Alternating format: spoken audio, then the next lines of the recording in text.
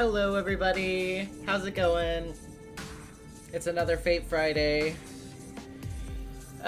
Interesting week that I've been having, as you might can imagine. Yeah, if you haven't heard already, and you should check it out if you haven't, on Sunday, Izzy's dropped their animated pilot called Wastelandia. I voiced a main character in that, Alice. It's very cute. You should watch it if you haven't already.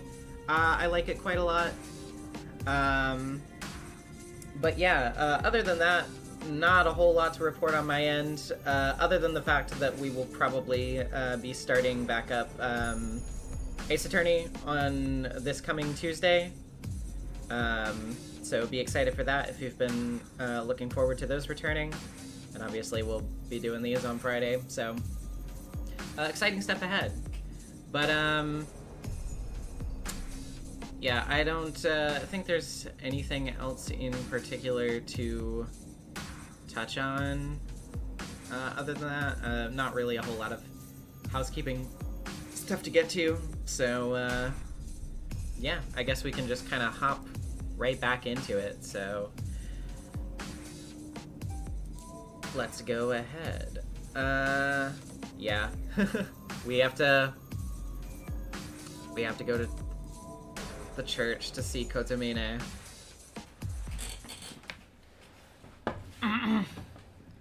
So let's do that.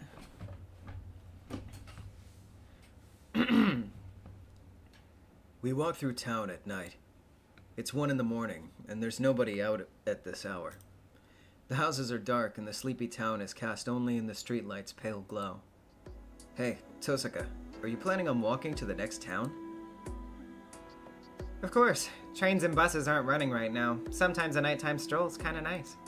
Okay, but I just want to make sure. Do you know how long that walk will take? About an hour, right? If it gets too late, we can just grab a taxi on our way back.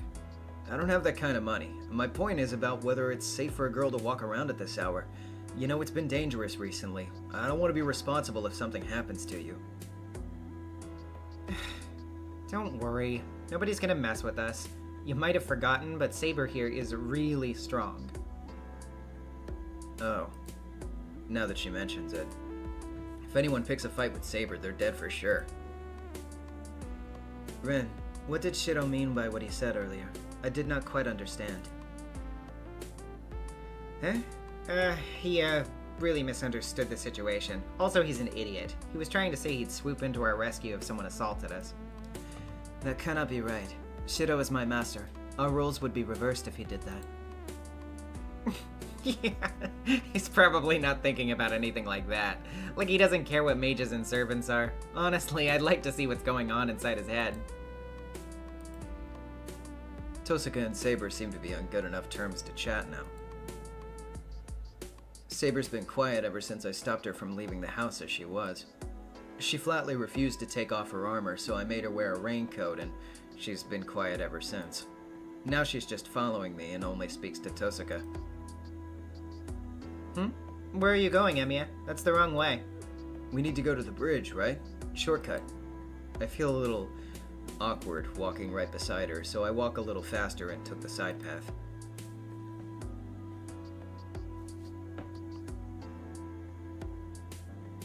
We enter a park along the riverside. All we need to do is cross the bridge to reach Shinto. I didn't know there was a path here. I see. We just need to head to the park, since the bridge is accessible from the park, too. Maybe it's the park at night. Tosaka, as she stands there staring up at the bridge, looks prettier than when I see her at school. This isn't good. Atropos with the $2. Disgruntled banana. she does just look like a big banana, doesn't she? Let's just go. We didn't come here to goof off. I remind Tosaka to hurry and start climbing the stairs. Once we reach the road at the side of the bridge, it's just a straight shot to Shinto.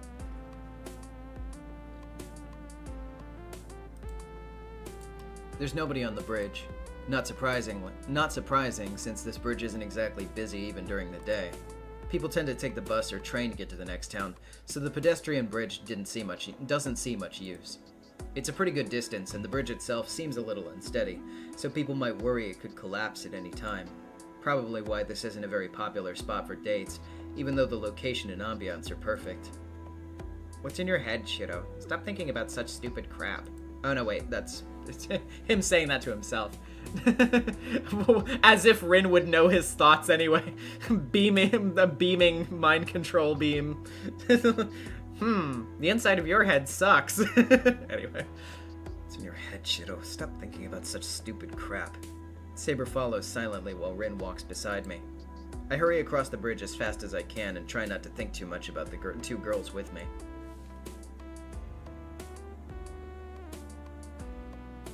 Once we cross the bridge, Tosaka leads us to the suburbs. The office buildings near the station only come to mind when I think of Shinto, but there's still a traditional townscape on the outskirts. The suburbs are especially prominent in that sense. There are gentle slopes and a hill that overlooks the ocean. The further up the hill you go, the fewer buildings there are, and there's even a foreigner cemetery built there along the hillside. The church is up at the top of the hill. Have you ever been? Nope, never. Though I do know it used to be an orphanage. I see. If this is your first time, you might want to brace yourself. The church's priest isn't exactly the easiest man to deal with. I look up and see a shadow that must be a building on top of the hill. A church atop a hill. I never imagined a circumstance like this would bring me to God's house.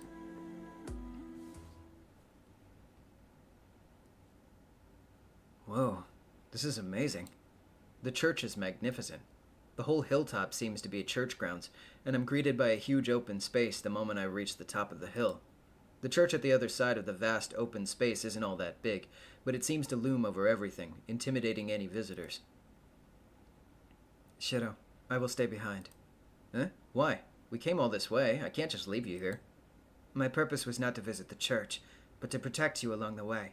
If your destination is the church, you will not stray far from it, so I'll wait here for you to return. Saber is frank in her response. I can't see her budging at this point, so I decide to respect her decision. All right then, I'll be back. Yes, and do not let your guard down, no matter who you are dealing with, Master.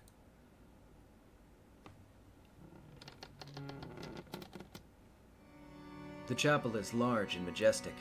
It must see many visitors during the day, based on the number of pews in the chapel. The priest must have incredible authority if he is responsible for a church as grand as this one.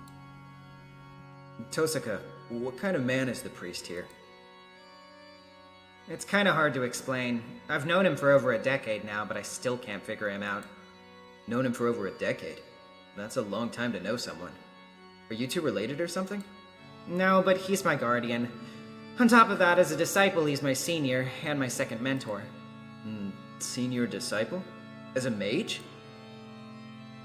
Yeah, why is that such a surprise? He's a priest, right? Aren't priests forbidden from using magecraft? Mages and churches have never mixed well. Mages belong to a large organization called the Mages Association, but there's also a hidden group operating in the shadow of the most widespread religion, not one normal people would ever hear about or want to get involved with, known as the Holy Church. The two have nothing in common. They may have a sort of surface alliance, but they're constantly trying to kill each other given half a chance. The Church loathes heretics. They're out to eliminate anything inhuman in the world, including users of magecraft. In the Church's eyes, only saints are permitted to perform miracles. All other human miracles are heresy. There are no exceptions, even for those within the Church. The higher the position one is in within the Church, the more they're forbidden from the impurity of magecraft. It goes without saying that the more blessings someone receives from God, especially someone who's in charge of a church like this, the further the distance they should take from magecraft. Actually, I didn't know the priest here was on our side. Yep, he's the one supervising the Holy Grail War, so he's definitely an agent. Well, whether he's ever actually received any blessings from God is an open question. Tosaka's footsteps echo as she walks towards the altar. I'm not sure whether you're supposed to be walking around here without a priest, but it is pretty late. The priest wouldn't be in the chapel at this hour. I guess he'd be in the private room out back. Huh. So, what's the priest's name? I think you said Kotomine or something earlier. His name is Kire Kotomine. He's my father's disciple, and unfortunately I've known him for over 10 years. If I had any choice, I'd rather not have ever met him. I assure you the feeling is mutual. I never wished for a pupil who refuses to respect her mentor. Tap, tap. I hear footsteps. A man slowly emerges from the far side of the altar. He must have noticed when we entered the chapel. I've been calling you, Ren, but you haven't answered. Now you bring me a strange guest. So, it's the seventh, Ren. Right. He's a mage, apparently, but he's a complete amateur. It's frustrating as hell. And the rules say... Oh. And the rules say to report here when someone becomes a master, right? It's a stupid rule your group made up, but I figured I'd follow it this time. Oh, commendable of you. Well then, I must thank this young man. The priest slowly looks me over. I unconsciously step back. I'm not afraid, and I don't sense any hostility from this priest. But the way he carries himself, he just gives off this indescribable aura of intimidation. My name is Kire Kotomine, and I've been entrusted to run this church. What is your name, Seventh Master? It's Shido Emiya, but I don't remember signing up to be a master. I brace myself, glaring at the priest so not as to buckle under that intimidating presence. Shido Emiya. Huh? That intimidating aura grows chilly. The priest smiles as if pleased. That smile of his. I can't explain it, but it makes me... I must thank you, Emiya. You've brought Rin here. If it wasn't for you, she would have never set foot in this church. The priest makes his way to the altar. Tosaka, on the other hand, just looks bored as she moves away from the altar and comes to stand next to me. Then let us begin. Shido Emiya, you are Saber's master, correct? That's not entirely true. I did form a contract with Saber, but I have no idea what the hell Masters in Holy Grail Wars are. Oh, wait. Not a close quote. If proper mages are the only ones who can be masters, then you should pick a different master. I see. This is a pity. Does he really know nothing, Ren? I told you he's a complete novice. You'll need to teach him from the ground up. You're good at pushing people like that, aren't you? Tosaka practically pawns me off on the priest, still looking bored. Oh, I see. So that's your plan. Very well. This is the first time you've depended on me for anything.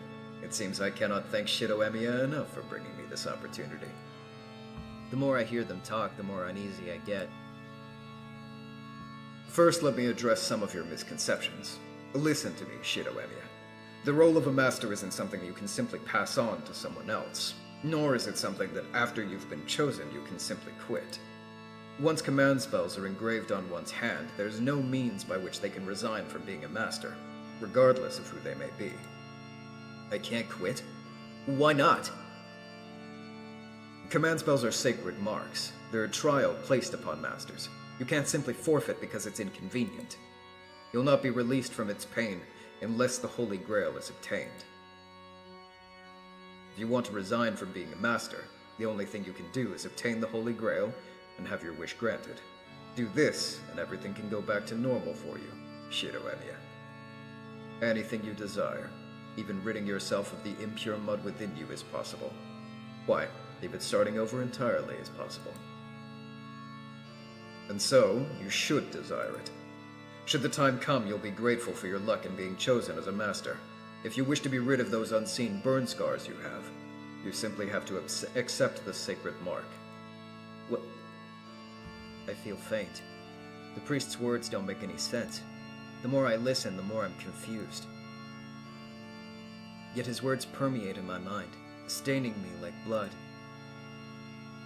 Kira, don't be so obtuse. I just asked you to explain the rules to him. I never asked you to open up old wounds. Her voice interrupts the priest's words. Tosaka? My confused mind snaps back. Yes, since this is only the second stream and we're pretty early on, I guess I should remind everybody, by the way, but In the chat, please no spoilers to any future events or other branches of the franchise. No allusions to other things that happen later on or in other branches of the franchise. We're just keeping it to discussion of anything that we have currently seen. So, you know, please no hinting, please no spoilers, none of that, please. I believe nothing else would sink in for someone like him. So I thought I would at least break down his morality while he was still confused. Well, I suppose kindness isn't always entirely for the benefit of the recipient. I must admit I did enjoy that quite a lot. What? Does helping him do you any good? Of course. Helping people means saving yourself in the end. I suppose there's not much sense in me lecturing you about that, though. Let me return to the matter at hand. Shido Emiya. You find yourself involved in what is known as a Holy Grail War.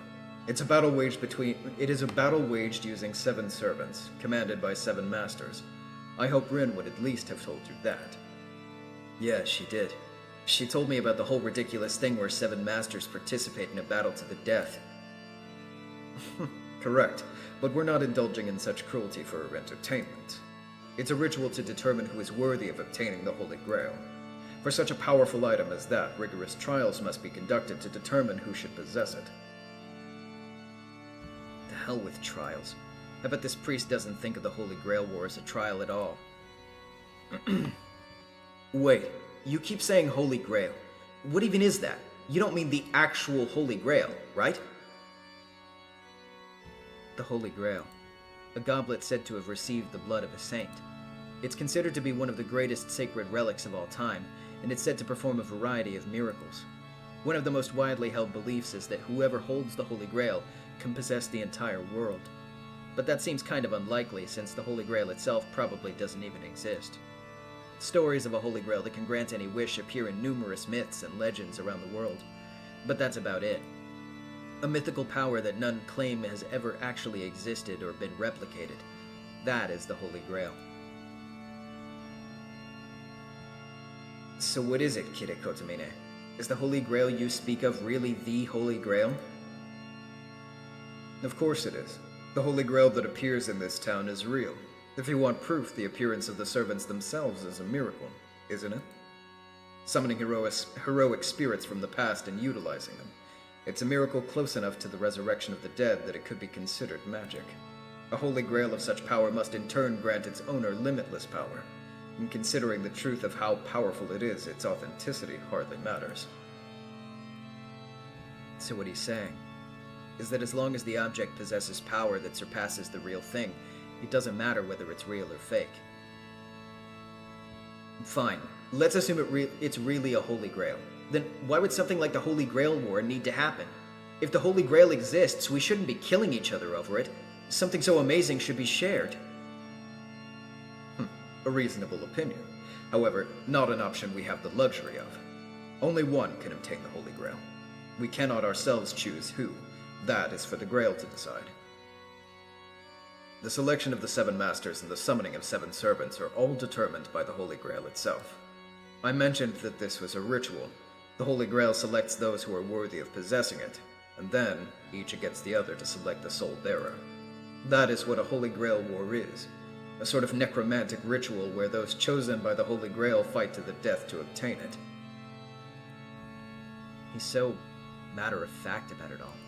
I have no response, so I just stare at my left hand. There's an inscription on my hand, a mark these two call a command spell. As long as I have this mark, I'm told I can't quit being a master. That still doesn't make sense. Just because only one person can be selected, there's no reason for all the other masters to die. Wait a minute, you don't actually have to kill them, Emiya. The ritual doesn't require you to kill the masters. Huh? But you said it's a battle to the death. Even Kotomine said that. You do kill each other. Kidda, shush. Okay, so the Holy Grail here is in spirit form. It's not tangible as an object. It needs to be summoned in a special ritual, kind of like a seance. Summoning it can be done just by us mages, but as long as it's in spirit form, we can't touch it. Do you understand what that means? I do. Only spirit forms can touch other spirit forms. Oh, so that's why you need servants.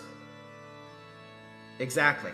To put it in simple terms, the goal in the Holy Grail War is for you to eliminate all the servants other than your own. There's no rule that you actually have to kill the masters. Why didn't they tell me that earlier?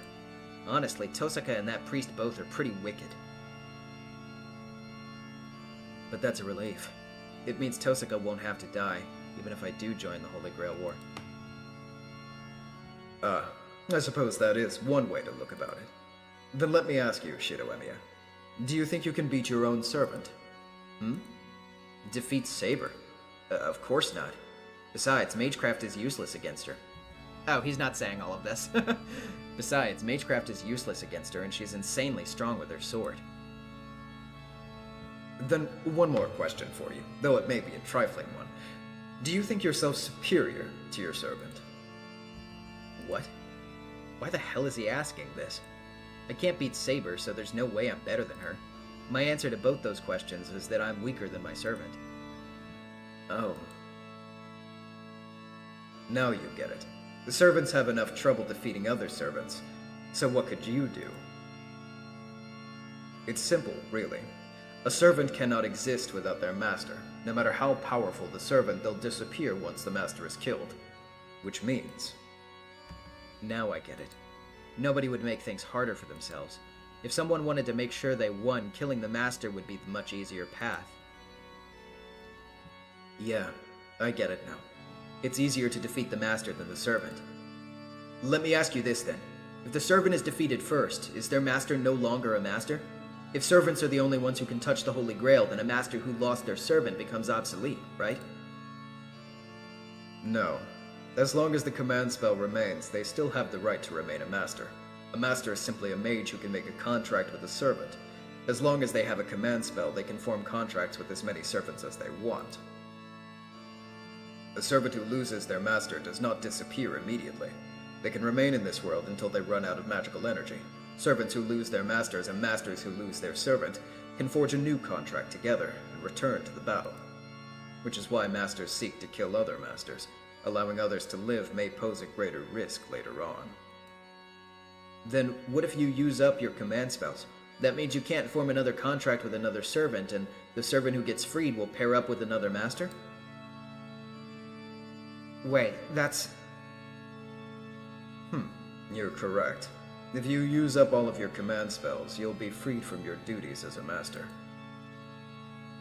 Although it's hard to believe any mage would waste their command spells, since each can perform extremely powerful magecraft. And were there to be such a master, they'd be a fool as well as a coward. The priest laughs as if he can see right through me. This is starting to get to me. The priest's tone is provoking. Do you understand now? Then here endeth the lesson. Now, let us return to where we began, Shidoemiya. You mentioned that you had no intention of becoming a master. Do you still feel that way? If you want to forfeit your position as a master, that's fine too. As you just pointed out, you can use up your command spells to terminate your contract with Saber. Should you do so, I'll guarantee your safety until the Holy Grail War ends. What? Hold on a minute. Why the hell would you need to guarantee my safety? I can protect myself. I honestly do not have time to look after you, but those are the rules. I've been assigned to oversee this repeating Holy Grail War. Thus, I must ensure the sacrifices made during the Holy Grail War be kept to a minimum. Protecting the safety of mages who are no longer masters is one of my most important responsibilities as the Overseer. Did you say repeating Holy Grail War? Hold on a minute. It repeats? Does that mean a battle like this has happened before? Just a second, adjusting my position because my foot fell asleep. Jeez. Also, hold on just another second because I have some Discord notifications and I have to make sure that's not anything important. Okay, gotcha. Alright. What the hell do you mean? Are you saying this isn't the first Holy Grail War? Of course not. Do you think an Overseer would have been dispatched were this the first time? This church is a special agency responsible for collecting relics. Our organization's original goal is to investigate and recover the true cross, but here our duty is to assess the Holy Grail. Our job is to investigate the 726th Holy Grail that was detected in the Far East and recover it, if it is indeed real. And if it is not real, we will repudiate it. 726? Are there really that many Holy Grails? Who knows? At the very least, it means that there are that many objects thought to be Holy Grails. And one of those is the Holy Grail observed in this town, which triggered a Holy Grail war. According to the two extant records, the first battle occurred about 200 years ago. Since then, masters have fought over it every 50 years or so. This will be the 5th Holy Grail War. The last one happened about 10 years ago, so this is the shortest cycle yet. What? Are you all insane? You guys have done this thing 4 times already? I quite agree. As you pointed out, this has been repeated many times. That's right. In the past, the repeated Holy Grail Wars have been exceedingly fierce. Masters were driven by their own desires as they killed each other indiscriminately, forgetting their disciplines as mages. You may already know this, but the biggest sin to commit as a mage is practicing magecraft within normal society. Mages must never reveal their identities to others. But the masters of the past broke that law. The Mages Association finally dispatched an overseer to crack down on masters like them, but that system was only put in place by the time of the 3rd Holy Grail War, and that first overseer was my father. Does that make sense now, my boy? Yeah, I get that an overseer is needed. But based on what you just said, this Holy Grail War is fundamentally a bad thing, right? Oh? In what way is it fundamentally bad? The previous masters willingly broke the laws of mages, right? Then let's say the Holy Grail is real. What if whoever survives and wins is selfish and uses the Holy Grail for their own selfish purposes? Wouldn't it be pretty bad if the Holy Grail went to someone who has no problem killing people? If the Association's job is to supervise mages, shouldn't you be the one punishing those types of folks? I'm hoping to finally confuse him with this question. But as I figured, Kotomine just laughs condescendingly. Of course not. All mages are motivated by their self-interests. I'm only responsible for managing the rules of the Holy Grail War. I do not care what happens afterward. The Association does not intervene, no matter what sort of person obtains the Holy Grail. But that's absurd! What happens if the Holy Grail is obtained by a master who's absolutely the worst? That would be bad, but it's out of our control. The Holy Grail is one that chooses its owner, and we do not have the power to stop a master who's been chosen by the Holy Grail. You see, it's a chalice capable of granting any desire. Whoever obtains it will be able to do as they please, I'm sure. So if that idea troubles you, then your path is clear. Survive and win. Doing this yourself would be the approach most certain to work, as opposed to relying on others, correct? Lord Omega 12 with the $20. I want to take the time to shout out Kires VA, the legendary Joji Nakta. Yes, as this is one of his favorite roles in his whole career. He's even gone so far as to cosplay Kire several times before in the past for the love of it. No, yeah, Joji Nakta fucking rules. If you've never heard any of his other work before, he is also fairly well known for voicing Alucard in Hellsing as well. And he fucking rules. He's a really, really good voice actor. I love his voice a lot. Kotomine is clearly trying to suppress his laughter. It's like he's enjoying watching my awkward resistance to becoming a master. What's wrong, my boy? I thought that was a rather good idea. Care to accept it? That's none of your business. First of all, I have no reason to fight. I'm not interested in the Holy Grail, nor do I feel like a master even if you tell me otherwise. Oh? So you do not care what the winner of the Holy Grail does with it, even if it may lead to a great catastrophe? Well, that... I can't argue. Damn, this guy is just so hard to deal with. He doesn't care about my feelings, and he's relentless with the information he pushes on me. If you have no reason to fight, that's fine too. That must mean you do not care about what happened 10 years ago. 10 years ago? That's right. Towards the end of the previous Holy Grail War, an unworthy master touched the Holy Grail. I do not know what that master desired. All we know is the disaster that followed.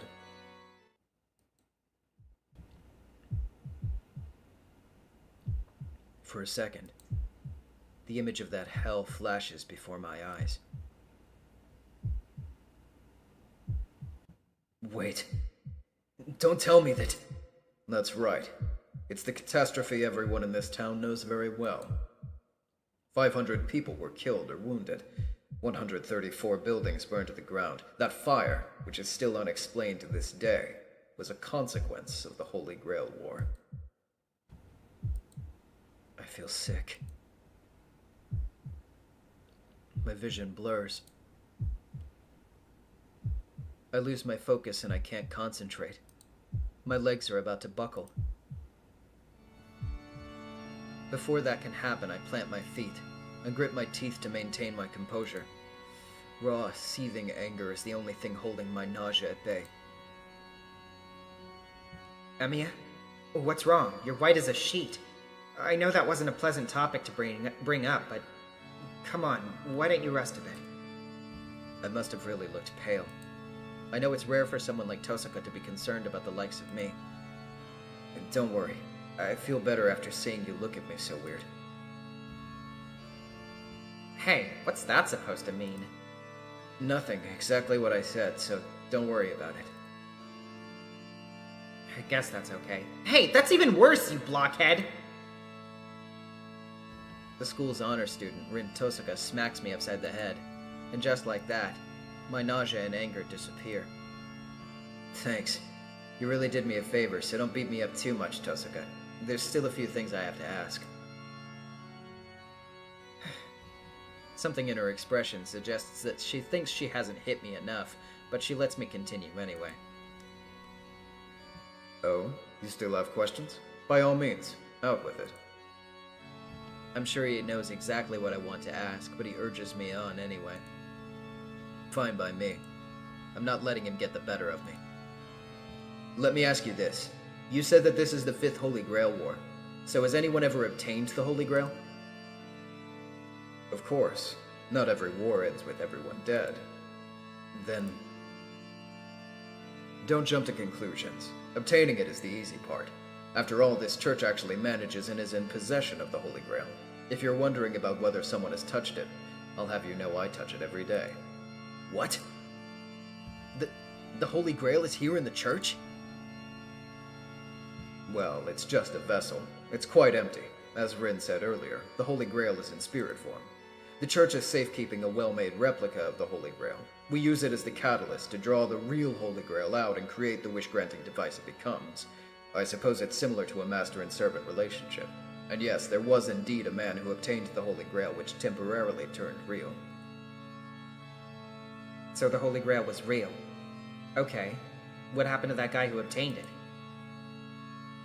Nothing.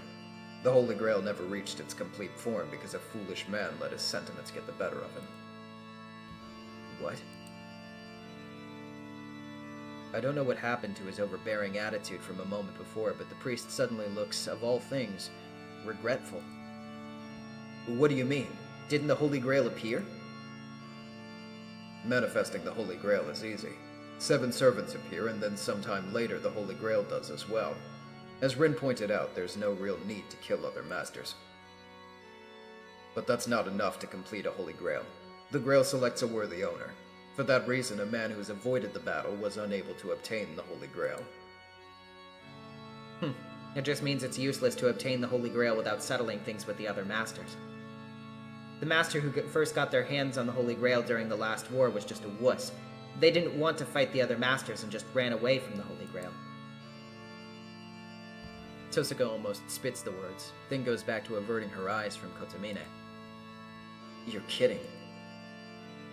Does that mean Kotomine was one of the masters from the previous war, and even though he obtained the Holy Grail, he dropped out because he refused to fight? Kotomine, you didn't fight? I did. Halfway. But I made a bad decision. Consequently, I only obtained an empty Holy Grail. I suppose that must have been my limit anyway. The rest of the masters were all monstrously strong, terrifying even. I immediately lost my servant and I was taken under my father's protection. In retrospect, the son of the overseer shouldn't have become a master in the first place. It led to my father's death. After that, I assumed his role as the overseer, and have been protecting the Holy Grail at this church. Kotomine turns his head back to me as he speaks.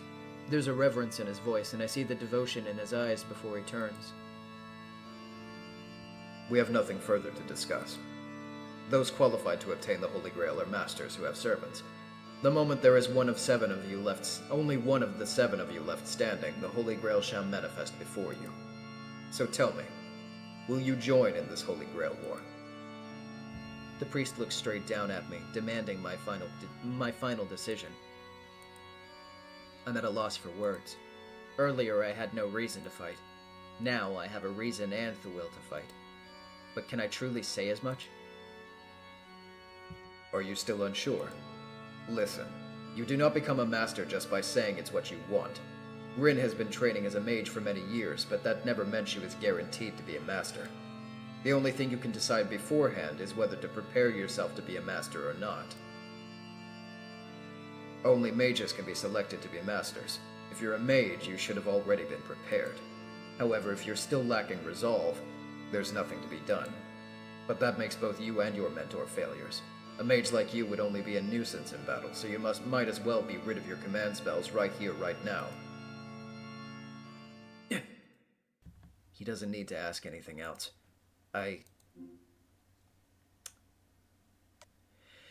All right. Let's fight, baby.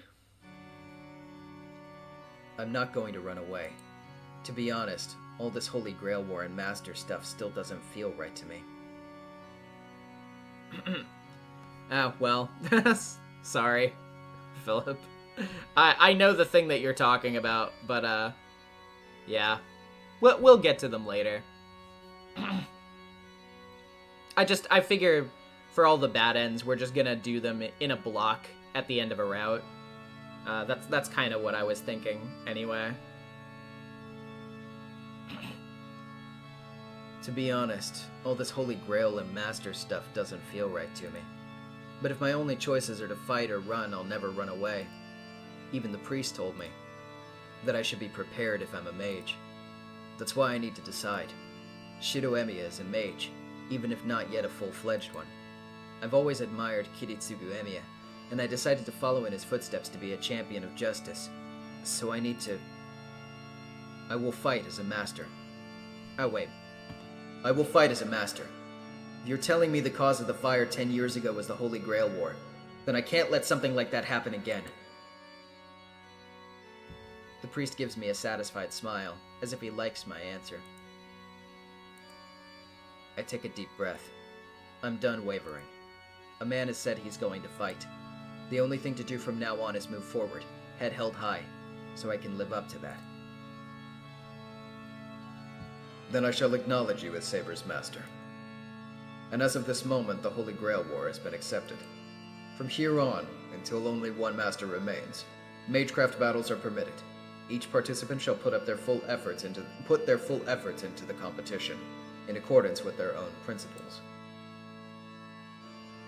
The priest's voice echoes heavily throughout the chapel. The declaration is utterly meaningless. Only Tosaka and I are here to hear it anyway. He just rang a metaphorical bell to kick things off as a formality, I guess. Then that's that. But before I go home, care to answer a question, Kidde? I don't mind. This may be the final one, so I'll try to answer as much as I can. Then no holds barred. Since you're the overseer, you probably have information on all the other masters. I'm following the association's rules, so you should be able to disclose that to me. Well, I'm not sure what to do. I really do want to tell you, but I actually do not know the details. What I do know is that there aren't as many legitimate mages this time around, as is the case with Shido Emiya. I only know 2 masters, or rather, with the inclusion of Shido Emiya, I know 3. Is that so? But you at least know the order the servants were summoned in. You are the overseer. Well, the first was Berserker, the second was Caster. There was not much difference after that. Archer was summoned a few days back, while Saber was summoned a few hours ago. I see. Then that means... It means the Holy Grail War has officially started. Rin, until the Holy Grail War concludes, you're not permitted to set foot in this church. The only time you will be allowed would be... if I lost my servant and asked for sanctuary, right? Otherwise, we'll get penalized if we seek for your help. Correct.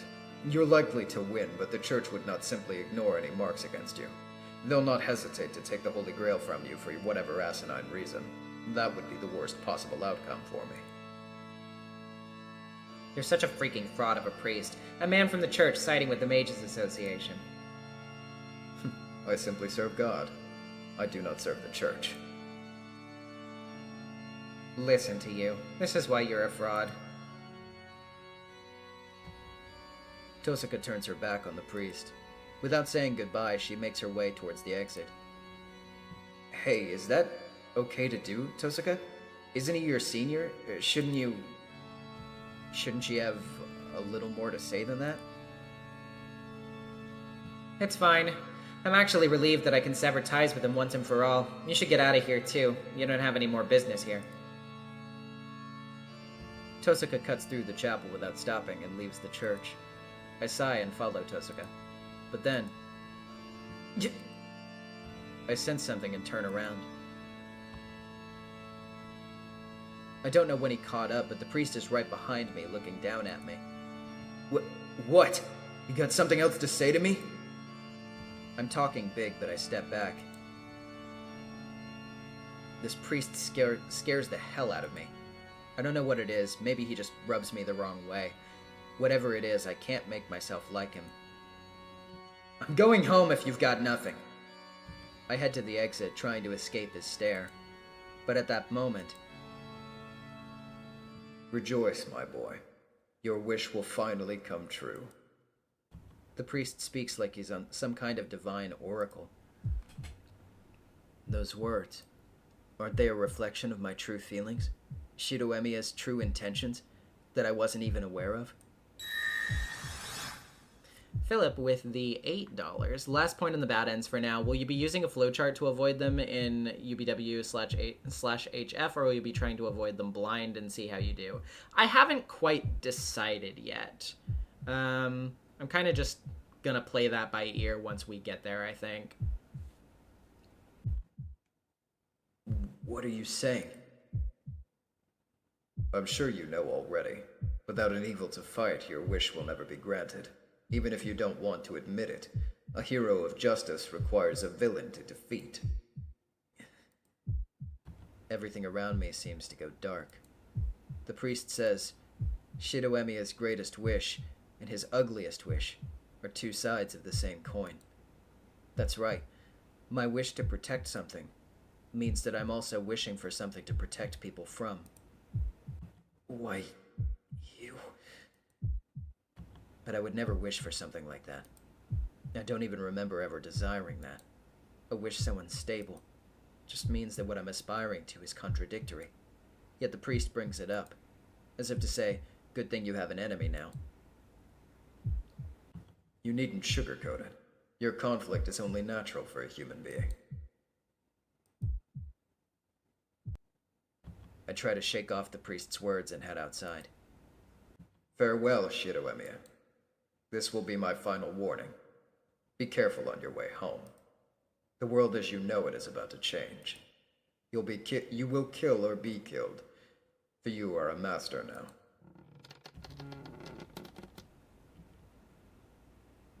Rin, that guy is creepy. Has he played Undertale? What? What the fuck are you talking about? As soon as I leave, the weight on my shoulders seems to lift. It might be because I'm away from the priest, but it might also be because I see Tosuka conspicuous in her uniform, and the blonde girl in a raincoat. The slightly mismatched sight of those two standing together relieves whatever pressure I felt. Saber is still silent. She looks at me, and seems to want to know what I decided. Let's go. We're going in the same direction until we reach town. Tosuka starts walking, her pace brisk. Saber and I follow suit. The three of us leave the church grounds. We walk down the hill. We hadn't talked much on the way here, but there's even less conversation on the way back. Even someone as dull as me knows why. After our visit to the church, I accepted my position as a master. That must be why Tosuka's keeping her distance. I get it, but I don't like the idea of seeing Tosuka in that light. Tosuka, how's your servant? Oh, if you're wondering, Archer is fine. The injury he sustained from Saber won't be easy to heal, so he won't materialize for a while, though. Does that mean that he isn't by your side? Nope, he's cooped up in my house. He'd be at a disadvantage if he was ambushed by other servants, so I'm having him prepare to fight by recuperating somewhere safe. I see. Unlike my house, I'm sure Tosuka's house is well fortified against enemies. A mage's home is like a fortress. There's not much chance of defeating them there, which means enemies tend not to try attacking them at home.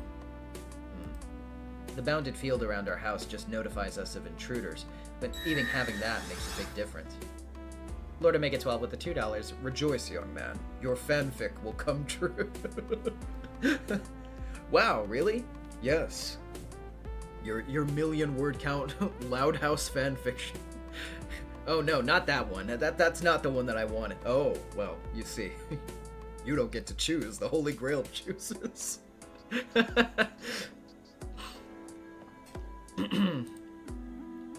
By the way, Tosuka, the priest mentioned he was the overseer of the Holy Grail War. Does that mean he knows who your servant is? He shouldn't know. I've never told him. I see. You guys seem to get along, so I thought you had. Amiya, I'm gonna give you a little advice. Never tell anybody your servant's identity. No matter how much you trust the other person, you should keep quiet. Otherwise, you'll end up dropping out early. Huh? What do you mean, Saber's identity? I'm talking about which hero your servant is.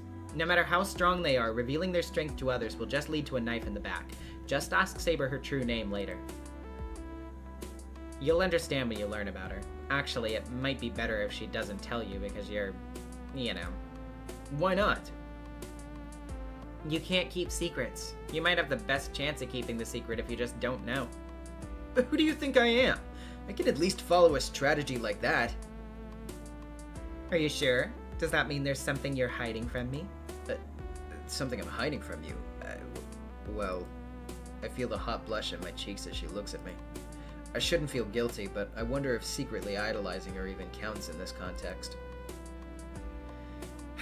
See, I don't know what it is, but your face tells me you're hiding something, and that's why you're not fit for this.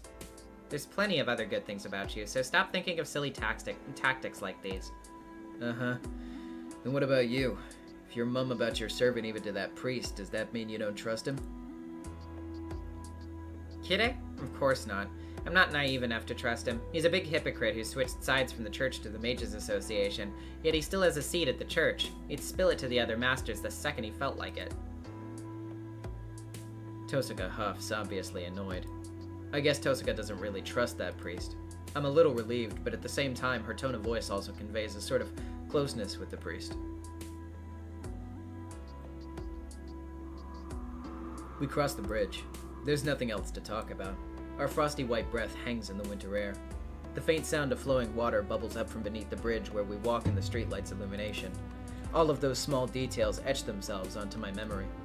Oddly, I don't think to look at Tosuka's face. It feels like more of a rarity to be walking beside her like this than it does to see her face. Me, Tosuka, and the girl called Saber, about whom I know nothing. The three of us, without doing anything in particular, walk back to our homes.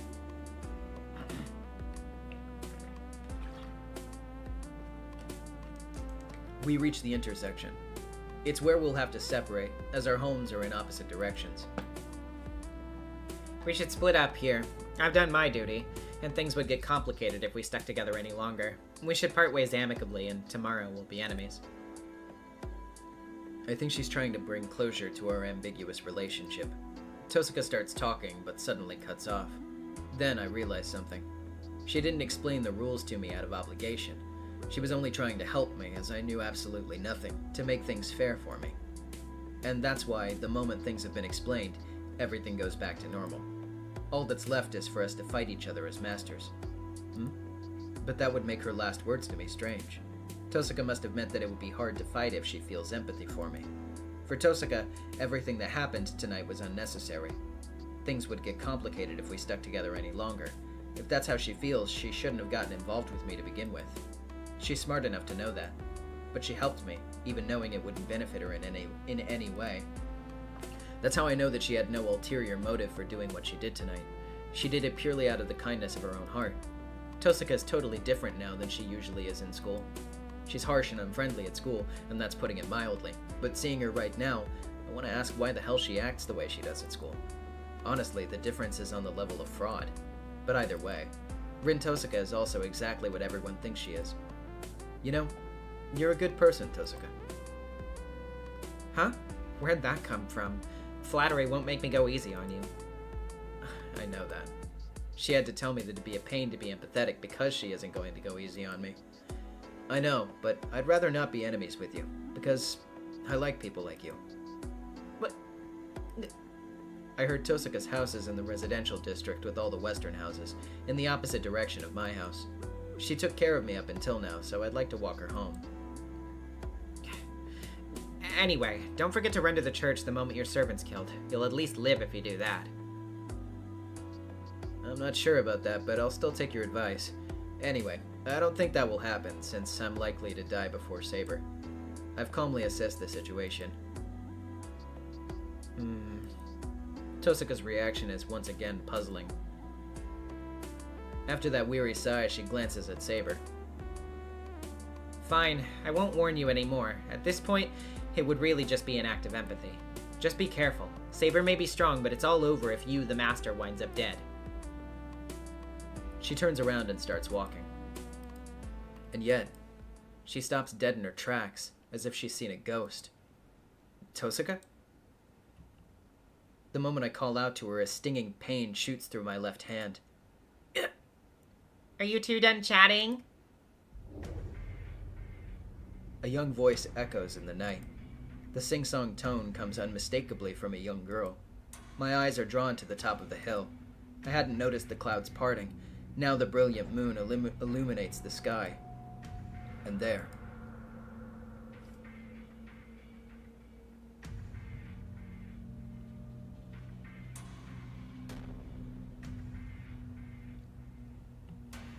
a shadow looms. It's a strange shape that seems out of place in the darkened town. Berserker. I'm not familiar with the... Oh, wait, okay. Berserker. I'm not familiar with the word Tosaka whispers. I don't even need to ask. It's definitely a servant.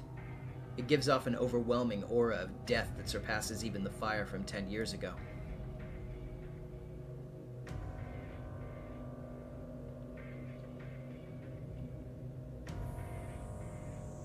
Good evening, brother. This is the second time we've met. The girl smiles. Her innocence sends a chill up my spine. No, the chill goes deeper than that. It's not just my body, even my mind freezes. That thing is a monster. I'm not even looking into its eyes, but its intimidating presence paralyzes me. My instincts tell me I'm dead the instant I move. It feels like someone is pressing a knife against my exposed stomach. Crap. He's definitely in a different league. While all I manage to do is stand there, paralyzed, Tosaka is composed enough to brace herself. Even that seems futile. I can only see her back, but I can still sense her despair. Oh, your servant's resting. That's no fun. I thought I'd get rid of two at once. The young girl seems displeased as she stands at the top of the hill looking down at us. This is even worse. That girl knows that Tosaka's servant's not here. And then... The girl bows gracefully, which seems wildly out of place given the current mood. Very nice to meet you, Rin. My name is Ilya. Perhaps you might recognize the name Elias Vale von Einsburn better. Einsburn. Tosaka trembles lightly, seeming to recognize the name. The girl smiles, seemingly delighted by Tosuka's reaction. Then here we go. Kill them, Berserker! In a sing-song voice, the girl orders the monstrosity behind her. The giant jumps. In a single leap, this berserker sails all the way from the top of the hill to its bottom where we stand. Shido, get back! Saber surges forward. Her raincoat flutters off her shoulders, blocking my view for a moment. Saber runs toward where Berserker is about to land. Berserker lands, kicking up a small torrent of air in his wake. The two meet almost simultaneously. The very air shakes. Saber stops Berserker's rock-like sword with her invisible sword. Saber's mouth twists as she strains, and then Berserker's giant sword moves in a flash, creating a whirlwind. Thunder. The clash of swords almost tearing the air ends in Saber's defeat. I hear something skidding. Saber blocks Berserker's giant sword with her own, but the impact pushes her backwards. Saber buckles. The copper-skinned servant follows her. The monster swings its giant sword again and again, as if it knows how to do nothing else. Saber continues to block it with her sword, unable to dodge the strikes. Saber's sword being invisible doesn't matter. She needs to put all of her strength into blocking his attacks, or she's dead for sure. Saber's left with no choice but to remain on the defensive. The only chance Saber has of winning is to find an opportunity to strike between Berserker's attacks. And yet, that's only if Berserker leaves her an opening. His massive black rock sword moves like a raging storm. He's enormous. Despite his size and unwieldy weapon, Berserker is faster than Saber. His unrelenting attacks just smash whatever's in his way, that's all. But it's enough to be effective. As long as he retains his overwhelming speed and power, he doesn't really need technique. Humans devise techniques to compensate for their own weaknesses. That giant, that monster, he has no weaknesses. Run! It's the only thing I can manage to say. My body's completely frozen. That thing cannot be beaten. Saber is going to die. That's why she needs to run. It'd be easier if it was just her that needed to flee. Of course, she knows that perfectly well. Oh, that's not good. My body may be paralyzed, but my mind is still working. The raging storm of death simply won't let up. Saber retreats, unable to block it all. Unable to block it all. And then, the final unblockable blow comes. Saber hangs in the air, twisting her body impossibly. Saber manages to defend against Berserker's titanic swing. It's all she can do to defend herself from that fatal blow. But because she can't completely brace against the giant's tremendous swing, his attack sends her flying. After sailing in a wide arc, she falls to the ground. Just before her back hits the ground, Saber turns in midair and lands on her feet. She manages to compose herself, but crimson blood stains her chest. I'm such an idiot. I've completely forgotten something crucial. I don't know how many times servants can fight in a day, but this is Saber's third battle. On top of that, Saber still hasn't healed from the wound Lancer inflicted on her chest earlier.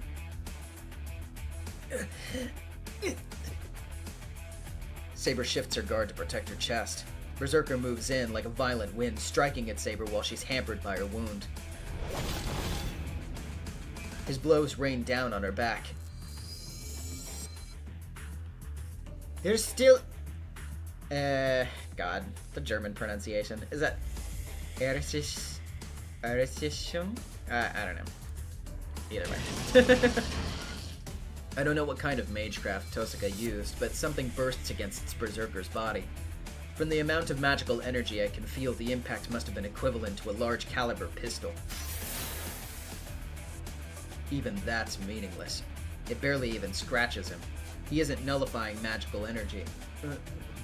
Nullifying magical energy like what Saber does. Sorry, just had to look away for a second. Okay, anywho. The attack just doesn't affect him.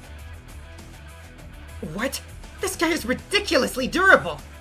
Despite that, Tosuka continues to cast her spell. Berserker just ignores Tosaka's spells and charges at Saber. Saber painfully lifts her head. She readies her sword, intent on continuing the fight.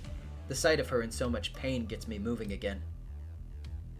No! Run, Saber! I yell with all my might. She hears me. But she braces herself to confront an enemy she can't possibly compete with. Berserker's attacks are relentless. Saber weakens with every block. The end slowly creeps up on her. Where in that small frame of hers does such power come from? Saber doesn't retreat. She endures the great sword's furious attacks and tries to push Berserker back with sheer vigor. Philip with the 3. My fam loved Ilya enough to name our bird after her. Aw, that's cute. She has no chance of winning. Even though she knows her demise is inevitable, she holds her ground adamantly. Maybe it sensed something from her.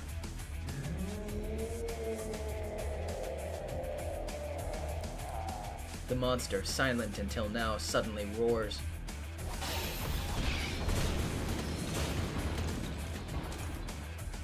Its attacks are impossible to block. Its attacks rain down on her, though her defense is flawless, but one strike finally sends her flying. It's the sound of something falling in the distance.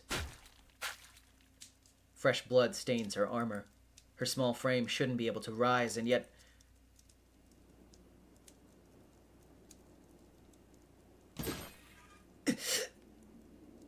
No. She stands up without thinking. Her actions say that she needs to keep going or else I'll be killed. Her actions. I realize I made a foolish decision. Berserker stops after defeating Saber. It doesn't so much look at Tosaka or me. It just waits for its master's orders. You can't win. My Berserker's the greatest hero of Greece. What? The greatest hero of Greece? Don't tell me he's... That's right. The demon before you is Heracles. He's the most atrocious monster ever, and he's on a different level than any of the heroes you two could summon and handle. The girl calling herself Ilya narrows her eyes in joy. Her eyes express elation from the anticipation of finishing off her enemies. There's no need to ask who she is expecting to kill. Saber. Then what will I do? Am I going to fight that monster instead? And I can't do that. Just getting near that thing without being prepared would be enough to stop my heart. I'm going to... Well, can't leave her to die. I refuse to abandon someone when they're down. That's how I've always lived my life. And most importantly, I can't leave the girl who fought so hard to protect me. Okay, Berserker. She's going to regenerate, so take her out now. Berserker rumbles back into movement. Why you? I run forward as fast as I can. I can't possibly do anything against that monster, but the least I can do is get Saber out of the way and save her from Berserker's attack. I fall.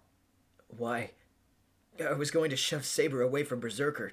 Then I'd figure out what to do afterwards, so why? Why am I on the ground unable to breathe?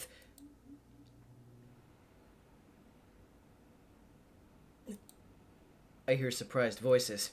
First is Saber, who's in front of me now. Then there's Tosaka standing in a distance looking aghast. And then, for some reason, the girl calling herself Ilya stares down at me, dumbfounded. Huh? There's a gaping, ragged hole in the middle of my body. I'm on the ground. On the asphalt. There's only a little blood considering how big the wound is. I see some withered branch-looking things and some shattered stuff. And man, that looks painful. All those parts scattered around. I get it. How dumb am I? So I didn't make it. I could never have pushed Saber away, so I was just her shield. And then that ungodly huge machete thing took a good chunk out of my stomach.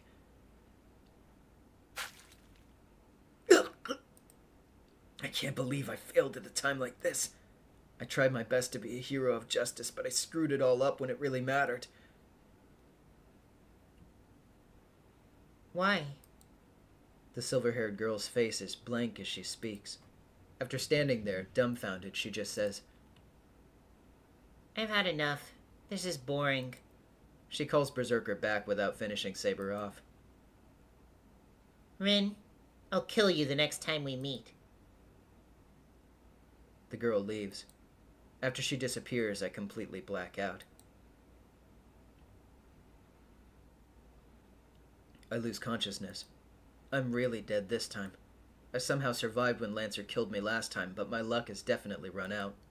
There's no magecraft that could save a person who just lost half his body. What were you thinking? Don't you know I can't save you anymore? I hear a voice reprimanding me. It must be Tosaka. She sounds like she's really mad, and I feel bad. But I had no choice. I'm not good at everything like her. All I have to work with is my body. That's why. The only thing I could do was risk it all using my own body.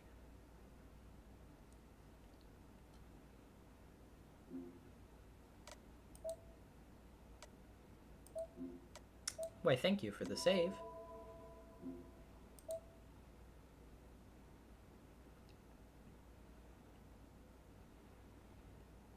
February 3rd.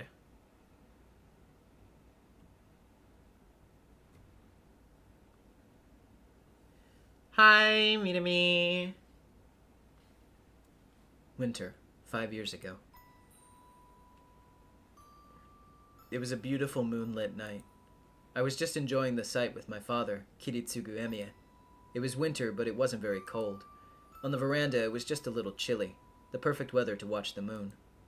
Kiritsugu didn't go outside much anymore. He rarely went out, and he spent most of his time lounging around the house. Every time I recall this, I still feel regret.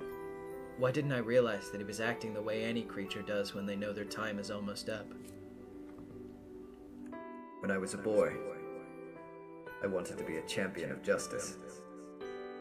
He blurted it out, just out of nowhere. My father, who already seemed like a champion of justice in my eyes, said that as if he were reflecting on a memory. What? You wanted to?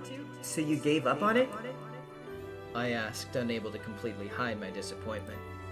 Kiritsugu smiled apologetically and looked up at the distant moon. Unfortunately, yes. You can only be a hero for so long. It gets harder to call yourself one as you grow up. I wish I'd found that out earlier. That made sense to me. I wasn't sure why, but if Kiritsugu said it, then it had to be true. Oh, well, that's too bad.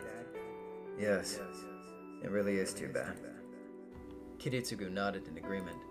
So I just kind of blurted something out, as if it was a natural thing to say. Okay, if you can't do it, then I'll do it for you. You can't do anything because you're an adult, but I can. You can leave your dream to me.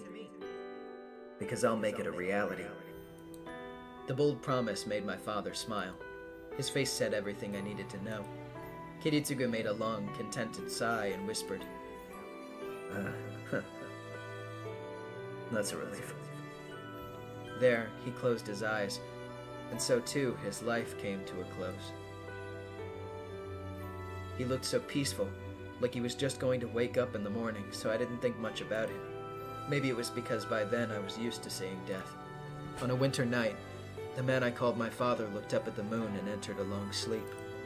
The yard was dead silent. Not so much as a single chirp from an insect. I still remember how fiercely my eyes blazed on that bright, clear night. I didn't cry aloud, nor did I feel sad, but tears flowed down my cheek until the moon sank past the horizon. This happened in the winter, 5 years ago. I probably cried 10 years' worth of tears in that time, so after that there was nothing left.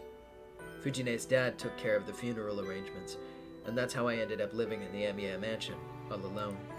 Kiritsugu's passing didn't change anything for me. I was set on becoming a man who champions justice and does what's right, just like my father, so I didn't have time to sit around. That's right.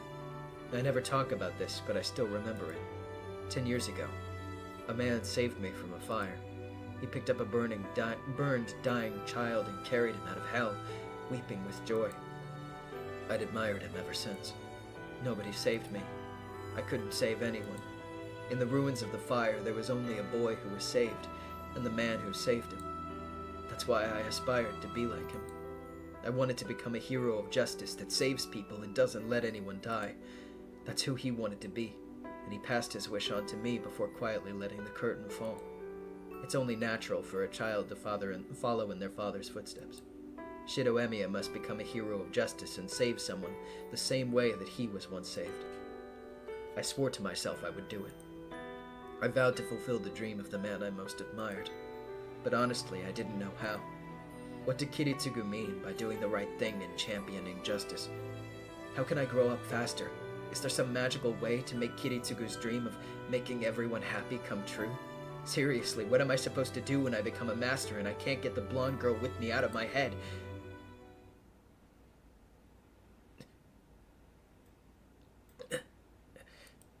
I wake up in my room. Something tastes terrible. The steely tang of blood clouds my mouth. It pooled in my mouth while I slept, and every time I breathed, heavy metallic air filled my lungs. I'm not sure why I feel this way. A violent urge to vomit makes me want to go wash my face in the restroom. Okay. I lift myself out of bed. Dizziness sets my head spinning. Feeling uneasy on my feet, I plant a hand on the wall. I try to move, but it only makes the nausea worse. No, it's more pain than nausea. My body feels sluggish, and my insides seem to churn whenever I move. I imagine this is what it'd feel like if someone forced hot lead down my throat. Ugh. Imagining that is making me feel like I'm going to run a fever. I wipe the sweat from my forehead and hobble out of the room, leaning against the wall. That scene is... man. That scene, like, really got me the first time I read it when I was going through this route before, and it got me again. Man. Okay, I feel a little better. I wash my face and dry off my sweat-drenched body. Huh? For some reason, my abdomen is wrapped in bandages. I have no idea why, but I'll deal with it later. I'm hungry. Did I leave any extra food in the fridge? My stomach still feels like it's churning, but my body needs nourishment. I suck up the discomfort and keep walking, braced against the wall. The dizziness won't go away, and worst of all, my whole body feels dull. Ow! Ow! Ow! Ow!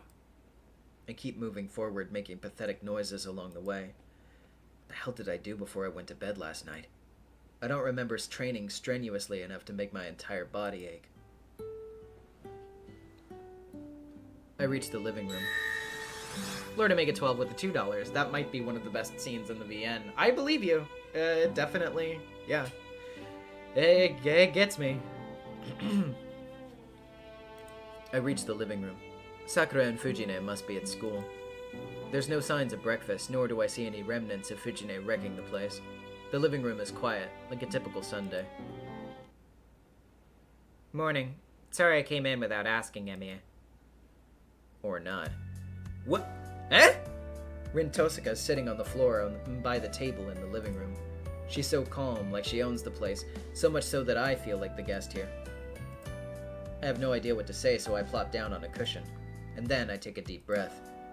Tosaka, why are you... Stop. Didn't you apologize to me first? I can't move on from last night until you say sorry for what you did. I can't even finish asking why she's in my house. Tosaka's glare is all I need to know how angry she is.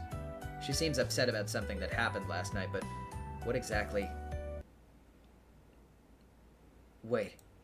I remember now. Right, this isn't the time for me to be leisurely breathing in the morning air. I tried to help Saber and Berserker gutted me like a fish. The nausea returns. A chill grips my entire body as I remember the feeling of having a gaping hole in my body. Wait, that's weird. I should have died instantly. That's weird. Why am I still here? Do you remember now? You did something damned stupid last night. I hope you regret it. Tosuka huffs critically. That kinda ticks me off. My brain, frozen since seeing Tosuka in my living room, finally grinds into action. What are you talking about? I had no choice. Well, sure, it might seem like an idiotic move if you just look at the results, and I definitely meant for it to go better than it did. So I wouldn't say that it was a mistake. I return her glare, insisting that I'm not an idiot. What? Why is she making such a show of sighing at me? If the master dies, the servant disappears too, remember? I can't believe you actually tried to shield your own servant. Listen, if you die, then Saber is gone too. If you wanted to save Saber, you should have thought of another way to do it from a safe distance. Honestly, do you realize how pointless it is to risk your own life for your servants? I wasn't shielding her, I was just trying to get her out of there. I didn't think that would happen to me. I knew I might die if I got near a monster like that, but that's besides the point. Fine. Then you had the wrong idea. Tosuka only looks more irritated, like she knows exactly what I'm thinking. I'll be straight with you, Emiya. I didn't take you to the church so that you could win. I was just trying to give you a chance to survive because you literally don't know anything. It sounds like you still don't get it. A chance to survive? Yeah, figured you wouldn't take risks or really do much if you knew defeat meant death, but it looks like you're the kind of person to walk out at night even in a situation like this. I thought that if I scared you straight, you wouldn't throw your own life away for someone else, and if you're lucky, you'd make it until the end. I see. That didn't cross my mind. But why are you upset? What does me dying have to do with you? It has everything to do with me because you made me worry all night long! Tosuka's practically throwing a tantrum, but okay. It actually feels good to have someone worry about me. From her tone, it sounds like Tosuka was the one who took care of me. Is that so? Guess I owe you one, Tosuka. Thanks. I bow my head in appreciation and apology. As long as you understand, if you've learned your lesson, then use your head next time. Tosuka quickly turns away. She might still be edgy, but I feel like she's in a better mood. Then we're done with what happened last night. Let's get down to it then. Do you want to talk business, or talk about yesterday? Tosuka prompts me matter-of-factly. Her straightforwardness takes me off guard, but now that I think about it, she must be here only because she has something to discuss. If she hadn't had something to discuss, she'd have gone home already. Tosuka is my enemy, so what could she have to talk about that would prompt her to stay in enemy territory? I'm curious to know what she's thinking, and I also want to know what else happened last night. I have to ask anyway, so... Yeah, let's talk about yesterday. There's no point in talking until I understand my own situation. I'll need to understand where I am before I try to get where I'm going. That's the basics for a journey. Let's start with what happened last night. Yeah, you should know what's going on first. Hey, looks like you're finally thinking straight. With a smug grin, Tosuka launches into a brief explanation of last night's events. Apparently, Berserker left right after I lost consciousness. Afterwards, my body started to heal on its own, and was back to normal after a few minutes. I was still unconscious, so Tosuka brought me here, and the rest was as I remember it. What's important here is that you managed to survive on your own. I might have helped a bit, but it was your power that healed your wound, so don't get that twisted, okay? And that's what it sounds like from the way you told it. So, you aren't the one who healed me? No way. I can't revive someone on the verge of death. What was I supposed to do about your intestines scattered on the pavement? I don't really have an answer to that. My stomach is back to normal, yes, but I'm honestly still dubious about what Tosuka said. I can't even use any healing magecraft, much less raise the dead. Which means it must be your servant. Either your servant is pretty powerful, or something happened when you summoned them. I think it's both, actually, but you must be connected by some line. Line? You mean some sort of fated line that connects a familiar and its mage? Oh, so you do have some knowledge of familiars. Then this should be easy. It means your relationship with Saber is not just an ordinary master and familiar relationship. Saber can evidently regenerate too, so her power might be flowing into you. Normally the mage's abilities are shared with their familiar, but in your case the familiar's abilities are helping the master. So it's like a river flowing upstream? That's a good way of putting it. Normally that wouldn't be possible, but Saber's magical energy must be powerful enough to change the flow of a river. Otherwise, there's no chance she'd be able to go up against Berserker with that tiny frame of hers. It wouldn't normally be possible. Does that mean your relationship with Archer is a normal mage and familiar relationship? That's right. He doesn't listen to a word I say, but that's our relationship. The connection between master and servant is like gas in an engine. We provide the energy for them to consume. Though I've read that a master once acquired pseudo-immortality by physically fusing with their servant. They wouldn't die as long as their servant doesn't die. Are you listening, Emiya? Yeah, I am. Then, Tosaka, does that mean my body will heal from injuries even if I don't do anything about them? At the cost of your servant's magical energy. I don't know how it works, but it definitely has something to do with Saber being stuck in material form. I don't think you've learned any curses of natural regeneration. Of course not. My old man never taught me something that complicated. That's not what I mean. I'm saying I wouldn't have to worry this much if it was true. Never mind, this doesn't concern you. Huh? What does she mean? I wonder why Tosaka is being so roundabout. Anyway, just don't do anything rash. You might have survived this time, but you might not live to tell the tale next time you get hurt like last night. It's probably best you just ditch the notion that any small wounds will heal on their own. I know. Saber had to help me because I went and got myself hurt. I don't have any excuses for that. That's not the point, dummy. Let me be clear. It costs more than Saber's magical energy to heal your wounds. You're giving up something when it You're giving something up when it happens. Whether that's your life, your luck, or even your bank account, you can bet that that kind of healing doesn't come cheap. Tosaka huffs once again. And I agree, but... Tosaka, I don't think my bank account has anything to do with it.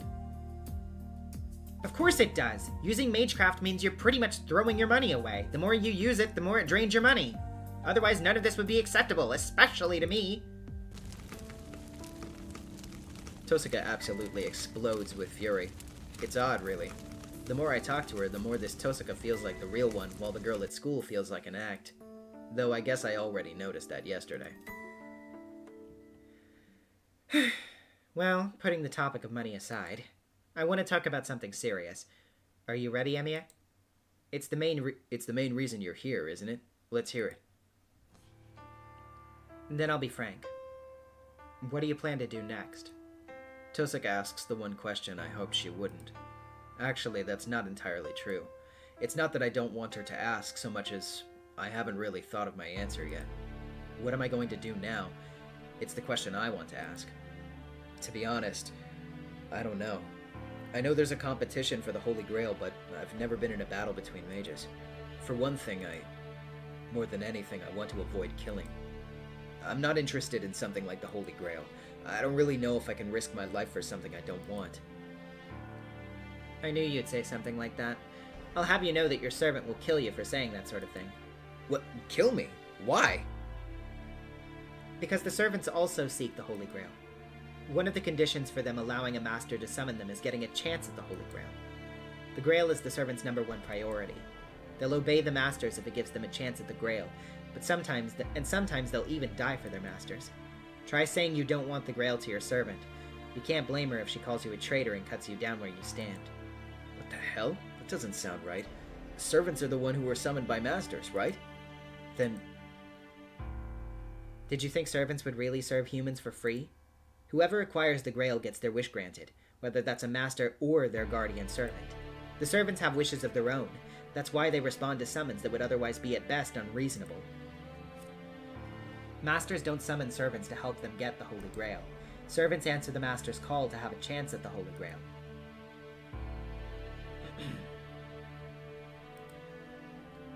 The servants have wishes too?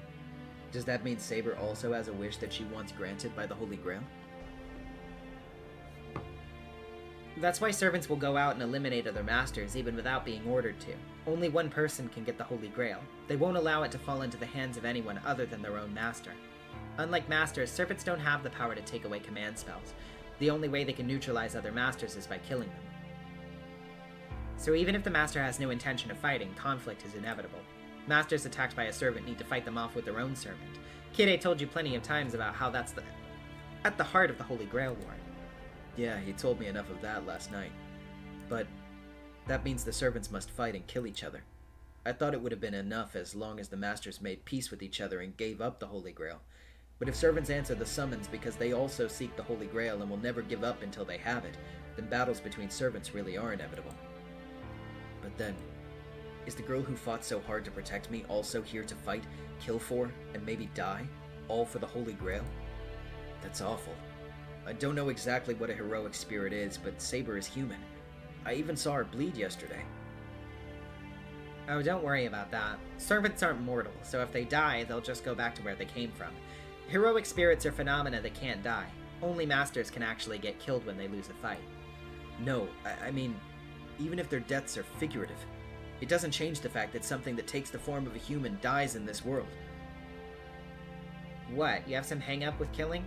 You've got some nerve calling yourself a mage with morals like that. Tosaka is right. As a mage, death is never far.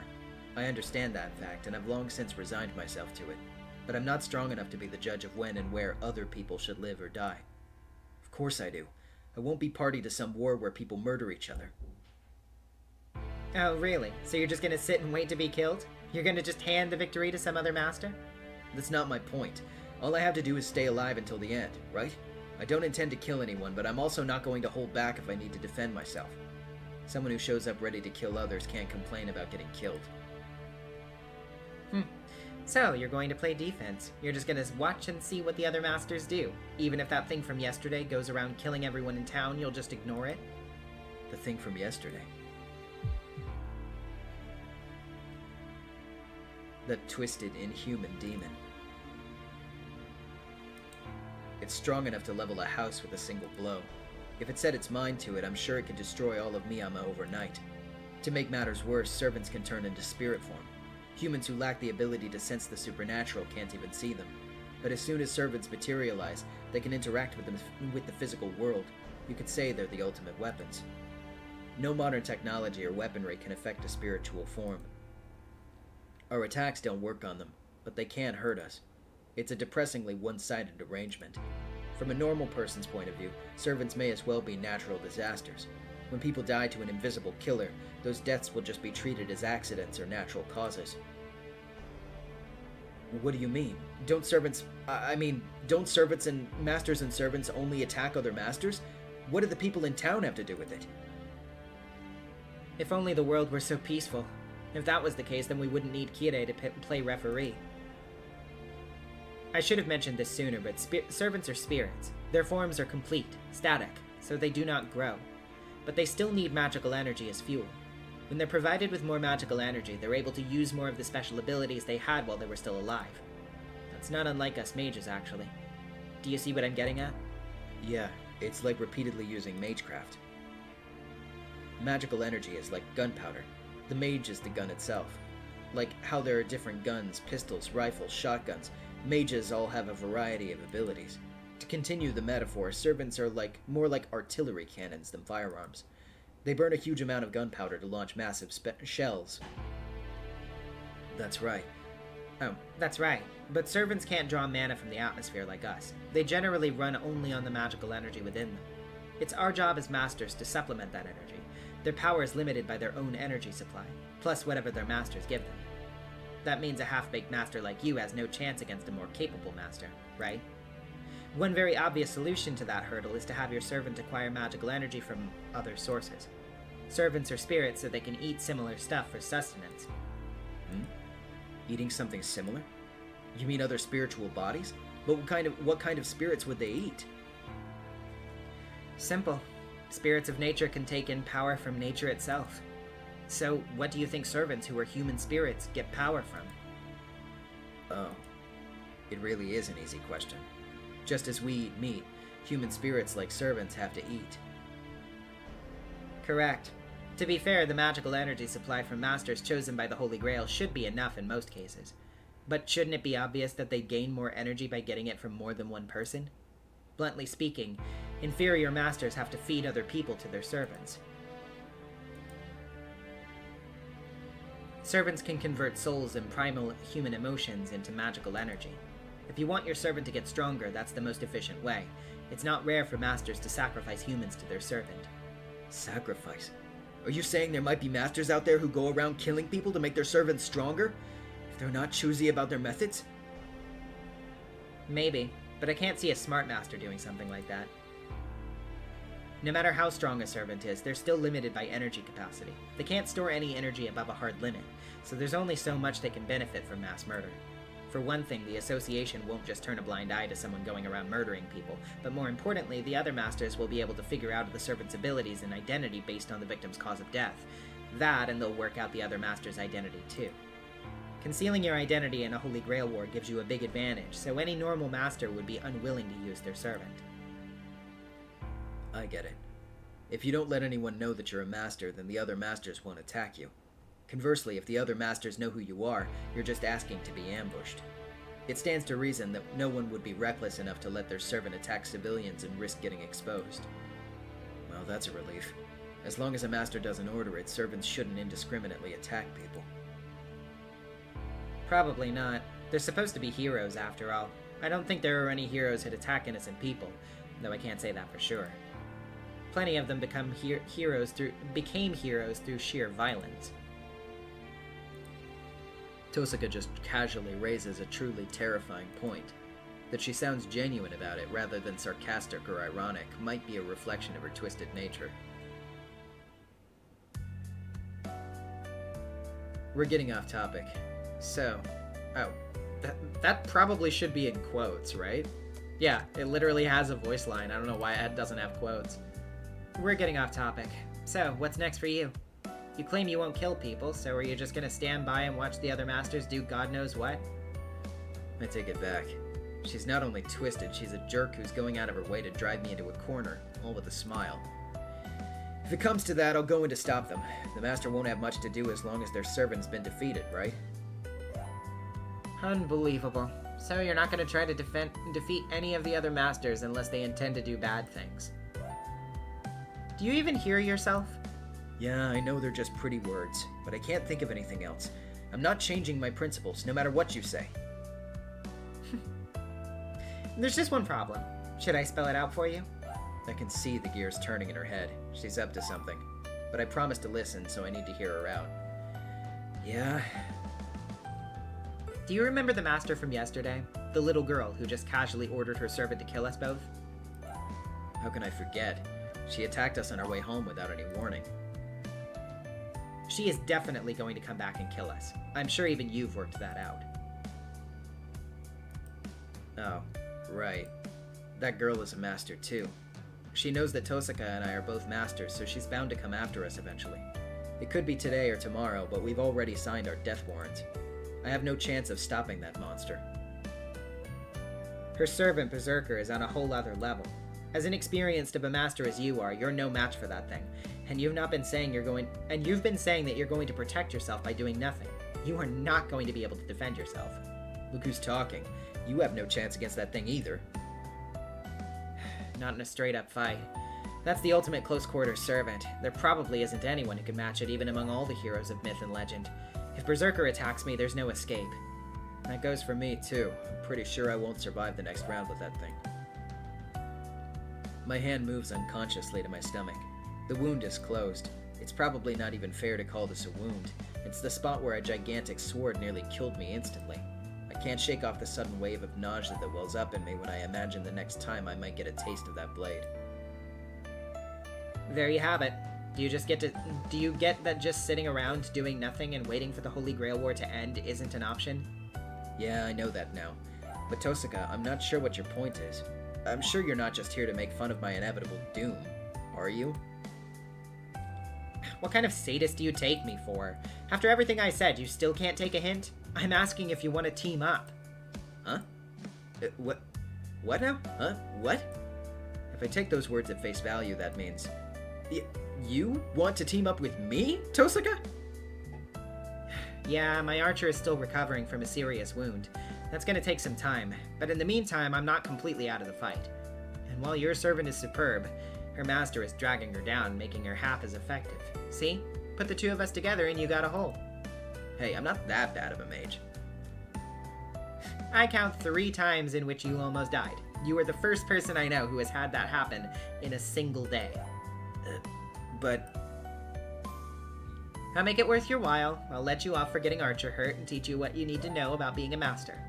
Oh, and if we have time, I can even give you some pointers on your magecraft. Deal? It is an attractive proposition. I know next to nothing, and Tosaka does seem knowledgeable. And I'd like to avoid fighting her. Wait, that's not, this is just... And I'd like to avoid fighting her if I can. Amiya, I'm waiting for your answer. She urges me to make a choice. No! Yes, of course we'll team up with you, Ren. Besides, I don't have much choice. There's too much I don't know, and I have no experience as a mage. If Tosaka's offering to help me, however temporary, it's an offer I can't turn down. Alright, I'll take your offer, Tosaka. Honestly, I'd really appreciate your help. Then that settles it. Let's shake on it. We're allies until we defeat Berserker.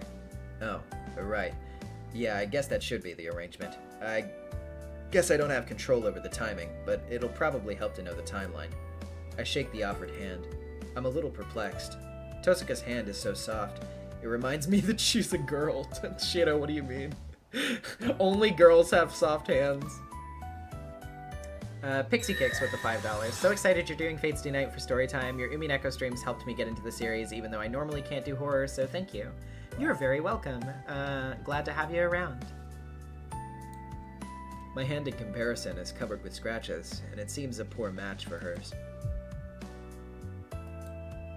The moment I think that, I find myself getting embarrassed. I quickly pull my hand back. What's wrong? You changing your mind about working with me? It's not that. I really appreciate that I'm going to be able to work with you. That was more a personal thing, so don't worry about it. Tosaka looks at me strangely. Oh. Her face turns mischievous. What? I might dissolve our agreement if you say something stupid. I'm serious. I really will. Was that the first time you held a girl's hand? I thought you had a lot of friends. I didn't realize you were so shy, Shido. But wrong! That's not true! There's no way Oh, okay. Atropos is the $2. I fear Shido may have a hand fetish. No, no, no, no! We can't Yoshikage Kira him. There's no way in hell I could say I got embarrassed because it was her, and yeah, fine. I haven't really touched a girl so intimately before, but... And no, Fujine doesn't count. She's more like something from a different planet than someone of a different gender. Hey, hold on. What Tosaka just say? You really do wear your feelings on your sleeve. Fine, I'll let it go. I wouldn't want you sulking if I pushed your buttons too much. Then here's my deposit. Consider it a proof of my alliance with you. I don't know where she'd been keeping it, but she tugs out a giant book and slaps it on the table. Lord Omega 12 with the $10. What Rin said earlier illustrates one of my favorite parts about servants as characters. They're written to be faithful to their myths, so how they act, no matter how strange to us, is true to source. Yeah, I mean, I've definitely seen so, like, Fate does, you know, it has its, what's the word I'm looking for?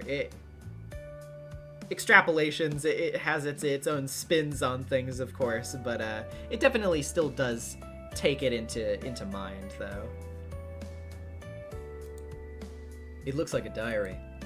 There's no title, and the cover is wine red. It seems to be Tosaka's trademark color. This was my father's, but I don't need it anymore, so I'll give it to you. It's not the kind of thing a full-fledged master needs, but I figure you might benefit from it. Tosaka gestures for me to flip through it. Okay, thanks. I open to a random page, and then... There's nothing written on the pages, but a strange image suddenly pops into my head. Hey, would you look at that in the corner there? I wonder what that is. Oh, hey. Would you look at that?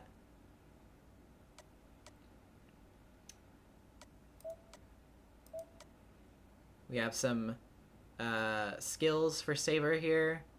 You can go ahead and read those on your own time if you want to. If you want to pause these later. We have her Noble Phantasm here.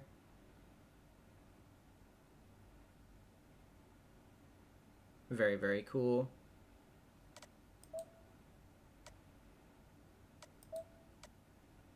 Oh, I guess they're just gonna drop that.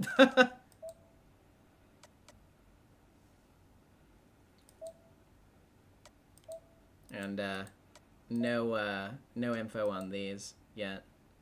Of course, we do have Berserker as well.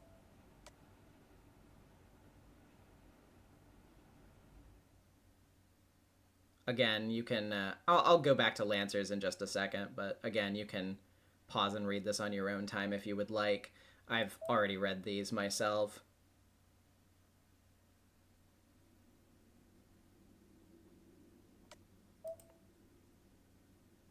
And yeah, let's go back to Lancers real quick. So yeah, I guess they're just gonna tell us that he's Q-Cullen. That's fine.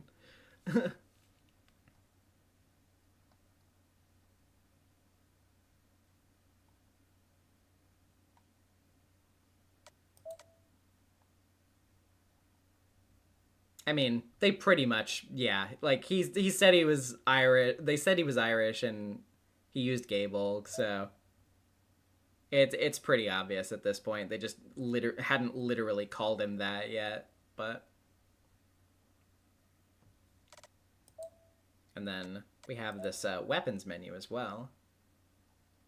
So this is the Berserker weapon.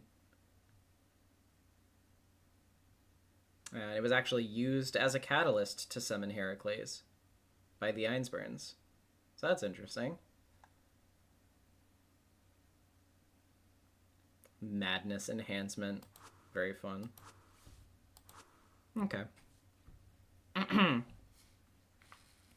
There's nothing written on the pages, but a strange image suddenly pops into my head. Tosaka, what is this? It's a chart that records each servant's abilities. You know there are certain rules in a Holy Grail war, right? That applies to servants, too. One moment. Gotta do something on Discord real quick. Okay, there we go. First of all, only 7 heroic spirits get summoned. The 7 can only be summoned after they are assigned to one of the predetermined classes the Holy Grail is prepared in advance. Instead of summoning the heroic spirits themselves, the Holy Grail creates a vessel close to each heroic spirit and then summons the spirit into it. You know how seances and mediums work by calling on the spirit and drawing them into the caster's body so the spirit can communicate, right? It's like that. In order to summon spirits from different ages, you need a sort of container. Classes. Oh, so that's why Saber's called Saber. Exactly. Remember, the heroic spirits need to conceal their identities. That's why you never say their real name, so they're summoned class that then serves as their name. The classes are Saber, Lancer, Archer, Rider, Caster, Assassin, and Berserker, a total of 7. The class lineup may differ depending on the Holy Grail War, but we have a classic lineup in this war. The common belief is that Saber is the most powerful. Each class has its own unique characteristics, but each servant's abilities differ according to the summoned heroic spirit's rank, so be mindful of that. A heroic spirit's rank? You mean how strong they were in life? That's part of it, but their abilities are also dependent on their notability. What they did or what kind of weapon they wielded may not change, but their basic abilities will change depending on how famous they were in their time. Heroic spirits are like gods, so they become more powerful the more people worship them.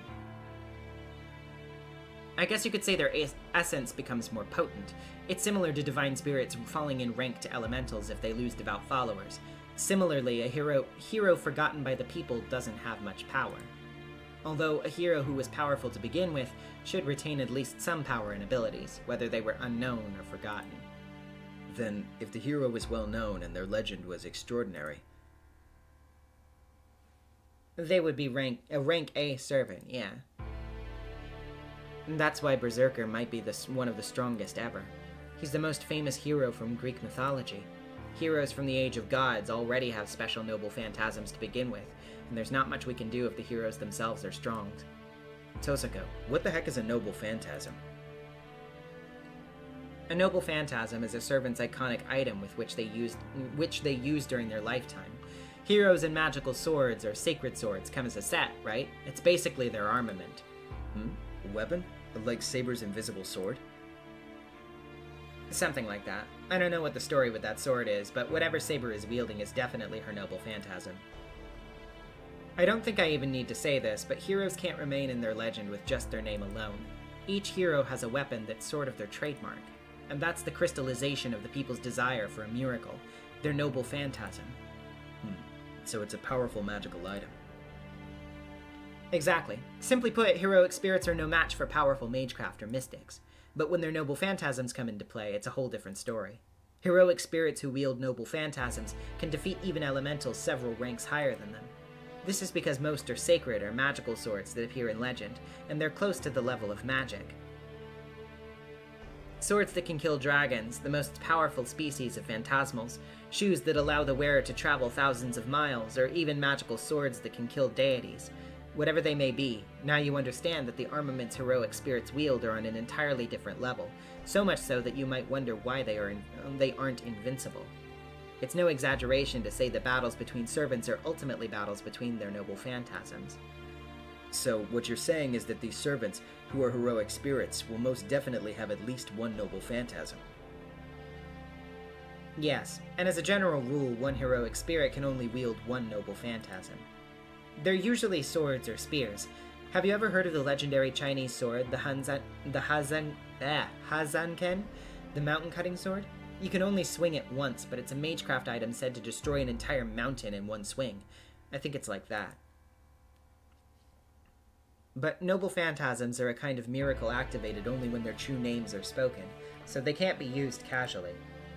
It activates when the weapon's name is spoken, right? Why would that make it so hard to use? Don't you not realize that saying the weapon's name also tells you which hero the servant is? The heroes and their magical swords are a set, so if you know their weapon's name, you'll know that its wielder's name. If that happens, you'll then know their strengths and weaknesses. I see. Yeah, you make a good point. Now that I think back, when Lancer used his noble phantasm, Saber immediately figured out his identity. Something about Ireland's Child of Light. Okay, so servants are separated by classes, and each of them are heroic spirits suited to that class. They're all concealing their identities. And the weapons that they wield are the most powerful aces they've got up their sleeve, but they can't use it freely, or they would wind up revealing their identity. That's all I can tell you about servants. If you want more details, just look in that book. Flip through it when you have the time. Once you get used to it, you should be able to identify servants intuitively without the book. With that, Tosuka stands up. Okay, well, I'm heading home. Yeah, thanks. I'm still sitting on the floor, so I look up at Tosuka as she gets ready to leave. Don't get confused about things just because we formed an alliance. You and me, we're gonna fight eventually. When all the other masters have been defeated, or even if they're still alive, we're bound to fight. No matter what. You're better off not seeing me as human, Emiya. After making very clear where we stand, Tosuka leaves for her home.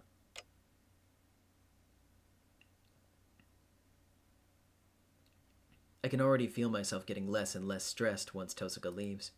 My feverish body suddenly overcome with exhaustion, and I collapse to the floor.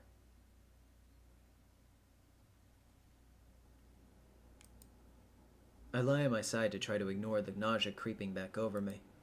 The ticking of the clock echoes throughout the quiet living room. A battle between masters. I still don't understand what the heck that is. All I know is that I don't know much. It may have felt more real to me if I was even a little more interested in the Holy Grail. I don't know what it is, but the only thing I can feel for the Holy Grail is disgust. A grail that supposedly grants wishes. I don't know what it is exactly, but it's an artifact powerful enough to summon servants. It may not grant every wish, but it's more than valuable enough for a mage. And yet, I have no interest. I might be skeptical because it doesn't feel real to me, but I also feel it's not fair to take a shortcut like that. Plus, it doesn't sit well with me, knowing that the selection process is just battle. Yet, this is a game of musical chairs. No matter how I feel about it, I'll need to overcome my competition to survive, now that I'm involved. And one of the methods to get rid of competition could be to involve and harm other innocent people. That's why Oh yeah, okay. Let me grab that again real quick. Rejoice, Shiro Emiya. My reason to fight in the Holy Grail War is not to survive and win. Your wish will finally be granted. It's to do everything I can to stop those who will try to win by any means necessary. I feel dizzy again. That's not surprising. No matter how much the body appears healed, it was nearly split in half just a few hours ago. This feeling isn't going anywhere anytime soon. Honestly, I wouldn't be surprised if this felt this way for the rest of my life. I was very nearly killed 3 times in one day. There's no denying that someone with no power will wind up hurt if they participate in battle. My own ineptitude nearly cost me my own body. Then that girl got hurt trying to protect me. Ugh. I try to sit back up. Right, her! I can't believe myself. I completely forgot about her because Tosaka had settled herself in my living room. Maybe it's more that I was just avoiding thinking about her. Such a coward. I was avoiding thinking about the girl who was bleeding miserably, even though I was the reason she got hurt in the first place. I can't believe Tosaka left out the most crucial point. I shoved myself back up to my feet.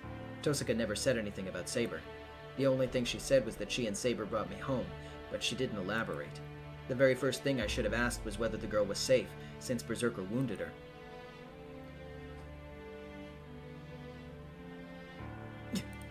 I suppress my nausea as I make my way through the mansion. Saber's nowhere to be found. I even checked the detached guest rooms, but I can't find her. That's weird. That armor isn't exactly camouflage. Even so, a fully armed and armored Saber still eludes me. Supposedly, servants can turn into spirit forms, but unfortunately she can't with me. No, first of all, even though I'm called a master, I don't know anything about her. I don't even know what Saber is or how servants are able to exist. It's like a new soldier suddenly gets awarded with a tank. But what's fortunate is that the tank has an autopilot. Even if the soldier is incompetent, the tank will run on its own. I bang my head against the pillar, frustrated by my own thoughts. What's with these negative thoughts, you idiot? You're whining. I apologize to the blonde girl internally. Right now I need to find her and see if she's okay. She's not here either. I've looked around the entire house. It's the size of a traditional Japanese inn, but I played hide and seek with Fujine when I was a kid, so I know the most efficient way to search it. She must be in the dojo or in the shed if she isn't in the house itself. The yard, the shed, or... She told me she was going to protect me, so she's not likely to leave the house. Hey, maybe she's... I suddenly remember another place. If she's not in the house, the yard, or the shed where we first met, there's another big building within the compound. That's where she'll be. I head over as quick as I can. My destination is the kendo dojo in the detached building. I'm getting a little nervous. If she's not there, I'll have to accept that she's just disappeared. I realize something. I have no clue who she is, but I still want her to be here.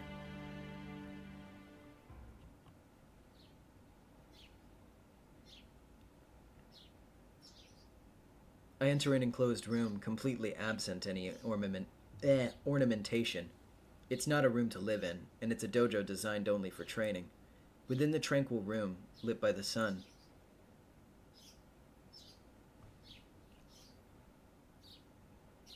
she sits, as if she's always belonged there. The place is hushed, serene. The sunlight coming in is white and untainted, allowing the girl to be one with the dojo. It's the same girl who wielded her sword without hesitation, protecting me from Lancer last night under the moonlight. That golden mane of hers, which had soaked in the blue-white moonlight, now glitters in the sunlight.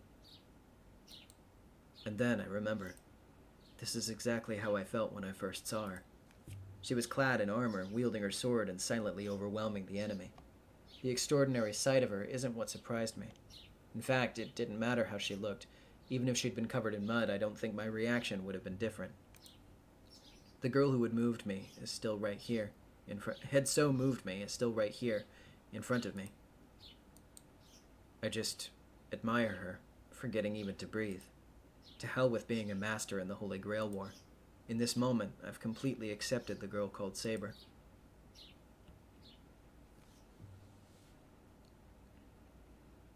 I don't know how much time elapsed. Saber opens her eyes as if waking from a slumber. Oh. I sound disappointed. Oh. I sound disappointed and my voice echoes through the dojo in the silence. Saber notices and stands up without making a sound. She walks towards me before I can think of what to say. You're awake, Shiro. Her voice is serene. Something rich and calm about her voice hangs in the air. Yeah, I just woke up. I managed to answer at least. Shiro, is something the matter? Perhaps you're still not fully recovered? No, I'm fine. I feel really good. I recoil from her. I avert my eyes and try to get my heartbeat under control before my chest bursts. Get a hold of yourself. Why are you getting worked up like this? I take a deep breath, but I don't think this feeling is going away anytime soon. Man, why did she have to change? Saber's appearance is drastically different from yesterday. Her outfit now is so ordinary, in stark contrast to her armor. Her appearance takes me by surprise. She seems more real, which confuses the hell out of me. Seriously, she's drop-dead gorgeous. I mean, I saw that yesterday, but it's actually setting in now. Shiro. As soon as we make eye contact, I can feel my nervousness grow. Then again, I wasn't looking everywhere for her to just stay silent. It's uncomfortable, but I can't let it be awkward forever. Saber, right? This is actually the first time we've sat down to talk. I bite the bullet. But then... Shiro, before that, there's something I would like to address regarding last night. She interrupts me, obviously displeased, making her earlier calm hard to fathom. Sure, what is it? As I said, last night, you are my master. It's troubling if you take such actions. Combat is my territory, so please stay behind me and get out of the direct line of fire. I cannot protect you when you go out on your own, apparently determined to die in vain, as you so nearly did. Saber doesn't mince words. Her clipped tone is enough to make me forget my anxiety. What the hell? If I hadn't intervened, you would have been cut in half. Perhaps I would have died, but you would not have been hurt. Let me repeat myself. Do not do that again. My master need not defend me, nor is there any reason to do so. The girl speaks frankly. She's very clerical. But don't be stupid! I don't need a reason to protect a girl! The words just pop out before I can think about it. Saber stiffens, as if surprised to see me upset at her. I find myself taking a step back under her severe expression. Now I just feel embarrassed, like I've said something incredibly tone-deaf. Anyway, thanks for taking me home. I appreciate that. You're most welcome. It's a servant's duty to protect their master, but it is still nice to be acknowledged. You're very courteous, Shiro. I don't think I'm particularly polite, actually. There's something more pressing that I need to bring up. Something I should have asked as soon as I got home yesterday. Is she willing to be my servant? And is she really all right with fighting with me in this war? Let's get back on topic, Saber. I can call you Saber, right? Yes. As a servant who's formed a contract with you, I am your sword. I shall follow your orders, attack your enemies, and protect you. Saber does not hesitate in the slightest to give her answer. Her tone leaves no room for doubt. You're my sword, huh? To win the Holy Grail thing? Is that not why you summoned me? No, I wound up summoning you because... I couldn't just tell her that it was a big weird coincidence. And actually, I didn't even summon her. Saber just appeared when I was in trouble and saved me. And here we are. I became Saber's master and got looped into this battle to the death, this Holy Grail war. I didn't choose any of this. I'm still just an apprentice mage who just got caught up in a battle way beyond my abilities. Wait, so what about it? I'm already resolved to fight no matter what. There's no point in me crying over my situation now. I shake my head, trying to stop myself from whining. No more of that. I've already said I'd fight. I can't just drop everything and run. This will be the last time I whine aloud or think negatively. No matter how much I get involved, I've decided to fight. Shiro? It's nothing. But I'll need to warn you, your chances of winning are pretty slim with me. I don't have any knowledge or power like Tosaka. We could very well end up in another situation like last night. Are you still okay with that? Are you saying that you have no intention of fighting? I have the will to fight. I'm only asking if you want to team up with me, knowing how slim the odds are. How I got to this conclusion doesn't matter. All that matters is that I've decided to fight this battle. That's why I don't think it's right for someone to get hurt on my behalf. Even if I'm weak, having Saber fight and having her get hurt like that. I can't stand that happening again. You're my master, Shiro. That is an immutable fact. Servants do not have the freedom to choose their masters. She's right. That's the whole reason Saber is my servant. If it's true, I'll need to respect Saber's needs and actions as best as I can. Got it. Then you're okay with me being your master? Yes, but I also want to know that I will not allow... Oh, yes, but I also want you to know that I will not allow my master to be defeated. If you have no chance for victory, I must create one. I will utilize every opportunity available for you to obtain the Holy Grail. To obtain the Holy Grail. Tosuka said servants also have a wish they want granted. Saber is no exception. That's why she hasn't hesitated up to this point. But it's also why... Hold on, Saber. You said any means possible, right? Does that mean you'll stop at nothing to win? Like, you might even attack people to gain power? I can't finish my sentence. Saber looks at me as if she's looking at an enemy. Shiro, that is not what I mean by any means possible. I can only do things I allow myself to. It is impossible for me to betray my own beliefs. Harming unarmed innocents goes against a knight's oath.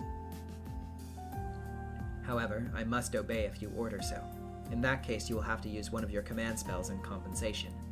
I got overwhelmed by the edge in her voice. At the same time, I feel relief flooding through me. Saber seemed like a robot because of her extraordinary power and lack of hesitation, but I know that she's not some... know now that she's not some cold-blooded killer. Yeah, I wouldn't make you do anything like that. Just as you say, we have to do our best with what we can do. I'm really sorry. What I've said must have been insulting. No. I also failed to grasp your intentions and jump to conclusions. You're not at fault, so may you please raise your head? Huh? Oh, I bowed without realizing it. I raised my head. I don't know what's so funny, but Saber has a small smile on her face. I'm glad she seems happy, so I don't press her. I forgot to bring this up. In addition to doing everything we can, I've decided to team up with Tosuka for the time being. Remember her? The girl who was with us last night, Archer's Master. You mean Rin? That's certainly a wise decision. I'm sure there are many things you can learn from her until you become a full-fledged master. That's a relief. As long as Saber agrees, I can work together with Tosuka without hesitation. The only thing I need to ask her right now is... Gee. Well, first of all, why are you raiding my closet? I should ask about those clothes she's wearing. So, Saber, I want to ask you something. Yes? What is it? Where did you get those clothes?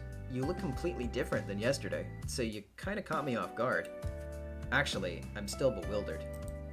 Rin provided them for me. She thought that it would be best that I avoid attracting attention, as I am unable to return to spirit form. Whoopsie. I see. I had no idea. If you're wondering what that little black screen thing is, by the way, if you actually click and hold, you can drag the flowchart, like mini flowchart up.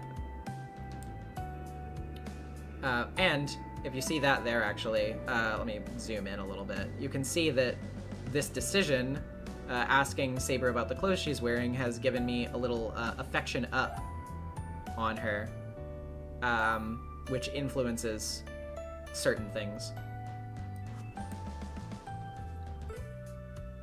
I see. I had no idea. What about them? Oh, what about them? Nothing. And don't worry about it. I want to tell her that they look good on her, but I managed to stop myself. If I said something like that, I'd probably go beet red. Shiro? Well, yeah, yesterday's armor. Yeah, I was just wondering what happened to your armor.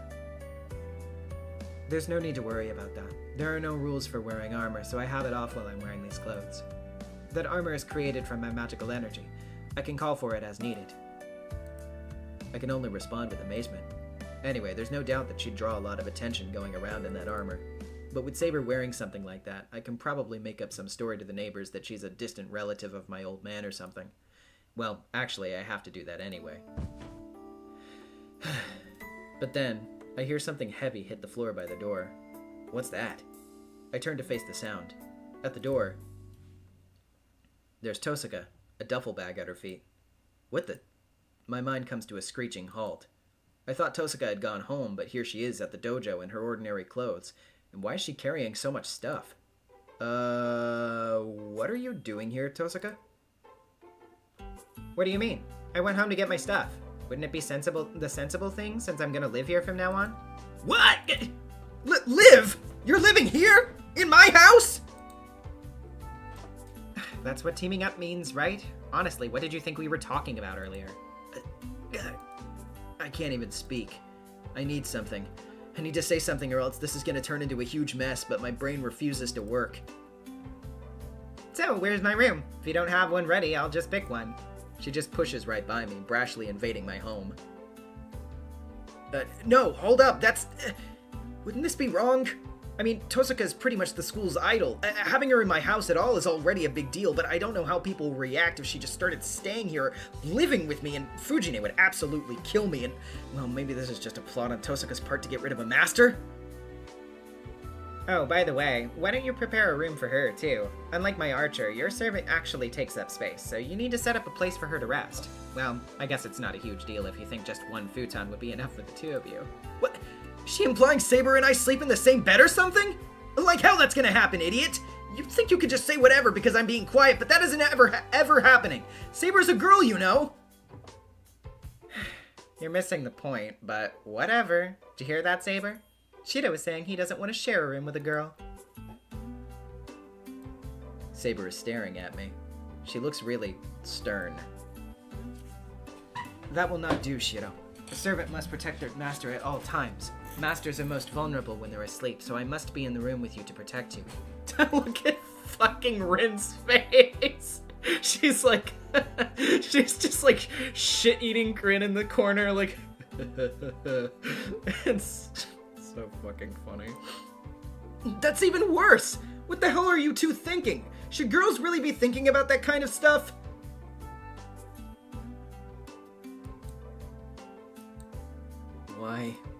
Why are the two of them just silently staring at me like that? Uh-huh. You do know that you don't really need to treat servants like humans, right? I guess there's no sense telling Shido that, though. I'm about to protest, but I shut my mouth. The discomfort I felt when I was talking to Tosaka in the living room earlier comes rushing back. Actually, I've just figured out the cause of my discomfort. Hold on, Tosaka, when did you start calling me by my first name? I didn't even realize it. I thought it happened pretty quickly. It did happen quickly. At least that's how I felt. Oh, if you don't like it, I'll try to be more careful about it. But do you care, Shido? Tosaka's so casual about this, not really caring how I feel. You were right, Issei. It's not that Rin Tosaka might be a cruel enchantress, she is one. Fine, do whatever you want. You can call me whatever you like. Yeah? I will then. Rin, please do not change the subject. We've not finished deciding the matter Shido and my... Wait. You've not to finish deciding the matter... okay, yeah, that's probably just a typo then. The matter of Shido and mine's living arrangements is... Yeah, it should probably be phrased more like that. Oh, that's right. Oh, that's right. But given Shido's reaction, it might not be realistic for you and Shido to share a room. There's no point in treating servants like humans, but you might as well give up since Shido hates that idea. That's not true. Shido simply expressed his discomfort, but he did not outright say no. You heard her. So, what do you really mean, Shido? Hold on a minute. I don't understand how in a single day she can start casually start calling me Shido like a cat she just picked up and named. Well, that's not really the issue here. This is about Saber's living arrangement. Shido, I will ask you once again. It is the servant's job to guard you while you sleep. At this point, I'm sure you understand your position as a master. My decisions won't change, no matter how much she stares at me like that. No, I'll prepare a different room for Saber. I'll make sure her room's closest to mine. That should be a good compromise. Intimidation won't work with me. Anyway, I'm a man, so I have to draw the line. You need to be more mindful of your position too, Saber. Yes, exactly. That's why I'm simply insisting as a servant that I protect Master... No, not that! I'm talking about your own position. If you don't get it, then never mind. If you're going to keep on pressing the issue, I'll make you understand if I have to use my command spell. I try to scare Saber off the subject. I would not like you using a command spell for that reason. Our future would be bleak indeed if you were to use such a thing to command me not to protect you. You're right. Shido is the first and definitely last master to say something like that. Don't be stupid. I wouldn't want to use my command spell for something like this either. Understood. I'll follow Master's command. But what will you do if you're ambushed? Assassins have the ability to close in on their target by concealing their presence. If that were to happen, are you able to protect yourself until I reach you? Well, I really can't tell her that I can take care of myself. Yeah, I managed to survive against Lancer, but I won't have that kind of luck twice. That's not possible. This mansion has a bounded field set up to alert the residents of any intruders. We may not be able to avoid being attacked, but we should be able to detect attempts at an ambush. If that happens, Saber should have time to rush to Shido's defense before he's attacked, so she can go ahead and take another room. That may be true, but... Then why don't you take the room next to Shido's? You're fine as long as you two don't share rooms, right, Emiya? Tosuka purposefully calls me Emiya at the end. Tosuka, that's a bit of a misconception. I'm saying it for your sake, so it's justified. Anyway, I wonder which room I should take. Tosuka takes her luggage and heads toward the mansion, putting an end to the conversation. She seems cheerful, like a student picking her room at a school trip. How terrifying. The way Tosuka carries herself so self-assuredly mesmerizes the two of us, and we both watch her go in stunned dismay.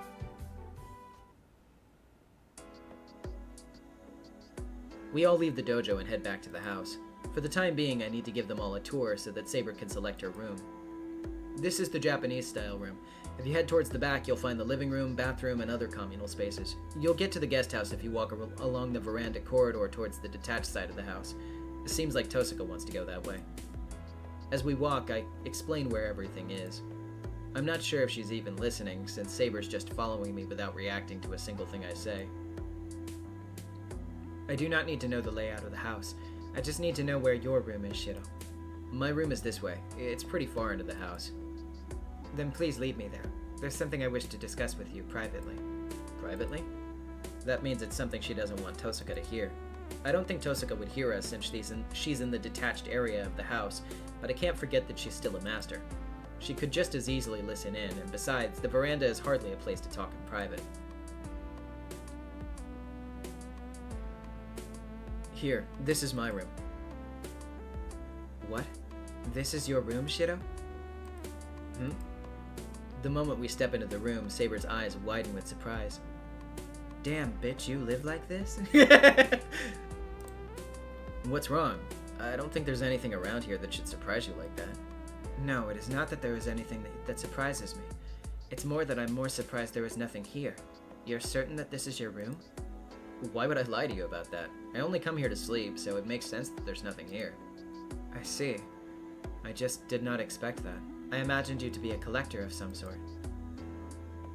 Saber steps into the Japanese-style room, running her hand along the wall and sliding paper door, feeling its texture. Her touch is gentle, as if contact with these things will let her learn their history, see their memories. I'm glad. Your room may seem sparse, but it feels as if it's been treated with care. It looks drab, but I can feel the warmth here. Warmth? Well, I guess that's true. Maybe it's how this mansion's been structured, but this room's cool during the summer and warm in the winter. My old man also was impressed and said I chose well. Yes. A room is a reflection of its owner's personality. The state of this room left me concerned about your disposition, but now my impression of you is as it was previous to coming here. Saber sounds relieved, but I don't really understand what she's trying to say. So, what'd you want to talk to me privately about? Two things, both of which I would like to keep between the two of us. Is that alright? Well, if you say so, I don't mind, but at least tell me what they are, or else I won't know whether it's good or bad. Both are bad. At the very least, I do not want any of the other masters knowing this. 1 second. Water. From Saber's expression, I'm guessing this has something to do with our shortcomings. Okay, I think I got the gist of what's on your mind. Go ahead and tell me what it is. The first thing is about a summoned servant's first obligation.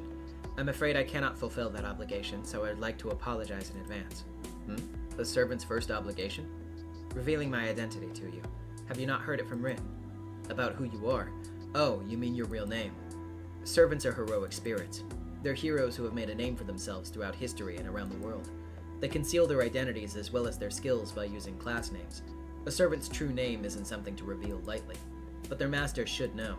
Without knowing their identity, masters won't know a servant's strengths and abilities. Master and servant are one. The pair simply can't battle effectively if one has something to hide.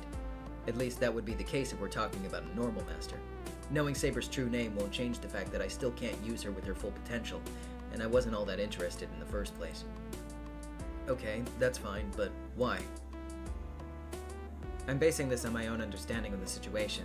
In spite of whatever intention or efforts are on your part to protect my true name, there are numerous ways with which an enemy could use magecraft to rip that knowledge from you. You have little resistance to magecraft. A skilled mage could easily take advantage of this. Should you fall under an enemy's spell, you may reveal my true name entirely against your will. Oh, I get it. Yeah, you're right. I'd give it up the moment a spell was cast on me.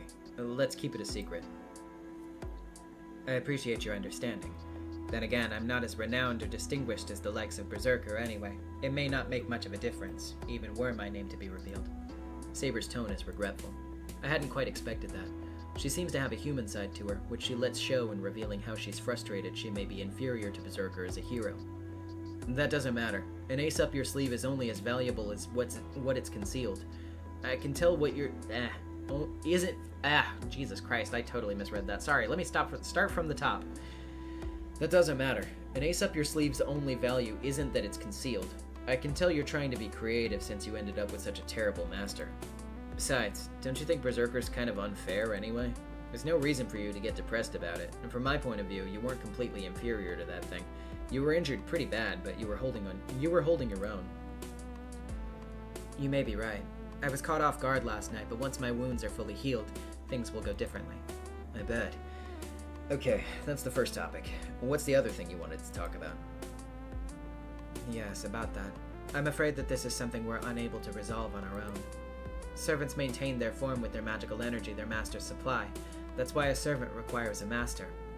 But because I'm a crap master, I don't have enough magical energy to maintain your body? That's not what I'm saying. Even were I to only receive a small amount of magical energy from my master, that would not be a problem. However, as of right now, I'm not receiving any magical energy from you at all. The leyline connection we should have is not present.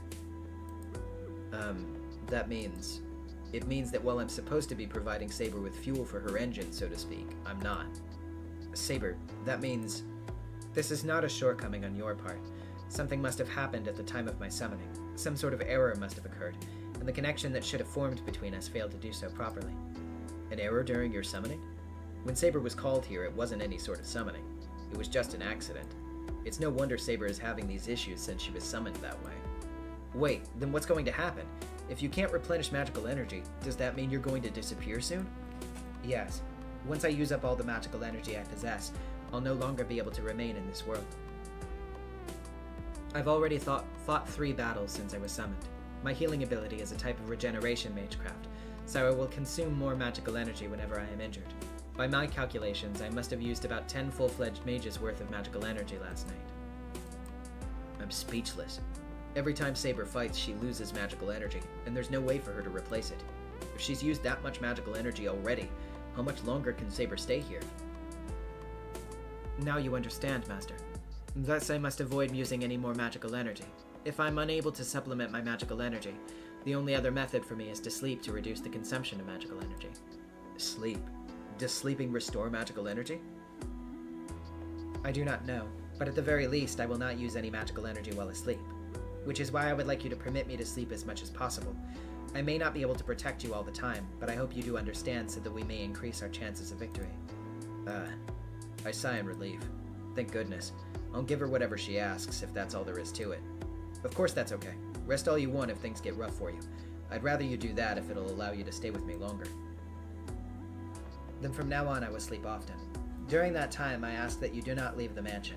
I will not be able to come to your aid if you're attacked while we are apart. Matters would be different if I could travel through space and time, but that is a rare ability for servants to have.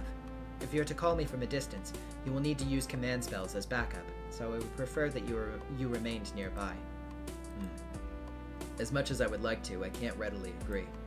I can't imagine life with Saber sticking by my side all the time, and I do have my own life to live too. I'll try, but is that all you need me to do? If you're asleep, you'll... It should not be a problem. I cannot be certain since this has never happened before, but I went into battle fewer than 7 times last time. Even if I do not go out and fight, some of the other servants will dispatch each other. I see. So it doesn't mean everyone has to battle everyone else. If all goes well, we can end this war pretty easily. The only people I need to fight are those who start doing things no person should. I can't imagine all 7 would be like that. Even Tosaka, who seems eager to fight, would still abide by the rules of mages. And as long as the other 5 masters act humanely, I have no intention of fighting them. Saber even said that she didn't fight 7 times last time, so this time around. Oh, hold on a minute. Last time, fewer than 7 times? Hold on, Saber, are you telling me that you were the Saber last time too? I mean, does that mean you participated in the last Holy Grail War too? This is the 2nd time I've participated in this war for the Holy Grail. I was the Saber last time as well. There are heroic spirits who possess attributes suited to multiple classes, but I only fall under the Saber class. I remember something Tosaka said. She said that out of the 7 servant classes, Saber is the best one. And this girl says that she had been summoned as that class twice in a row. Does that mean last time you stayed until the end? Of course. I did not have any of the constraints I do now last time, so I never fell behind the other servants. Saber says this as if it should be obvious. Her statement forces me to realize something. The sword in my possession now is not something I'm worthy of. I don't deserve her. Damn. Then you must really be unsatisfied with someone like me as your master. I simply fulfill the duties that have been given to me. As long as I can obtain the Holy Grail, I have no complaints about who my master is. Got it. That's a relief, but she used to be fully prepared and in capable hands, but she's been injured twice already. All because she can't replenish her magical energy. That means she'll constantly have to consider how much magical energy she has left as she fights. And because she needs to fight with all these restrictions in her last battle, she wound up covered in her own blood. The image still haunts my mind. I still see that girl, smaller and slighter than me, being so brutally injured. Shiro, there's no reason to regret such a thing. Eh? Saber's voice snaps me back to reality. It's not that I have never known defeat. I was not victorious last time, and so now I am your servant. I am accustomed to injury, so there is no call for you to be distressed over my wounds. Used to it. Even if your injuries look like they could be fatal? Yes. To wield a sword is to be prepared to accept the consequences of doing so. This holds true for you as well. It is unreasonable to expect me to come out of this unscathed. Yeah, but... So you're saying you don't mind getting hurt? As long as the injuries are not fatal. If I die, I will not be able to protect my master. What the hell? So you don't care if you get injured as long as you protect your master? That is a servant's role. In this, Rin is absolutely correct. There is no cause to treat servants like humans. We are tools used to protect our master, and that is something you must understand. Having said her piece, Saber walks towards the sliding door. There's a room opposite of the screen door. My room has always been big enough for me, so I never use the adjacent room. I will go to sleep now. I will wake up at dinner time, so please let me know if you're going to step out. The sliding door opens quietly, then slides back shut. We are tools used to protect our master. That is something you must understand. The hell kind of logic is that? It pisses me off. But I can't say that aloud, so I'll just take in Saber's words and stand alone, perplexed.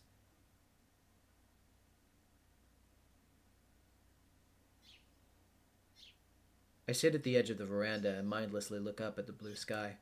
I may not be sleeping during the day like Saber, but I still need rest. I'm not nauseous anymore, but I still feel terrible. On top of all that, all the unexpected things that have happened are weighing heavily on me. Phew. I take a deep breath and look blankly out over the yard. I asked about everything I needed to know and I got answers, but I'm no less lost for it. And yet Tosaka, my senior as a mage, or rather a full-fledged master, is completely nonchalant about the whole situation. Hey, do you have any extra cushions around? Also beakers and a protractor? She's busy scouring the house for stuff. Take any cushion you want from the guest room, but a normal house doesn't have beakers or protractors. Are you serious? A maid should always keep experimental tools around. Complaining loudly, she turns and heads back towards the detached building. Tosaka's really serious about getting herself situated here, and the matter of her staying overnight seems to also be settled. When I peeked into the detached building earlier, she had already picked out the best room for herself. She'd even put up a sign that read, "Remodeling in progress. Do not enter." Fine. I guess it won't be an issue since the detached building is far away enough. Having Saber around already has me on edge, but if Tosaka were close too, there'd be nowhere for me to relax anymore. The detached building is far enough, and even though it's connected by a corridor, it feels like it's a neighboring house. As long as I keep my distance, nothing bad should happen. No, but I guess we'll see each other during meals. And there's only one bath here, so we'll have to decide when each of us will use it. Wait a minute, Saber is a girl too, so... Idiot, what the hell am I thinking? I shake my head violently and slump back onto the floor. With what must be my millionth sigh today, I stare blankly up at the sky. I'm getting drowsy. Must be more tired than I realized. Whatever. I just go ahead and close my eyes. Apparently not caring at all works wonders. The moment I close my eyes, I drift right off to sleep.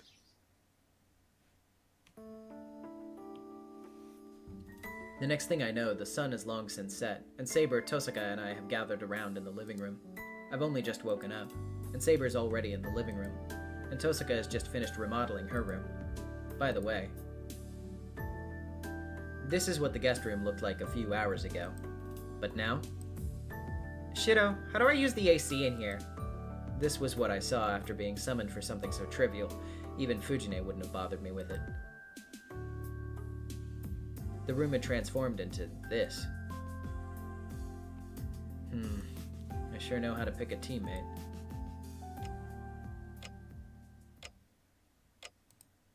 I'm uncomfortable. My house is playing host to not one, but two invaders. I'm all the more unsettled because I so rarely have guests here. Actually, these two don't even look like they belong in a Japanese-style house to begin with. The time is almost 7 o'clock at night. Everyone's in the living room, but staying quiet and doing nothing isn't really good for my mental well-being. If you two don't mind, I want to talk about what we do from here. Just a sec. Before we do that, I want to set one thing straight. Sure. What's that? It's about dinner. Shido, you've been living alone for a while, right? Huh? Well, yeah. Which means you've been making your own meals, right? Of course. I'd go hungry if I didn't eat. I see. Then I have a proposal for you. Why don't we take turns preparing dinner? We're going to be living together for a while, so that'll help, right? You're right. I was thinking about going about my normal routine, but now that you're going to be living here, you'll be like family. You'll be expected to cook, and it'll lift some of the burden from me. That's settled then. Today it'll be Shido's turn. It's late already, so let's talk about this after we've eaten. Wait. It's fine if we take... Wait, what? Wait, it's fine if we take turns cooking dinner, but what about breakfast? Are we going to take turns for breakfast, too? Don't worry about breakfast. I don't eat breakfast. What? Don't be ridiculous. You won't grow up big and strong unless you eat breakfast. Mind your own business. Anyway, you're gonna make dinner today, and if you don't make something decent, I'm not talking to you. For the life of me, I don't know what set her off, but Tosaka glares at me, irritated. Fine, I'll make something. Saber, you're going to eat too, right? If you're going to prepare something, then yes. Meals are an important source of energy. Got it. Then you two sit back and behave yourselves. I grab my apron and head to the kitchen. Luckily, there were enough ingredients for a meal for 3. I turned on the rice cooker right when I woke up, so it should be done in about half an hour. I glanced towards Tosaka and Saber from the kitchen. Those two look like they would prefer eating Western-style meals over Japanese meals. I seriously doubt Saber would like tofu and natto, to say nothing of Tosaka. Actually, I don't think Saber would be able to hold chopsticks in the first place. I hesitate for a minute, but there's no point worrying about this now. There's only a few dishes I can make with the ingredients I have right now. I have tofu. I think for a moment and decide to make deep-fried tofu. I also decide to make a simple tofu and seaweed soup. Since I have some chicken prepped, I'll use that to make teriyaki chicken as the main dish. I drain the water from the tofu, season the chicken, and cut the daikon into thin strips to make a crunchy salad. I also grate the daikon to make a sauce and saute some shish-to peppers. Have you decided on what to do, Rin? Not really. Can't say much because I don't have much information, but I think the most important thing to do is find the other masters. There are 4 more masters. I'd like to search for them without revealing that I'm a master too, but I don't think that's realistic. I told them to be good, but they're on a pretty disturbing topic. Don't they see I'm busy making dinner for the 3 of us? They're not even looking over here. Tosaka, not 4, it's 5. The only masters we know so far are you and me. I shout my contribution from the kitchen, holding the big frying pot to make the deep-fried tofu. What are you talking about? We know 3. You, me, and that Ilias Vale. Did you already forget about Berserker? Oh, right, that little girl is also a master. I'd completely forgotten about her since Berserker left such a vivid impression on me, but now I remember that little girl is a master too, and she tried to kill us without a second's hesitation. I bet you didn't even consider Ilias Vale an enemy. Forget about that for now and just concentrate on cooking. We're gonna have a problem if I can't judge how good you are. Huh? I don't know that my cooking skills are going to be problematic to Tosaka, but she's right. The food prep's pretty much done, so I need to concentrate and finish the dishes now. Ilias Vale. Berserker's master. You seem to know her, Rin. Well, yeah. Or I know the name, anyway. The Einsburns are a mage family who have been in the Holy Grail... Fucking typos. Have been in the Holy Grail War a few times. So they're well versed in the Holy Grail War. Probably. I don't know about the others, but I can say pretty confidently that Ilias Vale is our biggest obstacle. The Berserker class is typically used to enhance a weak hero. It takes the heroic spirit's sanity in exchange for strengthening them, but to control a hero that's turned violent requires a vast amount of magical energy. Let's say, for example, if you became a Berserker class. I would not be able to communicate with you as I am now. Berserkers are entirely specialized in combat, totally unable to cooperate with anyone. It would be like attempting to tame a wounded lion. No ordinary mage could control such a servant.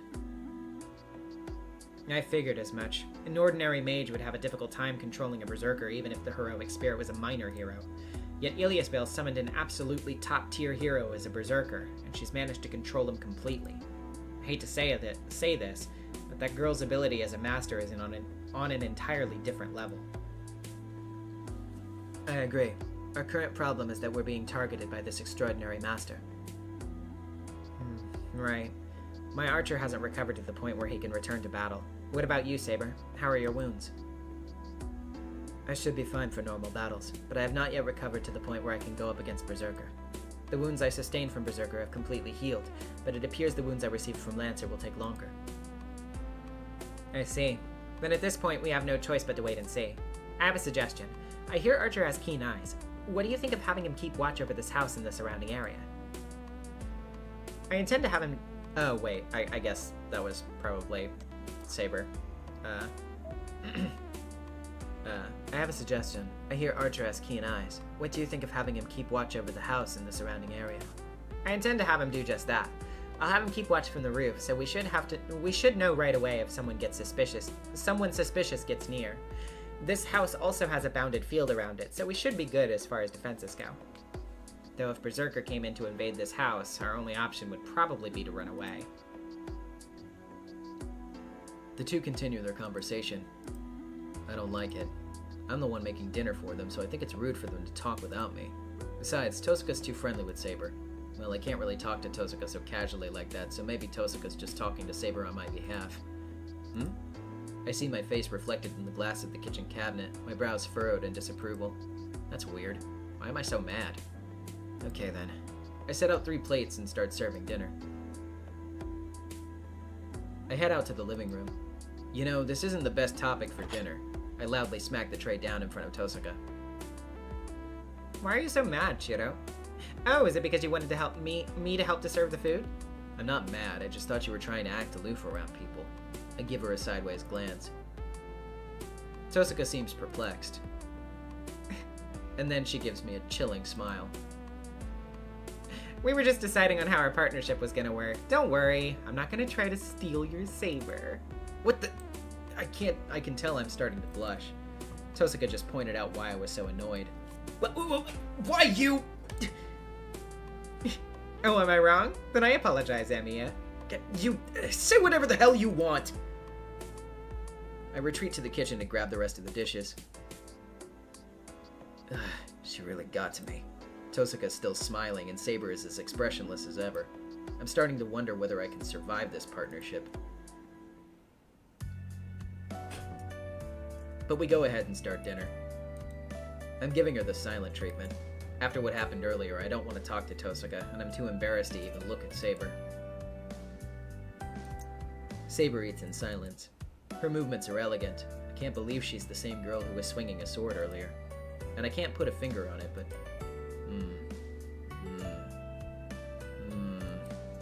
Every time she takes a bite of something she hasn't eaten before, she nods. Oh, okay, that wasn't Shido. That was Saber.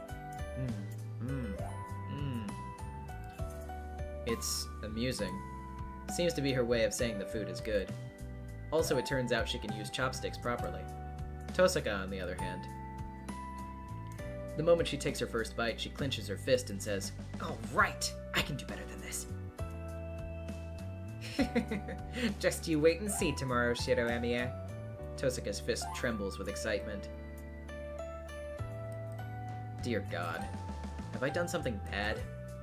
Okay, so about what you two were discussing earlier.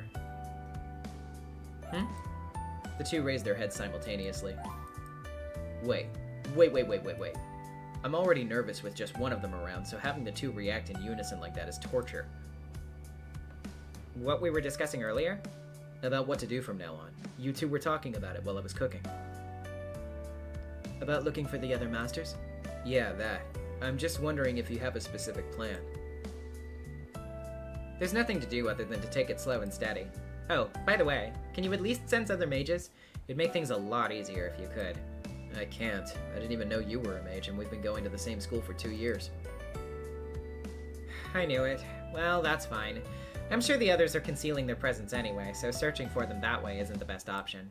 What about you, Saber? I hear servants can detect other servants. I can, somewhat. However, that is only if they are using their abilities nearby.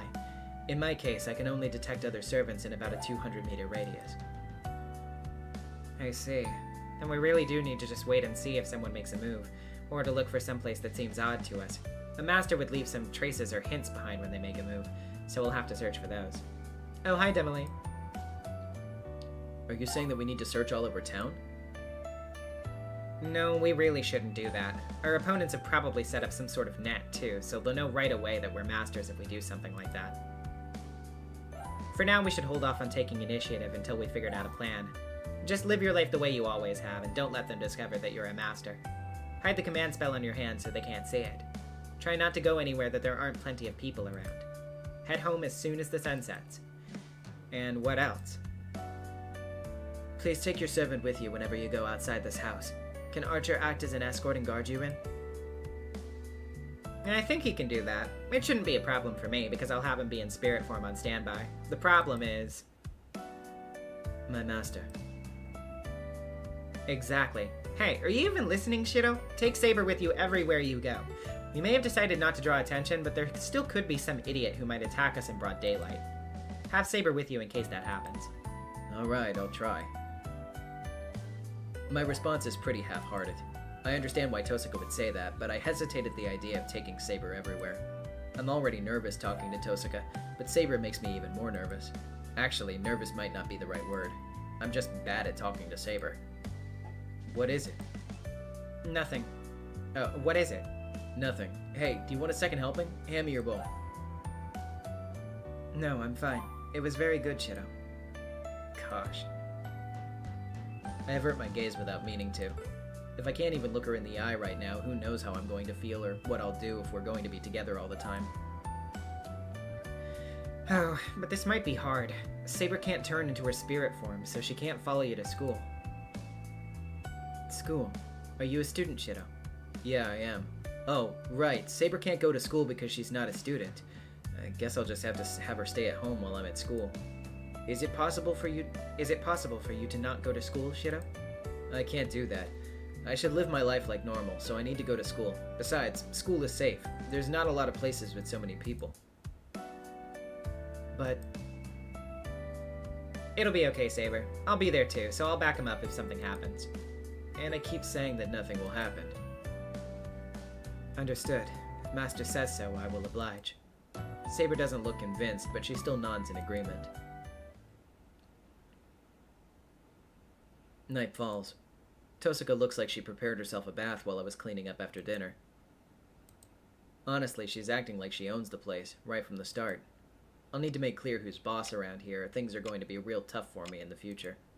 Easier said than done. I get the sense seizing the initiative is going to be really hard. Speaking of difficulties, there's another person who will be the source of my headaches. Actually, Saber's probably my biggest Actually, Saber's probably my bigger obstacle. Tosuka can be reasoned with, but Saber seems completely impossible to convince no matter what. Saber, I know she's not a bad person, but Saber's back in her room. Tosuka's probably back in her own room in the detached area of the house. I'm the only one in the living room. There's still time before bedtime, so I should probably talk to Saber a bit more. Honestly, I'll need to overcome my awkwardness around her, or else I'm going to suffer for it. Whether she's a servant or not, she's still a girl, and younger than me. I'm sure I could learn a lot about her if we talked, plus, I'll need to get used to her. Tosuka's never going to stop looking down on me, and that's a problem. I don't want that, so I should work on talking to her more casually. I go back to my own room. The room next to mine, separated by a single sliding door, is Saber's room. Saber, are you awake? I am. Is something the matter, Master? Saber slides the door open. I try to get the hammering of my heart under control as she comes near. Calm down. I'm only going to talk to her as a master. Shido, you do not look well. Has your wound opened up? No, that's not it. I'm feeling all better. Actually, how are you doing? I'm fine. It may take some time to completely heal in my current state, but I'm still well above average. I should be evenly matched in battle, so long as it's not against Berserker. I don't sense any pretension from her. She's simply stating the truth. I don't have any response to give. Saber's words may be encouraging to a master, but I still don't want a delicate-looking girl like her to fight. I want to ask you something. Don't you have any goals other than fighting? Since you're here in the modern world, aren't there things you'd like to do? Other goals? There's nothing else. Servants are summoned to fight, that's all. Anything else is futile. You've raised an irrelevancy. I figured. I'm trying to tell someone not to fight when it's their only reason for being here. It's not that I wanted to tell her that, but it's just that Saber lacks humanity. That might be enough if fighting is all she's going to do, but she's right in front of me, looking like an actual human being. So it doesn't feel right for her to just fight. If Saber's going to be here, she should at least do something that she enjoys, or it'll all seem like it was in vain.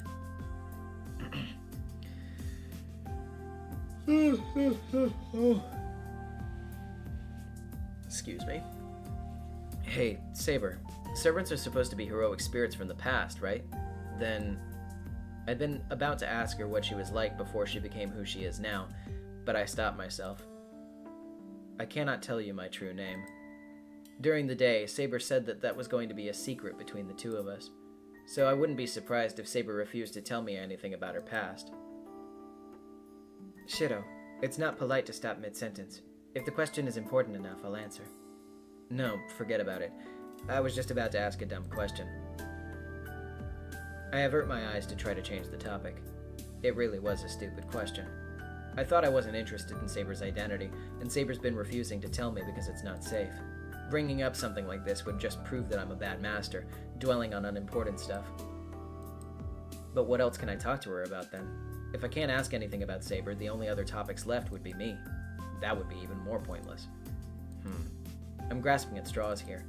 If I can't ask about her identity, I'll just have to ask about what Saber likes, what she wants to eat for breakfast tomorrow. I don't care that she's going to look at me funny. I'm ready to ask all the futile questions I want. Shido, if you do not have any questions, may I ask something? Yeah, sure. What is it? It's about last night.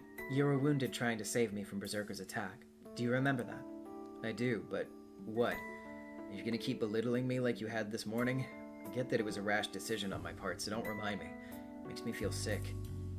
I feel the same way, but there was something I would like to ask you to help me understand you better as a person. Shido, why did you try to go up against Berserker? Did you not know what would happen if you got close? Well, Of course I knew. I knew getting near that thing would definitely be the end of me. Still, I tried to save Saber not out of some foolishly optimistic belief I could. I just tried to save her. I didn't care about what would happen afterward. Saving Saber was my top priority in that moment. If anything, the fear of not being able to save Saber was greater than my fear of being killed. Sorry, I forgot why. It all happened so fast, so I don't really remember what I was thinking at the time. I was probably just rattled, otherwise I wouldn't have made such a suicidal move. Rather than tell her the truth, I just say something to try to get myself out of the situation. I probably did it because of how seriously Saber was looking at me. So you did it unwittingly? It wasn't unwitting. I told you I was rattled. If something like that happened again, I'm sure that I would just be quaking. You may be right. That is a normal human response. No human would throw away their own life to try to save others. Even those who are later called heroes are no exception. Which is why, should I encounter such a person, I know they are lacking something. And if that person continued to carry on in that fashion, the only thing awaiting them would be tragedy. Her deep green eyes are trying to tell me something. And yet, cut it out, Saber. I told you I was just frazzled. I'm scared to die too, so it's not like I can act like a saint. If something like that happened again, I'm going to prioritize myself over you. I try to mask my anxiety by just spouting a bunch of heartless crap. That's a relief. If this was all a misunderstanding on my part, then there should not be an issue. Yes, you were a coward. As long as you do not choose to follow the wrong path, you should become a proper mage. Hey, do I really look like a coward to you? Yes, very much so. Especially when you try your hardest to accept the situation in which you are placed. Do you not know that such prudence is sometimes called cowardice? It's no difference than saying that one who does not know fear can never become a wise man. She seems relieved. Saber even smiles as she says this. It must be because of how lovely and elegant everything she does is. I can't think of anything else to say, so Saber and I spend the rest of our time alone in my bland room. Oh, Shido. You sure do have a normal view of yourself and your self-worth, don't you, buddy? And then night falls. I did not talk to Saber or Tosaka in the other room, and nothing much happened until it was bedtime. It's 11 now.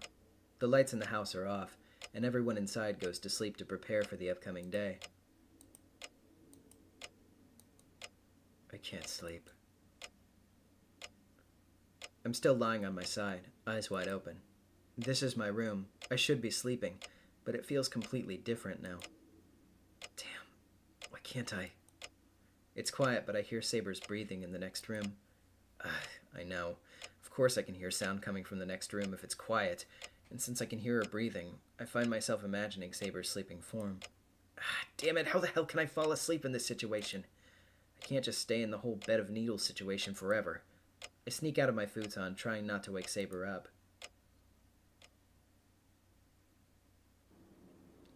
Thank goodness. Thought Saber would notice, but I guess not. Unless she's a deep sleeper. I question whether she can really protect her master this way, but there's no immediate danger. If servants are linked to masters, she'd probably wake up immediately if her master's in danger. Tosaka seems to be asleep. The lights in the detached building are out. She's either just that defiant, or maybe she's naturally adaptable. Because Tosaka managed to blend in here just a day. Well, honestly, it does help having her around. Yep, she's a handful, but she is helpful. One bit of evidence of that is the bandage wrapped around my hand. Hide my command spells, huh? Never would have thought to do that if it hadn't been pointed out. The command spells masters bear appear somewhere on their arm. Mine appeared on the back of my left hand. Clothes won't work to hide it, so I'll need to use bandages, even if it looks a bit awkward. It's wintertime, so I'll wear some long sleeves to hide it. Tosaka has hers on the opposite hand from mine, around the middle of her right hand, or somewhere around there. The shape of command spells differ for each master, and I don't think I'll ever see Tosaka's command spell. Silence falls over the shed. This is where Lancer cornered me yesterday, and where Saber appeared. The entrance is still open, and it's pitch dark inside, as if to repel anyone who might try to enter. But this darkness is familiar to me. I used to play here when I was young, and I feel it to be my real room. It sits silently under the wintry night sky.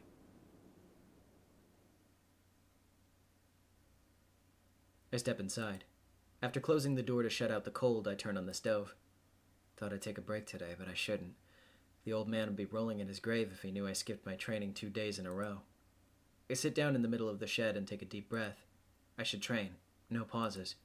Magecraft is a mental discipline to me, so I shouldn't skimp on my training for no good reason. Breathe. In. Breath in. I begin my training by getting my breathing under control. The usual images pop into my head. The image of a sword drifts into my empty mind. I try to ignore it and clear my head. As soon as magical energy run through my body, fucking Anaplex. As soon as my magical energy runs through my body, I begin my usual training. My strengthening magecraft succeeded for the first time in years when I was attacked by Lancer last night. I need to recreate that same feeling before I forget, or else it'll have been for nothing. Sorry, that was me. Trace on. I close my eyes halfway and release the air from my lungs. That's all I can do for now. As I concentrate, everything fades away. The Holy Grail War, Saber, Tosaka. If I allow my thoughts to slide into nothingness, any immature hesitations will fall away, and I'll finally get a good night's sleep.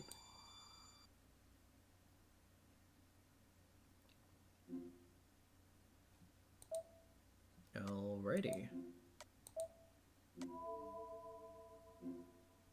Okay. I am going to step away for just a minute to grab some water and go to the bathroom real quick. We will be back in just a moment. Yay. See you in a few.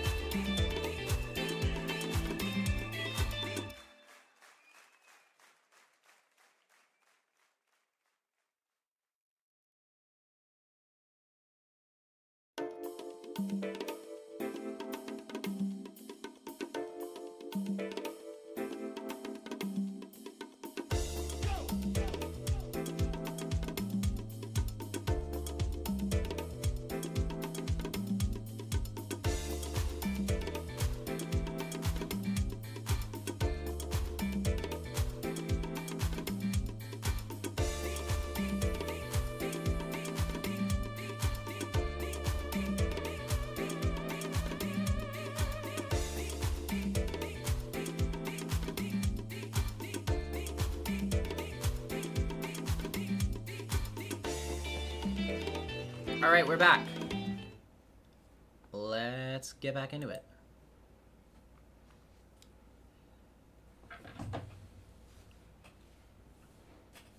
February 4th.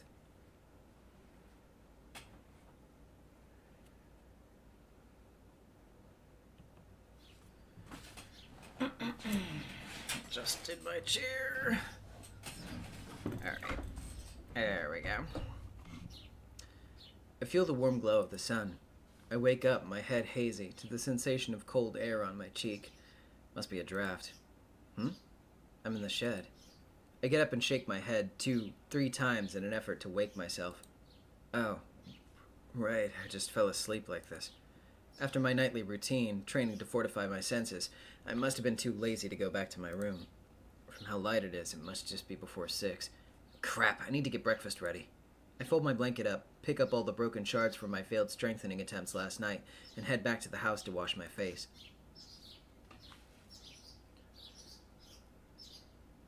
So cold. The moment I step outside the shed, I realize just how chilly it is out. Miyama is typically warm even in the winter, but the temps here on the mountainside still get chilly.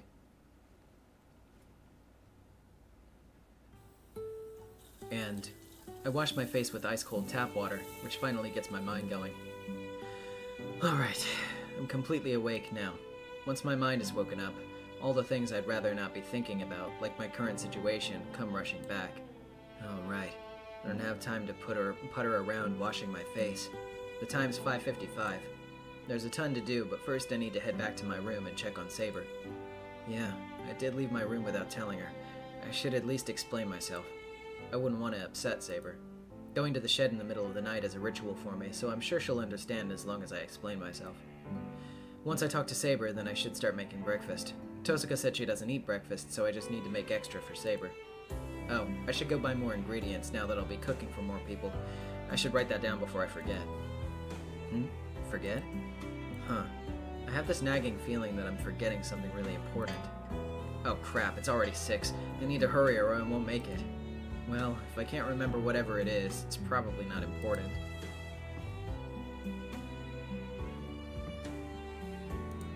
I slowly open the door. The room is just as I left it. There's no sign of Saber waking up in the middle of the night and searching my room. It doesn't seem like she noticed I snuck out. Well, that's a letdown. I thought Saber would have noticed. Unless she was just in that deep of a sleep because she requires a lot of rest. Oh, right. Maybe that's what she meant when she said she needs to sleep often. And she's sleeping as close to me as possible so she can rush right over if something does happen. Whatever the case, it shouldn't make much of a difference as long as I'm in the compound. The bounded field would detect any enemy intruders. I would be able to defend myself for at least a moment, which should give Saber enough time to get to me. Yeah, and the shed has plenty of places for me to hide. Anyway, I don't think I'll get scolded for what I did last night. I thought I'd explain myself to Saber, but that doesn't seem to be necessary now. Besides, I'd hate to wake her up if she's still sleeping. Saber, I'm gonna prepare breakfast. I'll make some for you too, but you don't need to get up if you're still sleepy. I'll come back, so keep resting if you need to. After speaking softly to her, I head out of my room as quietly as I can. There's nobody in the living room. I open the refrigerator and plan out what I can make for breakfast. And then... Morning. You sure get up early.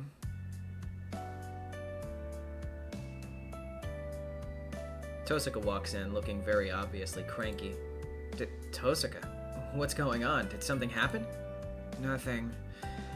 I'm always like this in the morning. Don't worry about it. Tosuka staggers through the living room like a drunken ghost. Hey, are you okay? Your eyes don't look right. I said don't worry about it. I'll wake up once I wash my face. How do I get to the bathroom again? Take that hallway. If you're just gonna wash your face, there's a washroom in the hallway near the entrance. Oh, right. I don't know how much she heard, but Tosuka just waves a hand and walks away. And then, the doorbell rings, announcing a guest's arrival. Shiro, someone's here. I hear Tosuka's voice from the hallway. Oh, don't worry about it. The only people who ever come at this hour are family. It's gotta be Sakura. She has a spare key, so I don't need to go to the door. Honestly, I keep telling Sakura she doesn't need to ring the bell. Sakura is like family, so she can just come in without bothering about the doorbell. But she's always polite enough to ring the doorbell to let me know that she's here. I think that's one of the good things about Sakura, but one of these days she's gonna wear herself out from politeness. Hold on. Sakura is here. Crap! I run through the hallway. Being angry at my own stupidity is going to have to wait. Right now I need to rush to the entrance and send Sakura home before she runs into Tosuka.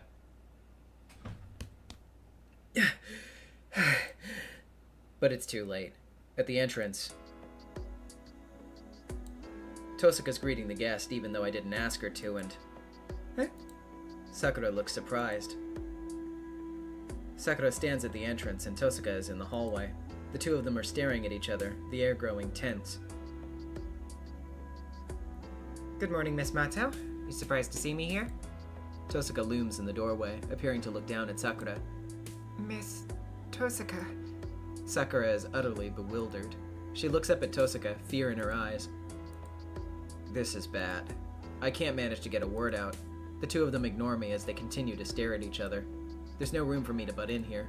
The only thing I can do right now is try to explain how this situation is to Sakura, but before I can come up with a good excuse... Senpai, what is the meaning of this? Sakura looks over to me, almost begging for help. Yeah, it's kind of a long story. It's not that complicated, I just started living here. Tosuka's response is extraordinarily blunt. She just cuts me off and gets right to the point. Senpai, is this true? The short answer is yes. Things happened, and now Tosuka's going to be staying here for a while. Sorry for not telling you this earlier, and sorry you got blindsided first thing in the morning. Oh, please do not apologize. I was certainly surprised, but do not worry about it. But what you said earlier, is that? That's right. This is something that Shiro and I agreed on together. The head of the household agreed, so it's pretty much a done deal. Do you understand what that means, Miss Mato? Understand what? You seem to have been taking care of Shiro for a while now, but that won't be necessary now. I'd rather you not come here, for your own good. Sakura looks down and falls silent, and after a chilling silence... I do not know. Huh? Come again? I said I do not know what you mean, Miss Tosuka.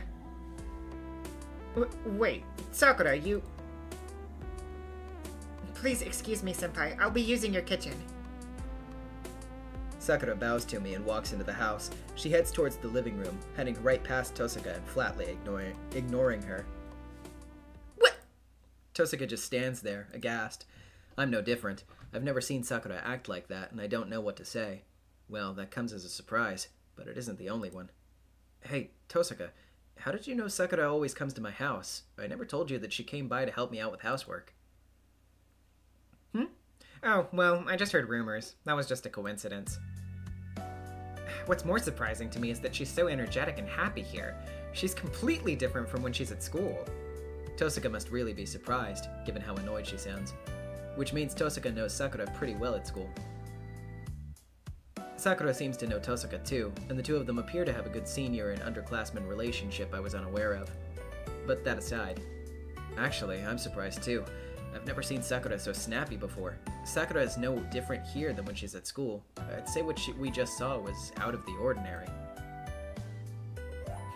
Okay, well, that was bad. I didn't know Sakura was so stubborn. If I'd known, I would have made you explain everything to her, Shiro. Obviously. Compared to Tosuka's merciless explanation, I would have handled that a lot better. What's done is done. And what do you mean by this is bad? Of course this is bad. This house might have turned into a battlefield. I was harsh with Sakura to try and drive her from the house so innocent people like her won't get caught up in the war. Now it's going to be a lot harder to get her out of here. That was you being harsh? I thought you were just bullying her. Hey, is that slander I hear? I was just being honest, but what should we do about Sakura? At this point, she's not going to leave easily. Well, we have to do something. So, does Sakura only come for breakfast, or do you force her to come for dinner too? Stop trying to make it sound bad. Yes, she comes every morning, but not as often for dinner. I see. Now she's gonna want to come every night. Huh? Every night? For what? As I tilt my head in confusion, Tosuka sighs in disbelief. Soon after, Tosuka remains in the living room while Sakura begins preparing breakfast in silence. I was a little worried about leaving Tosuka and Sakura alone in the same room, but I'm not stupid enough to forget about Saber. It seems like Sakura is mad about Tosuka being here, so things will just get worse if Saber comes out too. Which is why I decided to explain the situation to Saber. So there you have it. Sakura, the girl who's here is named Sakura, but she's an ordinary girl, not a mage or anything, so we can't have her getting dragged into the Holy Grail War. If possible, I'd like her to stay away from the house for a while without ever knowing why. What the hell? I didn't come here to consult her on how to get Sakura away from here. Anyway, Sakura's acting real strange this morning. Tosuka is the reason, but I don't want her to upset her even more. Well, I don't want to upset her even more. Well, you see, Sakura is surprised because some stranger is here, so she'll get even angrier if she sees you here. Am I being rude or something, Saber?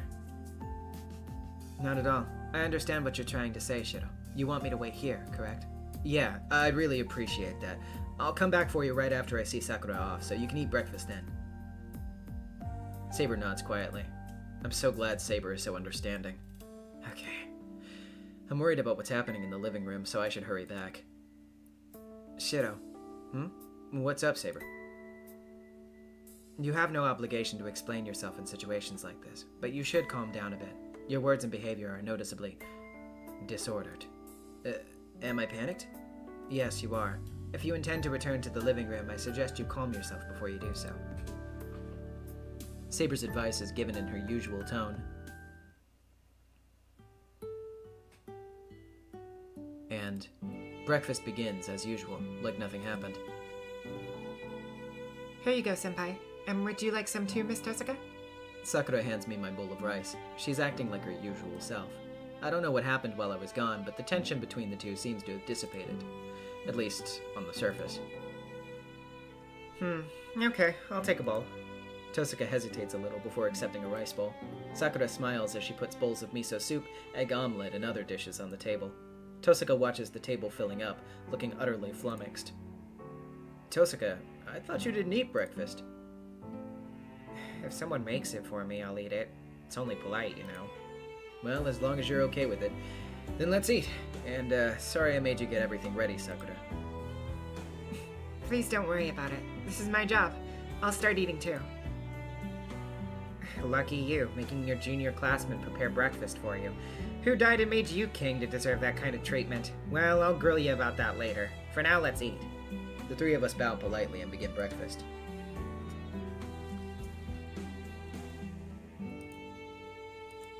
Damn, nobody's talking. Guess the mood isn't that tense. Our breakfasts are usually pretty light on conversation. Sakura and I aren't really all that talkative, so it's no shock meals are so quiet. But why does breakfast feel so chaotic every day? Wait a minute. I get another nagging feeling. Senpai, was the fish too salty for you this morning? That's not it, but I have this bad feeling. Like I'm forgetting something. What could it be? I try to convince myself that it's probably not important since I can't remember, but I feel like that's a terrible mistake. I'm gripped by this sense of dread, like I'm ignoring a fatal disease or something. Oh well, I bet it's not that big of a deal. I try to just shove the thoughts from my mind as I go back to eating. Just then... Morning! Oh man, I overslept. Fujine comes bursting in. I forgot. How could I have forgotten this? I guess I just tried to forget my problems rather than deal with them. Shiro! Food! Fujine situates herself in her normal spot. Good morning, Fujimura-sensei. The two greet her in unison. Here you go, Miss Fujimura. It's not much, but please dig in. Sakura hands her a rice bowl with her usual smile. Fujine takes the bowl and tilts her head in confusion. She senses something is strange, but doesn't know exactly what it is. Fujine quietly chews her food, and after finishing a whole bowl of rice, she leans over to whisper in my ear. Hey, Shiro. Why is Tosaka here? She's gonna stay here for a while, starting today. I stick to the facts. Oh. Tosaka does some pretty weird stuff. Yeah, she's a strange one. The way she is at school, she's like a wolf in sheep's clothing. Yeah? So she's gonna be spending the night here from now on? Fujine seems to accept this and takes a big gulp of her miso soup.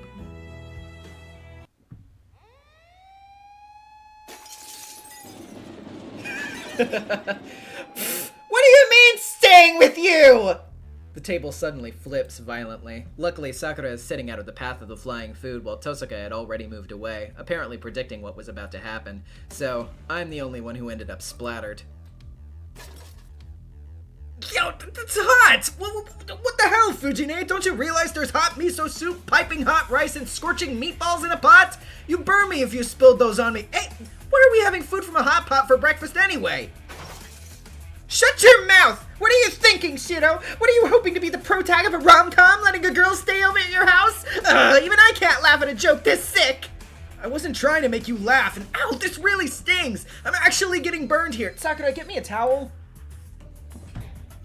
Here you go. I've got a cold, wet towel, senpai. Thanks. Oh, I just found a chicken meatball in my shirt. It's freaking hot! Forget the towel! You need to explain yourself, Shiro! This isn't some sick joke, is it? Of course not. You know I don't like to kid around about these things, right? Anyway, Tosaka is staying here. Complain all you want, but it's already been decided, so there's not much point. Objection! I don't know what your intention is, but I can't allow it. Big sister will not allow you to live with a girl under your roof! Fujine roars. Well, that went about how I expected. Fujine is my guardian, and she's also a school teacher. I don't think I'm getting out of this situation with 100 whacks from a wooden sword or even 100 cuts from a real one. But unfortunately, I have to find a way to live with this. Can you just let this go? I'm not doing anything wrong, and Tosaka and I aren't in that kind of relationship. It's just, we ended up kind of in this situation by accident, and I'm letting her use one of the rooms here for now. Shut up! I will not allow it! I won't allow her to stay. I don't know what's going on with Tosaka, but send her home, stat! She's not even willing to listen. 1 second. Water. This is bad. I guess she's not as easy to convince as I thought. Miss Fujimura, you say you do not approve of me staying here, but I already stayed over last night. Tosaka is so casual about how she puts it. Her words seem to be like cold water dumped over Fujine's head. Come again? Like I said, Emiya let me stay over last night. Well, actually, I've been here since Saturday evening, so I've technically stayed over 2 nights already. Right now, I'm staying in one of the guest rooms in the outbuilding, and my luggage is already there. What do you think, Miss Fujimura? I'm already staying here at this point. The color drains from Fujine's face. Shino, how dare you! Did you not even consider how Kiritsugu would have reacted if he was around? What would he have thought? My old man would have definitely been happy about it. Something about a man's worth or whatever. Can't even argue that. Kiritsugu was definitely a ladies' man. I get it. So he passed his bad habits down to you too, Shino, you goddamn idiot! Fujine grabs my collar and shakes me. Well, my old man did always teach me to protect girls. I'm not as chivalrous as my old man was, but I still agree. Even so. What? You want me to help you out? Guys have it pretty tough, though. Because of my chivalrous upbringing, I do have to keep in mind that cold-hearted as she is, Rin is still a girl. I beg of you, I can't get out of this myself. I need your silver tongue here. I nod in Tosaka's direction while Fujine shakes me. Okay, I'll make this quick. Miss Fujimura, the only thing you'll get from shaking Emiya is a weak squeak, so please stop. If you keep it up, you might even shake the breakfast out of him. If you think this look on your face is going to scare me. You've got another thing coming, Tosuka. I'm an educator, and Shido's instructor, so I will never approve of you staying over at this house. Fujine takes her hands off of me and turns towards Tosuka. It must be her feral instincts kicking in. She must have thought Tosuka would pounce on her if she kept her full attention on me. Why? There are plenty of students in our school who live in boarding houses. Isn't developing and nurturing students' independence part of our school's mission? Don't try to lean on fancy words to intimidate me. Besides, using this place like a boarding house isn't going to nurture your independence. This place is practically a dream house, with food always magically being served to you, practically sparkling clean, and the bath always full of warm water. Staying here will just spoil you. Fujine. That hardly seems appropriate coming from a teacher. Besides, students who live far away are the only ones who typically live in boarding houses. Your house, while it's further than here, is still close enough to commute. Even Sakura commutes from your side of the neighborhood, so there's no need for you to stay here, boarding house or not. Well, you see, my house is currently undergoing a major renovation. It's an old building, so a lot of places are practically falling apart. I was thinking of staying in a hotel until the renovations were finished, but I ran into Emiya and told him about my situation. He mentioned that it'd be a waste of money and offered to let me stay here. That does sound like something Shido would say. Yes, I was surprised by his offer since I hardly know him, but living in a hotel really would be a waste of money, and that would be especially unstudent-like of me. So I thought it'd be more beneficial and educational for me to stay at Emiya's house instead.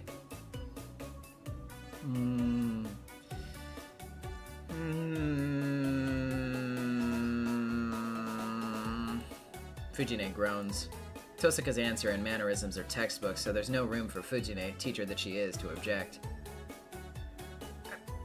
I understand now, but there's still one issue. You and Shido are the opposite sex, and I still don't love the idea of the two of you staying under the same roof. And what are you concerned about, Miss Fujimura? Well, you know, you're pretty and Shiro's a guy, so wouldn't want anything inappropriate to happen. That shouldn't be an issue. My room's at the far end of the outbuilding, while Emiya's room is in the Japanese-style room near the shed. Our rooms are about 20 meters away, and that distance shouldn't really create any issues. Well, the outbuilding does lock from the inside, and it's like a separate house. You see? Or do you not trust Emiya? You mentioned that you're Shiro's instructor. That would mean you know him better than I do. If you say he's the type of character who might do something like that, I may need to reconsider staying here. Don't be silly! Shido is an upright gentleman. He would never make a girl cry. Then there's nothing to worry about. I believe I can stay here without needing to worry because I trust Emiya too.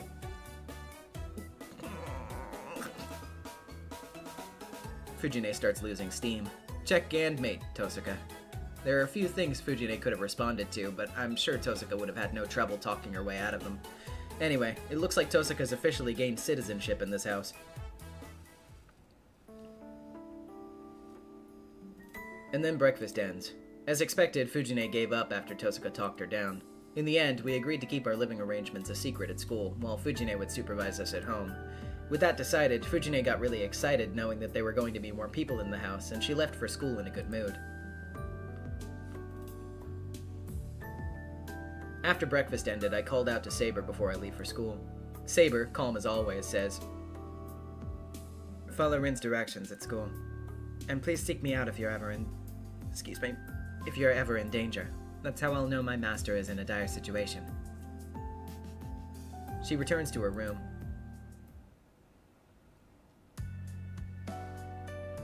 It's time to go to school. Then let's get going.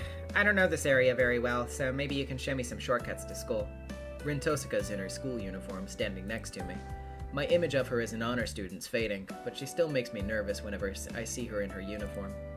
Just going to school with the prettiest girl is nerve-wracking enough, but on top of that...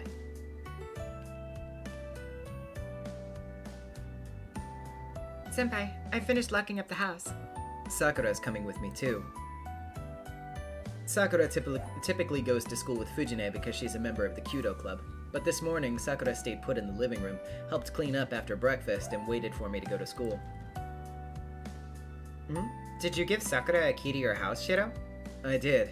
Sakura's never done anything bad, and she's been a big help to me all this time. So with all that in mind, I can't give you a spare key, but that won't bother you, right? I don't mind, but what's that supposed to mean? You do bad stuff. You probably don't even need a key anyway. I'm not foolish enough to make something so unnecessary. Oh, is that so? Fine, you're right. I won't need something like that anyway. Tosuka turns her head, huffing. Maybe I'm just getting used to her, but I'm starting to find these mannerisms of hers fascinating. What's wrong, Sakura? If you're done locking up, let's go. We've got Tosuka this morning, too, so I want to get to school as early as possible. Yes, you're right. We should go, if you insist. Sakura's reply is pretty unenthusiastic, and she trails behind us. This isn't good. Sakura seemed down ever since Tosuka convinced Fujine to back off. Fujine might have consented, but I have a feeling Sakura isn't convinced. I probably need to talk to her. Yeah, I should find a way to give these two time to get along and be friends.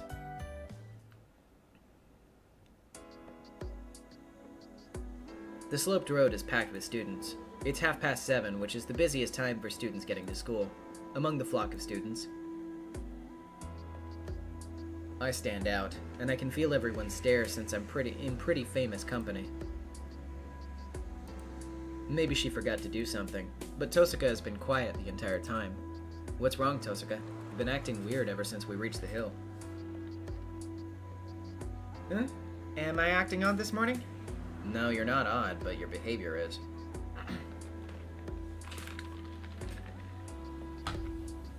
Water. Senpai, that's contradictory. I do not believe that was what Miss Tosuka was asking.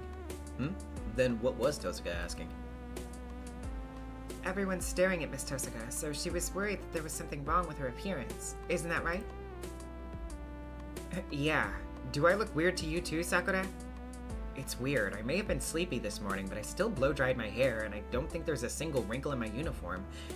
Maybe I have bags under my eyes because I slept in a new, unfamiliar place last night.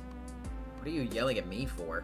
It's not my fault if you couldn't sleep, and even if that's where you got bags under your eyes, it's no big deal. Just forget about it. How dare you? Girls care about their appearance from the moment they're born.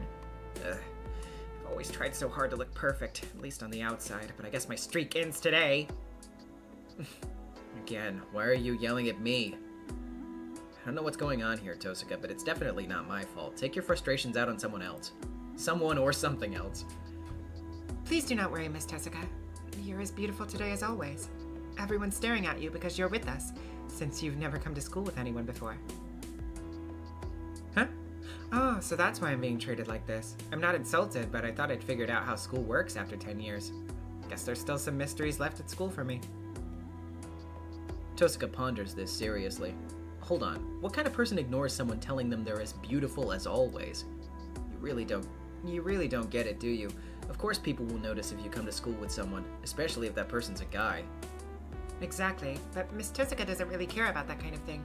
And that's why there's never been any romantic rumors about her. That's good to know. That means there's only been one victim who was taken in by her appearance and suffered the consequences. I whisper that part to Sakura as we walk a bit behind Tosuka, who still looks puzzled.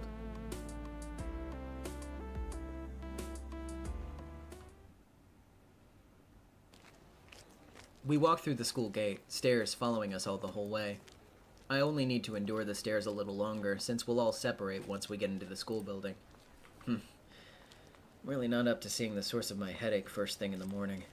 Oh, I'm really not up to seeing the source of my headache first thing in the morning. Tosuka mutters to herself as we head towards campus. Following Tosuka's gaze, I see a familiar face pushing his way through the crowd of students. Sakura! Oh, it's my brother. Sakura shivers at the sight of him. Shinji acts like he doesn't see us. Instead, he makes a beeline for Sakura and says, "Why didn't you come to the dojo? Who do you think you are taking a day off without telling me?" Shinji raises his hand, instinctively. Yo, Shinji. Working hard first thing in the morning, huh? I grab his hand and greet him. Amiya? So, you were at Amiya's house again, Sakura?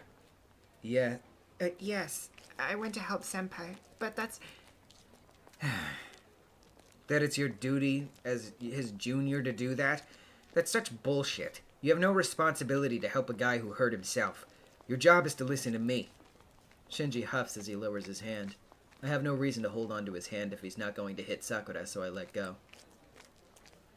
Do you take some kind of sick pleasure in getting in our way, Emiya? Sakura is a member of the Kyudo Club, so stop forcing her to do shit for you that makes her skip practice, okay? I don't... Oh, I don't have a response to that. Having Sakura come to my place to make breakfast does hold her up in the mornings. That's not true. I help Senpai out because I want to. I think you're going a bit too far, brother. Too far? That's my line, Sakura. So what if Emiya lives alone? If he says that he's fine alone, then you could just leave him be. I bet Emiya is more relaxed that way anyway. That's a terrible thing to say. Fine, but no more going to Emiya's house from now on. You didn't come to practice even though I told you to, so you should be ready for some punishment. Sakura gasps and freezes. Shinji tries to grab Sakura and pull her away, but the instant he does... Morning, Mato. Thought I'd just listen and not get involved, but that's quite the conversation you're having. Totsuka? Why are you with Sakura? Shouldn't be that big of a surprise. Sakura is Emiya's friend, and I'm an acquaintance of Emiya. That's why the three of us walked to school together this morning. Did you not notice? What? You know Emiya? That's right. As a matter of fact, we're good enough friends that we might be going home and coming to school together, which is why I'm considering being friends with Sakura too. With Emiya? Shinji glares at me. It might be my imagination, but I feel murderous intent from him that goes way beyond just animosity. And while I haven't really been getting along with Shinji lately, I don't remember doing anything that would make him resent me anywhere near this much. Huh, don't be ridiculous. This is a bad joke, Totsuka. There's no way you would hang around a guy like Emiya. Oh, I know, you probably got it all wrong. Yeah, sure, I was friends with Emiya before, but we're not anymore. Emiya and I are long since done being friends, so you don't gain anything by being friendly with him. Is that so? Well, that's a relief since I never had the slightest interest in you. Whoa there. I feel bad for Shinji. If I were in his shoes, Totsuka's words would be traumatic enough. I probably wouldn't recover for a good while. Why, you... Oh, and by the way, Mato, about your conversation earlier, I thought morning practices for the Kyudo Club were voluntary. I never heard that you needed permission to be absent. I'm sure this would be news to Miss Fujimura, and Ayako as well. Gosh, shut up! It's none of your business what an older brother tells his little sister. Don't poke your nose into our family affairs. Oh, I completely agree, and that's why you wouldn't have anything to say about Emiya's home either. Honestly, you've got some nerve, causing a scene like this so early in the day, Mato. Shinji retreats a step, still glaring at Sakura and me in the process. Fine, I forgive you for this morning, but you won't get a second chance, Sakura. If something like this happens again, I'll put you in your place once and for all. Shinji heads towards the school building after making his big pronouncement. He turns tail and run after Totsuka gave him such a dressing down. Atropos the $5. When I'm not drunk and modding, the die gif I'll make. Mark my fucking worms. This fucker will not survive my wrath. I need to say mark my fucking worms more often. Jesus Christ. Anyway, yes, Shinji die gif, please. We need it. We need it desperately.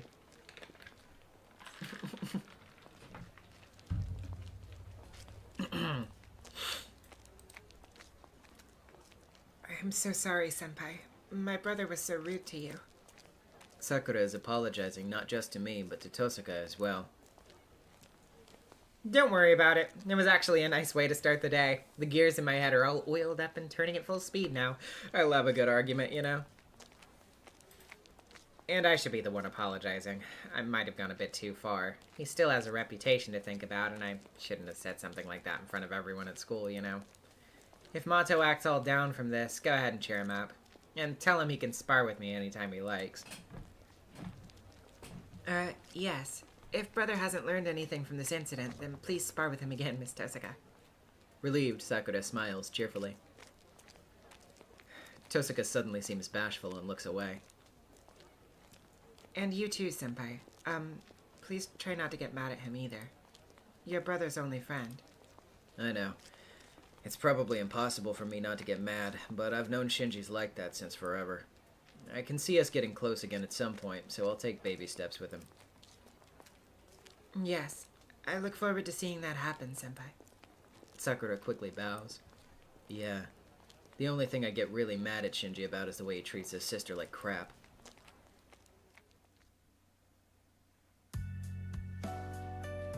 Let's have another good day, Senpai.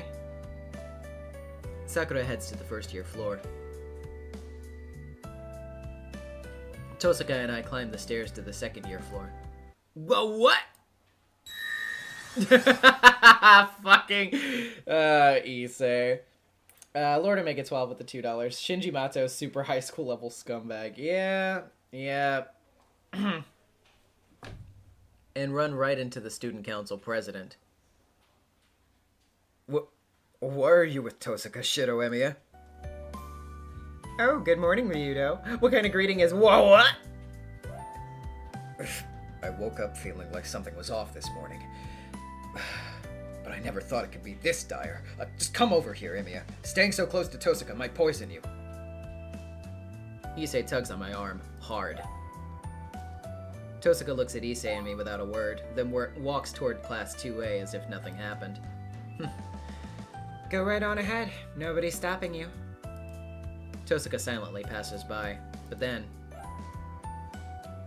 Shido, rooftop, lunch. She whispers that to me so that Issei won't hear.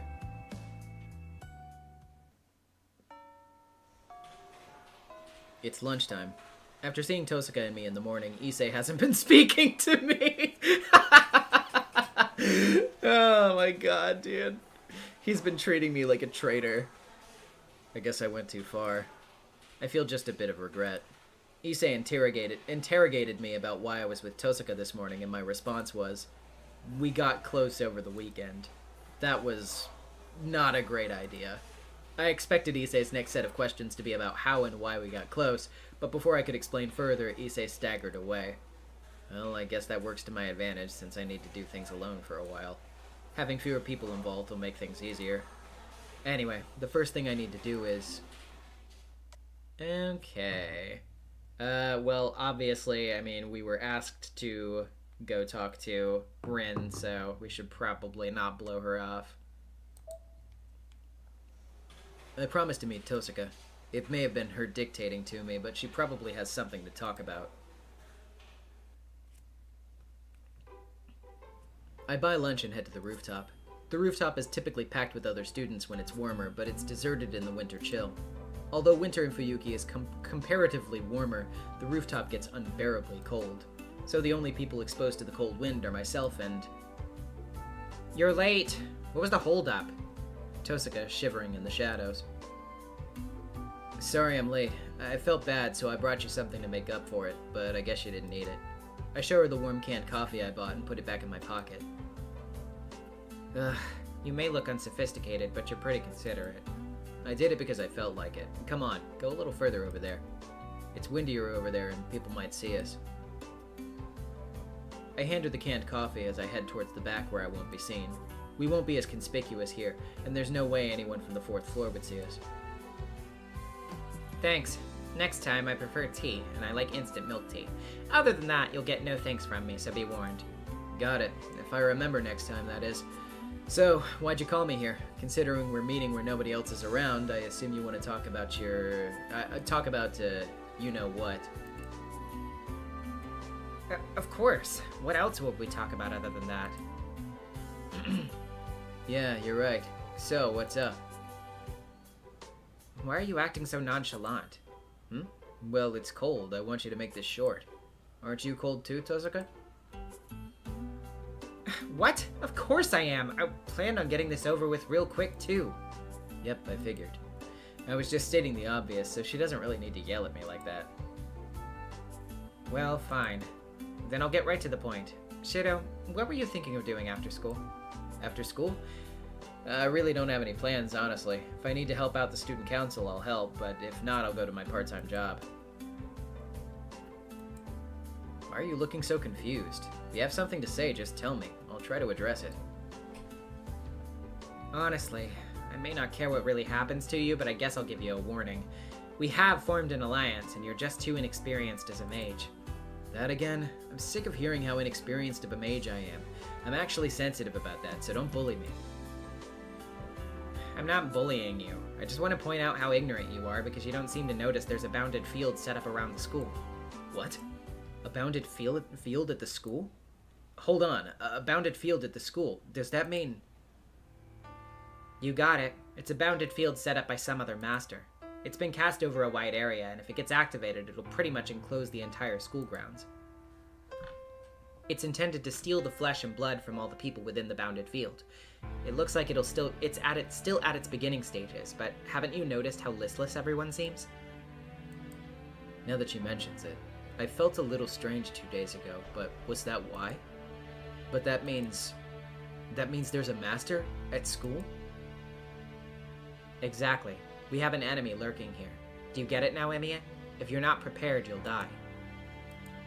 My relaxed demeanor fades and I tense up. So do you know who this master is, Tosaka? No. I have some ideas, but I don't have solid proof. Well, actually, I do know there's another mage in this school, but a mage isn't necessarily a master. There are cases where amateurs become masters, like you, so I can't be sure. I'm still a mage and not a complete amateur, and Hey, hold up! Did you just say there's another mage at this school?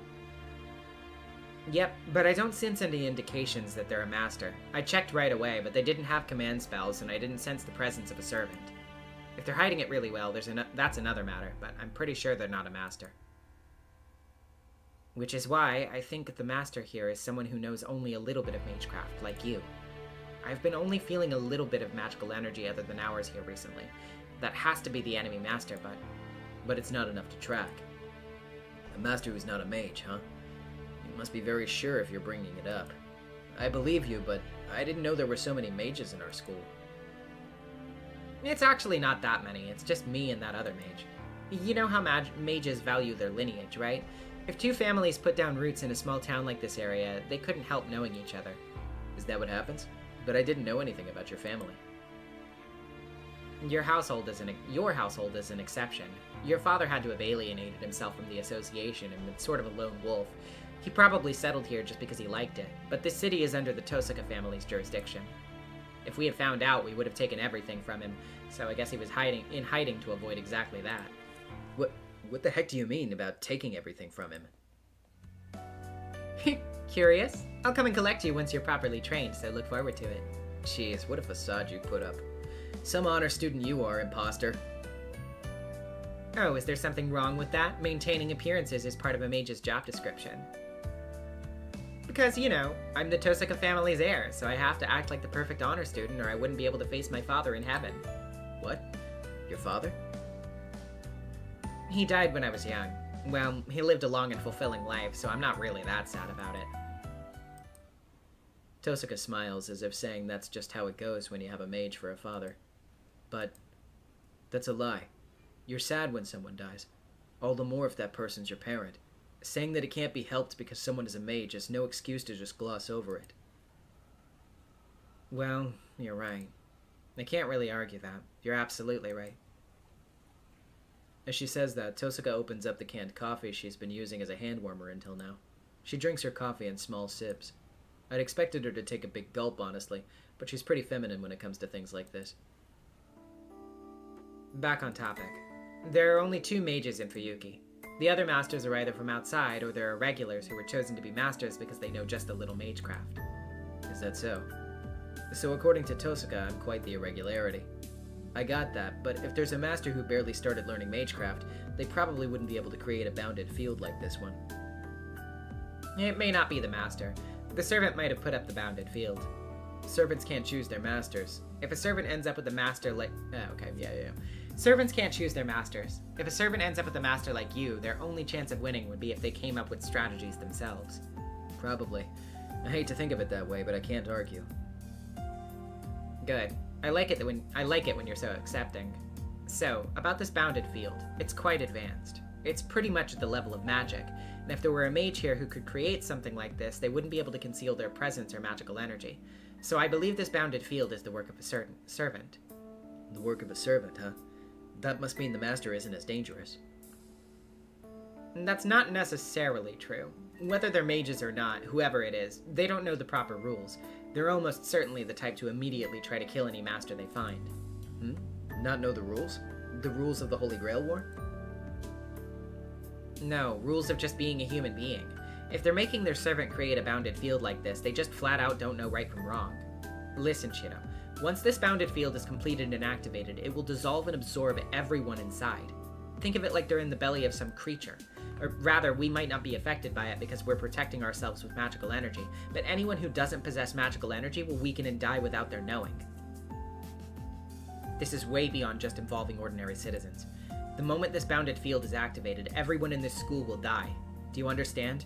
There's a master in this school who's willing to make a bounded field this awful. My vision blurs momentarily. I take a deep breath so I can make sure I fully comprehend what Tozuka is trying to say. But it stops there. I attempt to imagine the worst possible outcome, even if my imaginings may fall short, and I keep that image deep within my heart and accept the position I've been placed in. I get what you're trying to say. So, Tozuka, can't we try to destroy this bounded field? I tried, but it was impossible. I found all the sources for it, but I can't destroy them. The only thing I can do is to temporarily weaken the sources to delay the whole thing from activating. So long as you're here, the bounded field can't be fully formed? I can only hope, but that's wishful thinking. The bounded field is already set up, and the magical energy needed to activate it is gradually accumulating. According to Archer's estimate, everything will be ready in about 8 days.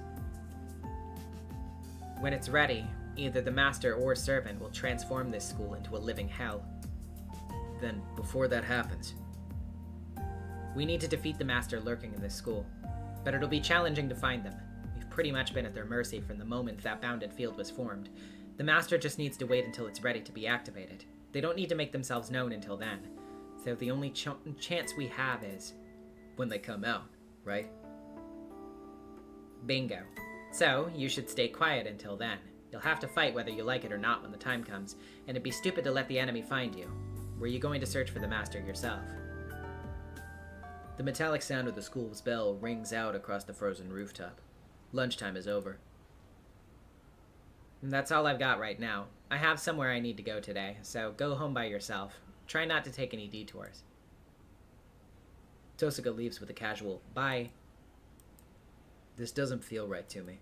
Learning that masters may attack other masters is enough to make me anxious, but a bounded field around the school? But now there's a possibility that innocent people might get dragged into this too? That's not what masters do. That's just what a mass murderer does. So I need to find whoever set this bounded field up before it's activated, find them, and destroy them utterly. Once more. Rejoice, Shiroemiya. Your wish shall. I shake my head, trying to ignore the words that pop right up into my mind. I never wished for this. Wishing for bad guys to show up so I can defeat them is not what I do.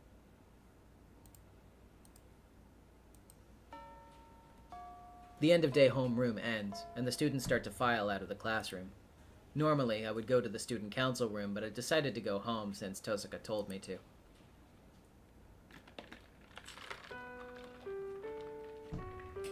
The gate is still locked. Oh, right. It's been a while since I came home this early. I usually help out doing odd jobs or go to a part-time job, so it's rare for me to come straight home from school.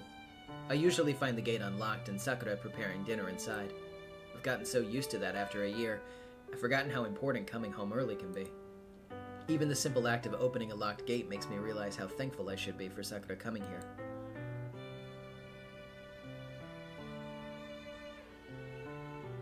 I'm home. I step into the hallway as I call out. The moment I enter the living room, I see the blonde girl. You're back, Master. For a split second, as I see Saber, I feel like I've been hurled into a dream of some sort of fantasy.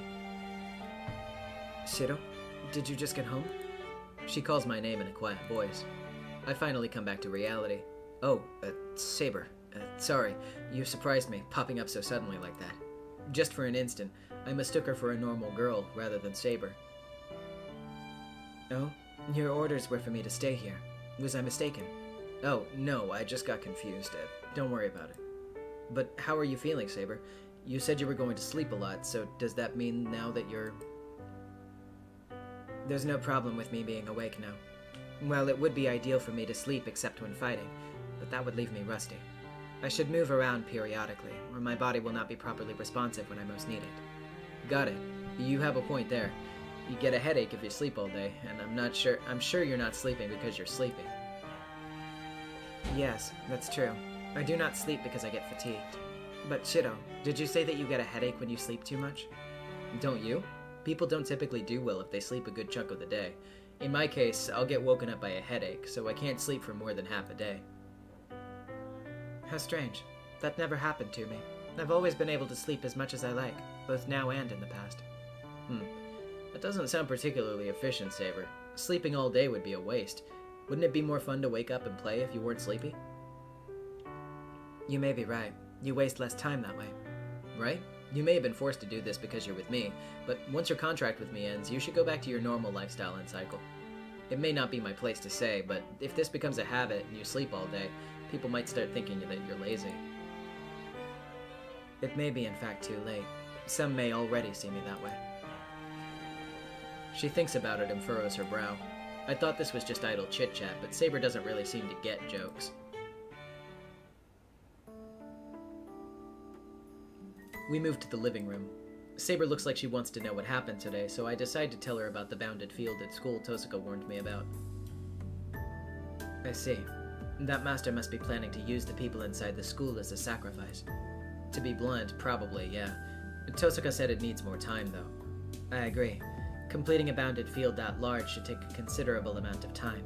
It's possible to enclose the school building, so it was most likely chosen to function in a manner similar to a temple altar. I believe it would take at least 10 days to fully activate a bounded field of that scale. 10 days.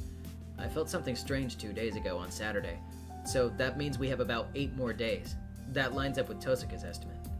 Yes. Yes. Whether that bounded field is meant to gather sacrifices or is intended to solidify the opponent's defenses, both will pose a problem for us if we permit its completion. We'll need to find the master who created this bounded field before that happens. Yeah, Tosuka said it would be challenging, but it should be easy to identify someone if they're lurking in the school. We need to do everything we can to find them and make them stop the bounded field. The chances of them being someone from the school are pretty high, considering where they set up the bounded field. A student or teacher. Starting tomorrow, I'll search the school as thoroughly as I can during lunch and try to find anyone suspicious. Other than that, we'll need to find out what kind of servant they have with them. Then again, we'll only learn that once we've found them. Then the only other thing I can do right now is to think about the servants I've encountered already. Saber's awake, so now's my chance to ask her about them. Okay then. All right. Well, can you tell me a little bit about the one that took a chunk out of my entire body, please and thank you? That giant. I should ask her about the servant who overwhelmed Saber, Berserker. According to Saber and Tosuka, he's likely the strongest servant, if only in battle. Saber, what would happen if you fought against Berserker again? Would you not be able to win with me as your master? I'm Saber's greatest weakness. So I ask whether she's unable to demonstrate her full potential just because she formed a contract with an inexperienced master like me. That's not the case, Shido. Even if you were a prepared and experienced master, you would not alter the fact that Berserker is an extremely powerful foe. You need not blame your own immaturity as a master in this matter. That may be true, but it doesn't change the fact that you have a lot of limitations placed on you. So, let's say that you were at your full potential. No. Even were I at my full potential, it would still be difficult to defeat Berserker. Or rather, it's likely impossible for any servant to corner that giant. Shido, do you remember the battle that night? Berserker easily deflected Rin's Magecraft attack. However, he does not have magic resistance like I do. He simply nullified Rin's Magecraft with his own brute strength. I did see that, but is that surprising? That just means Berserker's body is tough, right? No, that's not right. Berserker did not endure Rin's Magecraft. He simply repelled it. There's a significant difference. If he had endured the attack, it would have meant that his armor would eventually break if a single spot were attacked repeatedly. Repelling it is another matter entirely. That means Rin's Magecraft never reached Berserker to begin with. Didn't reach? Does that mean he nullified magecraft like you do? Yes, but as I mentioned earlier, Berserker does not possess magic resistance.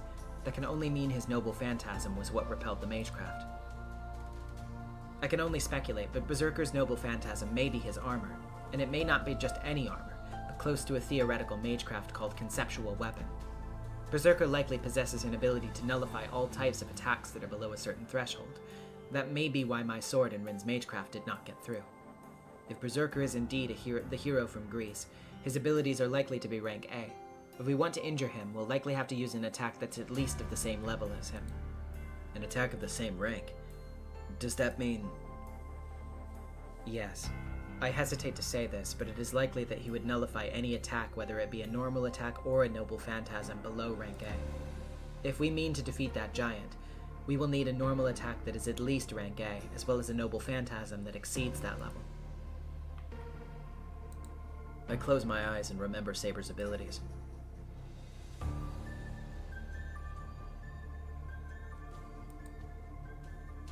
Saber's strength. Her normal attacks are rank B, and her noble phantasm is rank C. Unbelievable. If what Saber is saying is true, there's no way we can even hurt Berserker, let alone defeat him. Wait a minute.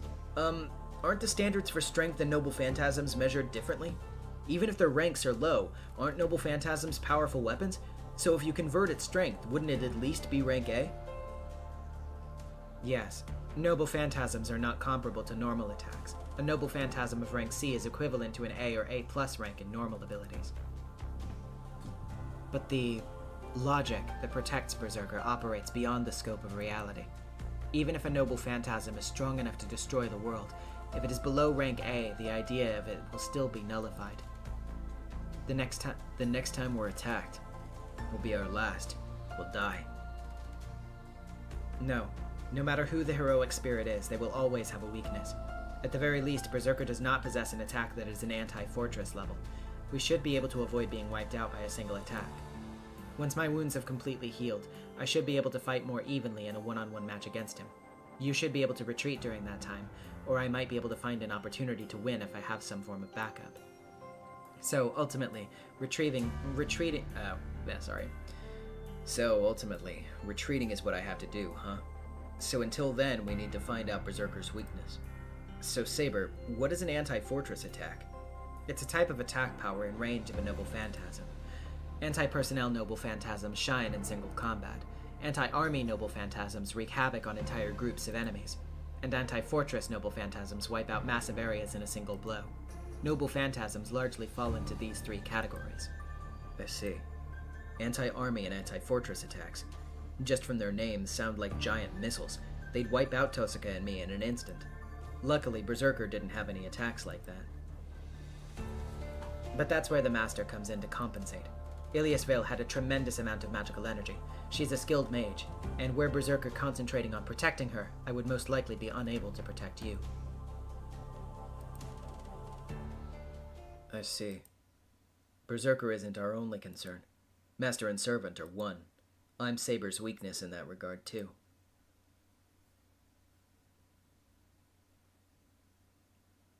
So, about the other servants. Please wait, Shido. Someone's entered the gate of this property.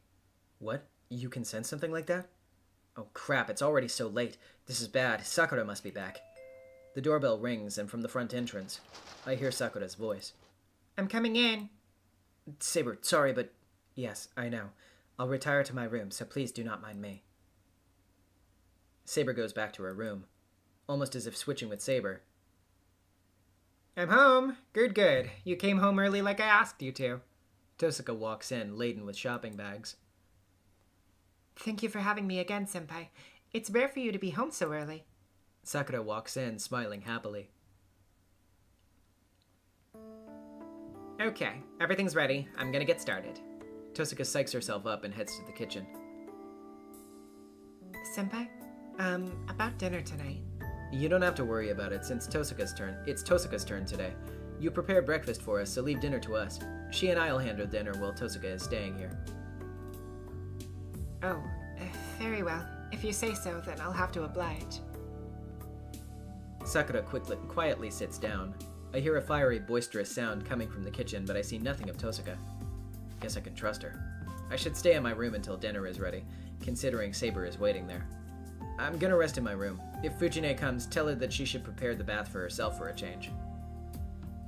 Oh, okay. Please go relax, Senpai. I'll come and get you once dinner's ready. Yeah. Oh, by the way, don't forget to knock when you come into my room. It's a little before 6 o'clock. I figure dinner will be ready around 7 o'clock. I return to my room and find Saber sleeping in the room next door. Bummer. Thought I could talk to her a little more. I click my tongue with disappointment and sit down. Wait a minute, what am I thinking? There's nothing else I can talk to her about apart from the Holy Grail War. Besides, I don't know how to act around Saber. Oh well, if she's asleep, I'll just let her rest. I mutter to myself and stare at the hands of the clock. Last night, Saber, Tosaka, and I ate dinner. But today, Sakura and Fujine are in the mix as well, making it 5 people. Oh, actually, Saber can't join. As long as Fujine and Sakura are around, I can't have Saber come out of her room.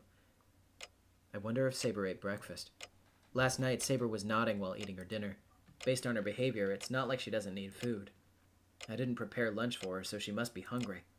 Once Fujine and Sakura go home, I should warm some dinner up for Saber. She'll have to eat alone, but there's nothing we can do about that.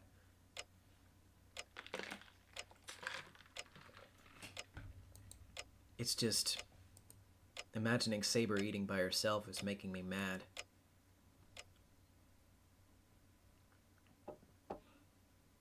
Shiro, are you awake? Oh, okay. It's actually Rin. Shiro, you awake? Tosaka knocks on my door and peeks her head in. Tosaka? What's going on? Nothing. Dinner's ready, so come on out. It's already that time. I pick myself up, glance towards Saber's room, and head into the hallway.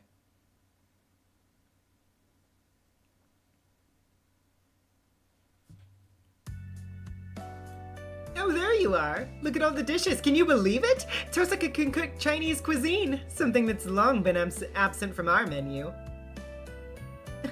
Fujine dances excitedly around the table, which is laid out with dinner. Now that she mentions it, it does all look to be Chinese dishes today. 4 big plates decorate the table. Crab meat with egg omelet, shredded beef with green peppers, a vegetable stir-fry with some fancy meat I've never seen before, and for some reason a plate full of steamed shumai.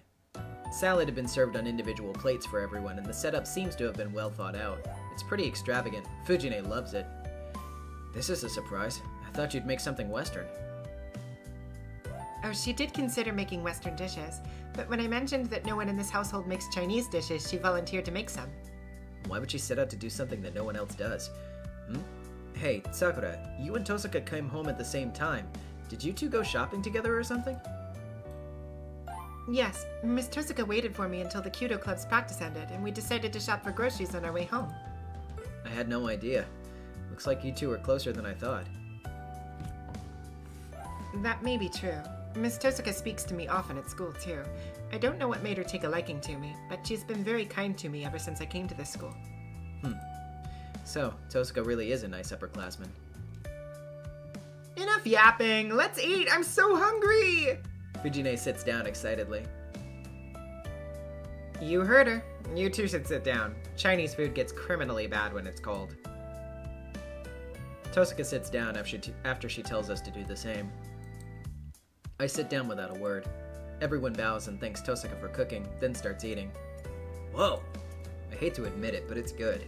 I've never cooked Chinese food because I've always thought it all tastes the same, but Tosaka's dishes make me realize it had all just been bias on my part, and I find myself regretting that.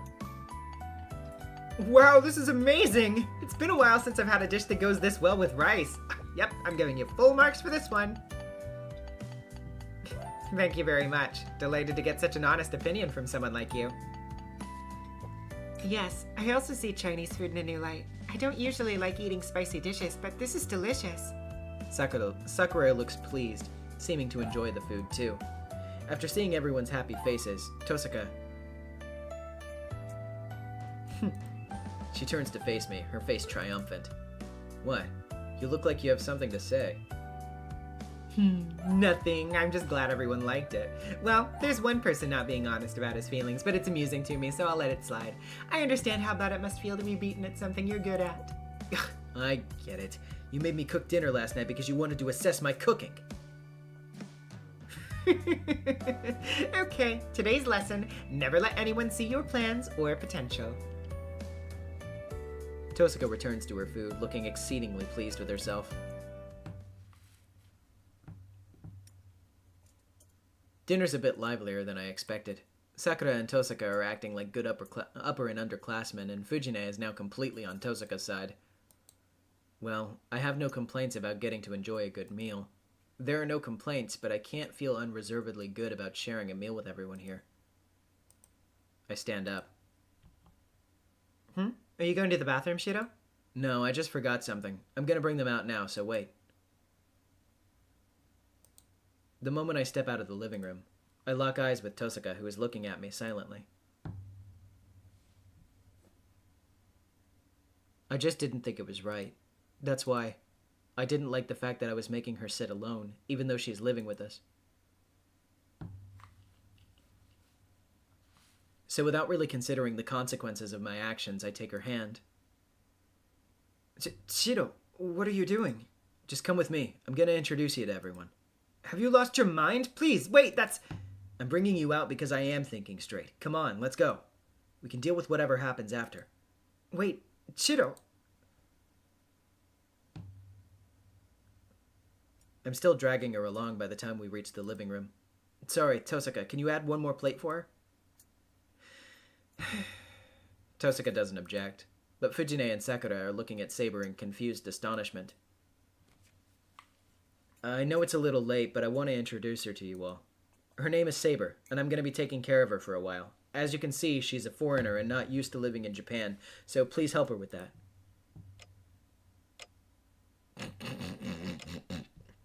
Fucking black and white filter. The two don't react. It's understandable, but I can't really find it in me to care right now. Come on, sit over here, Saber. It's better when you eat with everyone. It is true that it would be more efficient, but There's no need to be bashful. You're going to be living with us from now on, too. If we're going to live together, we should eat together, too.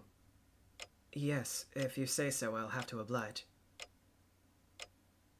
You can't do... You can't do that! My ears!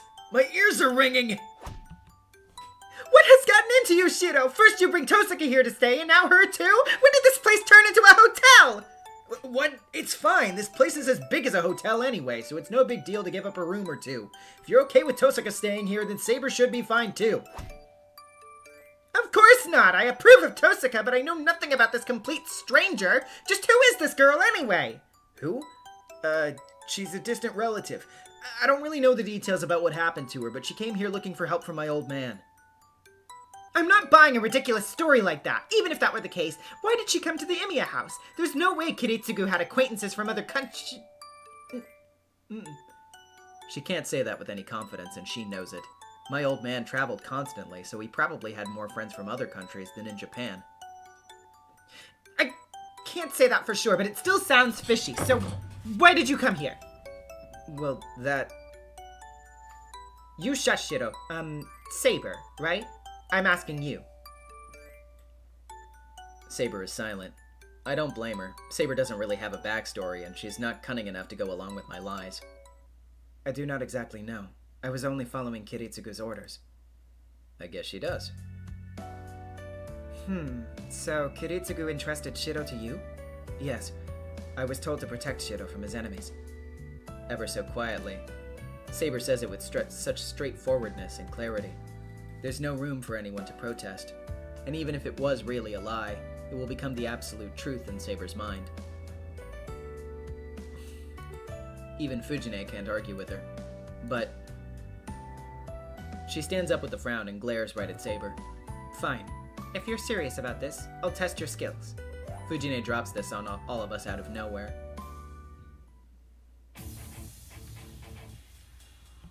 And, with the sound of whooshing wind, Fujine takes us outside.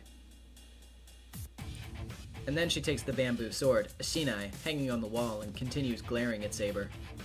Okay, what the hell is Fujine thinking? You said that you would protect Shiro, which means that you must at least be somewhat disciplined, right? Are you telling me to take a sword? That's right. I'll accept this if you prove that you're stronger than me, but if you're weak, I'm sending you back home. I do not mind, but I do not see the sense in this. I'm supposed to be the one who protects Chiro. I'm going to be right by his side until he grows up to be a man. Saber doesn't seem to fully comprehend what Fujine's intentions are. Then again, none of us do. Like I said, I don't need anyone weaker than me around. If you say that you're stronger than me, you should be more dependable, right? And if you are, maybe I can entrust Chiro to you just a little. Fujine swings her shinai around with a pout. Understood. I just need to convince you, correct? That's right, but convincing me will be no easy feat. No sooner has Fujine said that she practically leaps forward, rushing towards Saber, brandishing her shinai.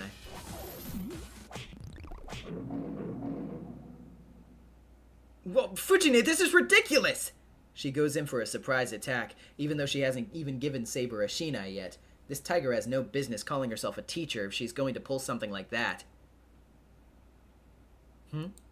Saber stands there in a daze, taken aback by Fujine's surprise attack. Fujine swings for the body. Fujine tilts her head in confusion. Well, yeah, we're all dumbfounded and we're just watching, so it must be even stranger, like the mystery of the Hanging Gardens of Babylon, for Fujine, since she's the one who experienced it firsthand. Saber's still standing. The only difference is that she's now holding the shinai Fujine had in her hand a heartbeat earlier. For real? I don't know if this is for real, but it definitely happened. Saber isn't even holding the shinai she took in a ready position. Fujine is frozen in her tracks, right in front of Saber. Fujine is a kendo expert whose skill is supposedly unmatched. The experience probably made clear to her that Saber is on a completely different level. If you require me to take a ready stance, I shall. But I do believe that you're skilled enough to realize I've already proved my point.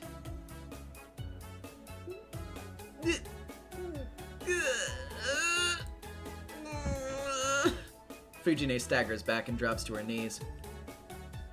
The contest is over. Do you approve of me? Fujine slumps her shoulders and droops her head low. Just when I think she's about to retreat quietly.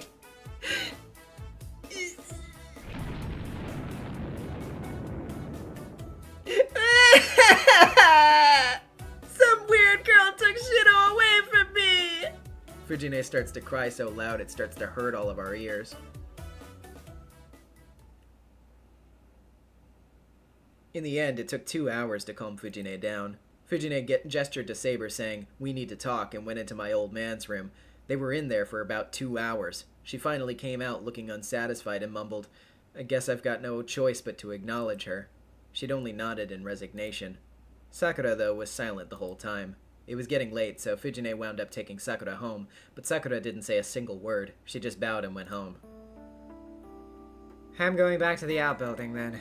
That's all Rin said. Come to think of it, Tosaka's been quiet all this time, too. Sorry about that. I bet you're thinking I did something stupid again. Not really. The only thing you're doing is trying to add some unnecessary flab to your heart to make yourself feel better. If you keep on doing things like this, you're really going to get yourself into trouble.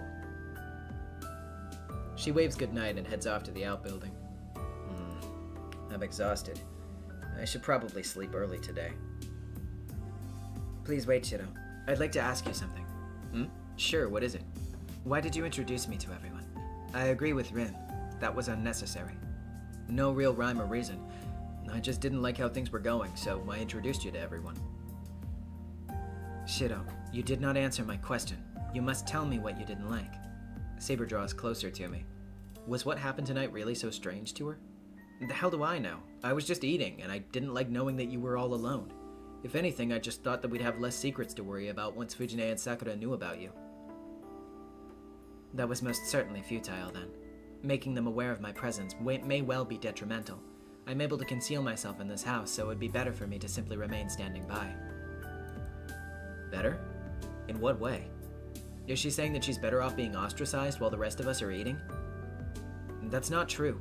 You may be fine with it, but I didn't like it. It's not about logic or sense. I look away from Saber.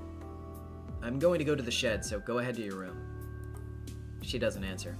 I turn my back on Saber, who seems unconvinced by what I said, and make my way to the shed.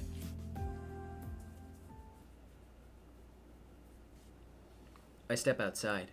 The tranquil yard is lit by pale moonlight. The winter sky is clear enough to see the stars above me.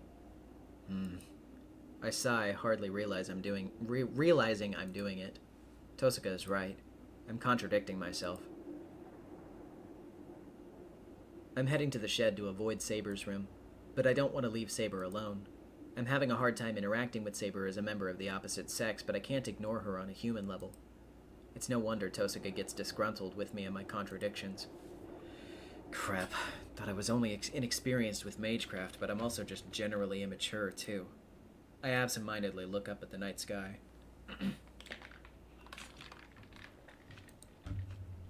The night drags on. My inexperience is all the more reason I can't skip out on my training. All I can do is to keep on believing that if I work hard enough, I might someday attain something.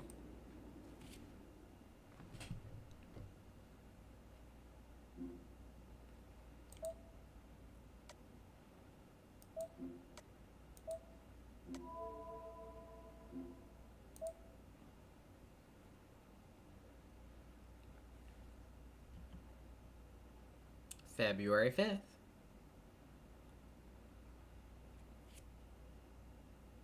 We're probably gonna end up going a little bit over that 5-hour mark, I assume. But unless this day just ends up going really, really long, then we will probably make this day the last of what we do for tonight. And if it ends up going for way, way longer over the 5-hour mark, then we'll probably just find a place to stop. That's my plan. A night passed. After getting ready just like I would on any normal morning and heading to the living room, I'm greeted by the most complicated breakfast table scene of my life. Oh, sorry, Sakura, I can't eat butter. Pass me the marmalade. Is that so? I thought you didn't enjoy sweet things, Miss Tosuka. And that's nonsense. All girls like sweets. It's not that I don't like sweet things. Just shouldn't have too much of them. If I'm not careful, things could start building up in places I can't see, so I limit myself to eating sweets once a week. So why marmalade? I have sugar in the morning. Besides, I should have some sweet things, or I might pay for it later. I see. Even if you only eat twice a day, it'd be a big problem if you ended up eating twice as much. Exactly. Hey, I wasn't gonna say anything, but you sure eat a lot, Saber. You might have a small frame, but you eat just as much as Sakura. Do you think so? I think I eat an average amount. I'd like to point out that the toast Sakura ate was twice the size of mine. That's not true. Miss Tosuka, Saber, and I were all served 2 pieces of toast. Yes, but the thickness was different. One was 1 centimeter thick, while the other was 2 centimeters, which tells me you eat quite a lot, Sakura. You're in a growth spurt, so there's no problem with you taking in nutrients. Rin, instead of eating only 1 slice, you should eat everything that's been served to you. I said I can't, okay? Everything I eat doesn't just go straight to my chest like Sakura. And if I eat all that in the morning, I'll just end up storing it. I don't usually even eat breakfast, so I'm already compromising. Miss Tosuka, I suggest you not say that in front of Senpai. You can continue mentioning that you accumulate things, but why are you avoiding using specific terms, Rin? Like I said, places I can't see on my body. Well, Sakura accumulates in places you can see, so that doesn't count. Please don't talk about that kind of thing! I take a bite of my crispy toast. My brain just can't follow the situation unfolding in front of me, so I just stay out of it and focus on my toast. There's nothing for me to really add to this anyway. Guess I worried over nothing. For the time being, the 3 seem to be getting along. Tosuka's the same as always, and Saber's warmed up to the girls a good bit more than last night. Sakura still seems a little hesitant around Saber, but it doesn't look like she dislikes her. I'm concerned that Fujine is not here, but I'm sure she'll come tonight. Last night must have really done a number on her. But she'll probably come by for dinner, and I think she'll be in a better mood by then. Breakfast ends and I start cleaning up. Senpai, are you sure it's okay to leave the washing to you? Yeah, it's the least I can do. You have to get going to your club, Sakura. Considering what happened yesterday, you should probably go. Yes, Oh, go on ahead, Senpai. Sakura bows to Tosaka too and leaves the living room in a hurry. Now there's only 3 of us. With Sakura gone, the people remaining all share a common secret. Well, I shall excuse myself as well. Please call for me if you need anything. Bye, Saber. Oh, bye, Saber. I'll look after Shiro, so keep an eye on the house while we're gone. Yes, please take good care of Shiro, Ren.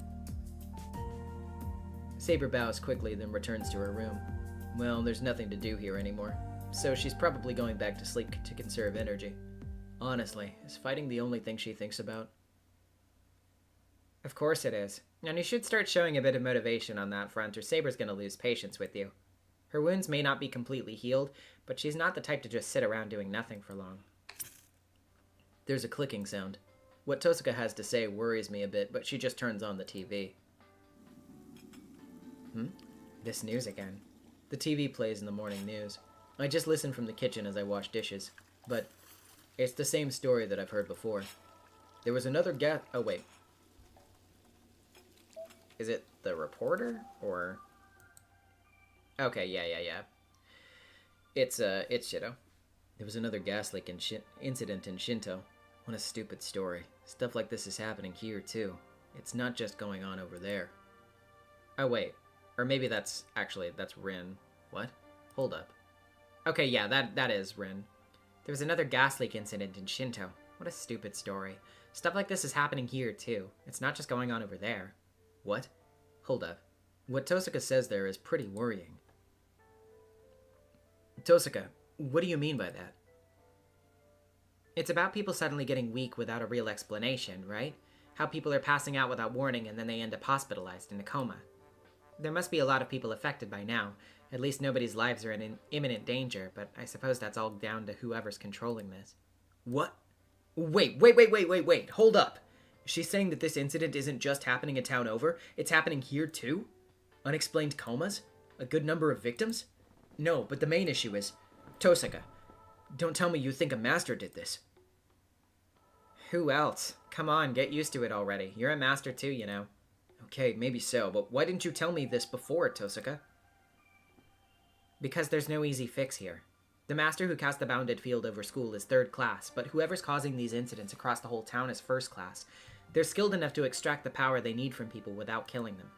And while gathering energy that way might be slower, they're staying within the rules for mages, and they don't need to exert themselves to accomplish this. This master is stealing the life force from everyone in town, one of the simplest forms of magical energy, from a remote location. From a remote location? Can someone really collect magical energy from a distance? They must be a really skilled mage. Only a truly great mage would be able to cast a net over 2 towns like Shinto and Miyama to absorb energy like that. Or maybe they lucked into a superb spiritual site. Father mentioned that Fuyuki has a ley line, so if they built a base there, it would be easy to collect life forces. Hold on, Tosaka. I didn't find any materials in Father's study about this, so if there are any, they'll be in the Great Master's study. I really don't want to go in there. That place is uninhabited and scary. Which would mean I might have to ask Kid. No, I don't really want to owe him anything. Tosaka, hey. I try to get her attention, but she doesn't respond. Great, Tosaka is off in her own little world.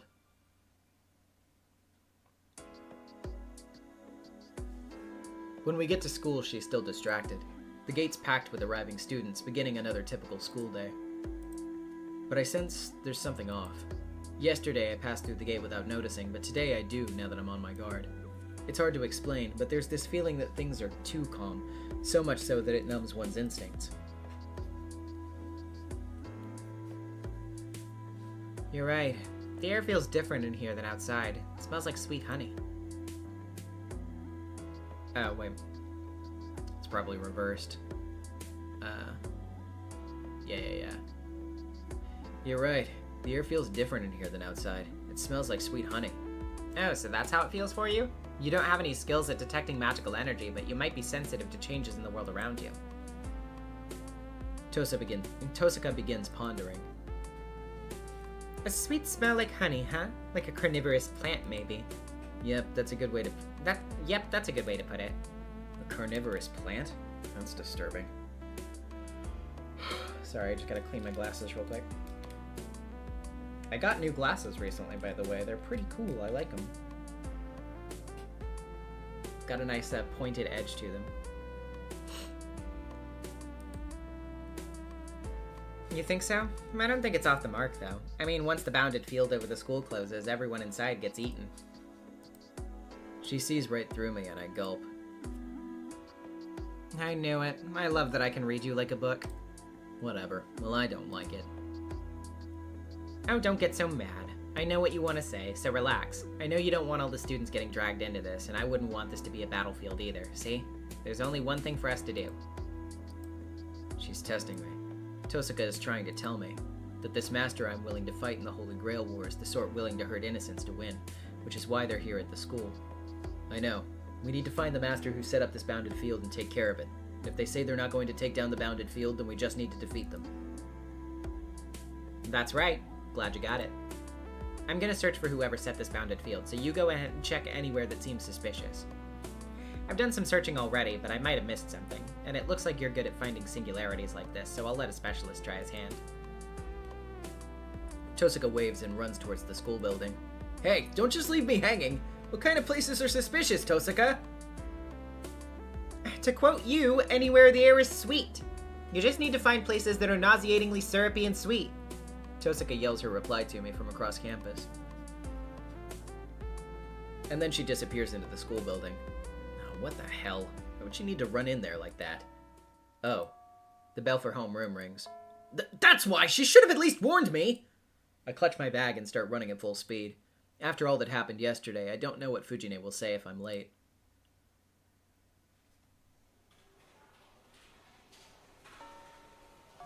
It's lunchtime. Temporary though this break from classes is, students rush back and forth across the whole school. Okay, won't look suspicious if I wander around now.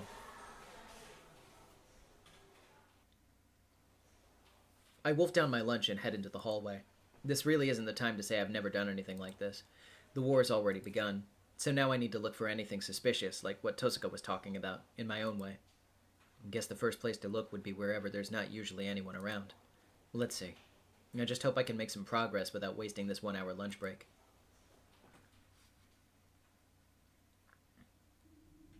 After I've searched the building, I'll take a look outside just to be sure. I didn't see anything strange at the athletic fields or behind the buildings, but this area seems different. Don't tell me this is... I found a few suspicious spots around campus. Behind the stairways, dead ends, empty classrooms, and other less public places. This place is different. Everyone gathers here every day, so it's a far cry from the isolated, deserted places I've checked.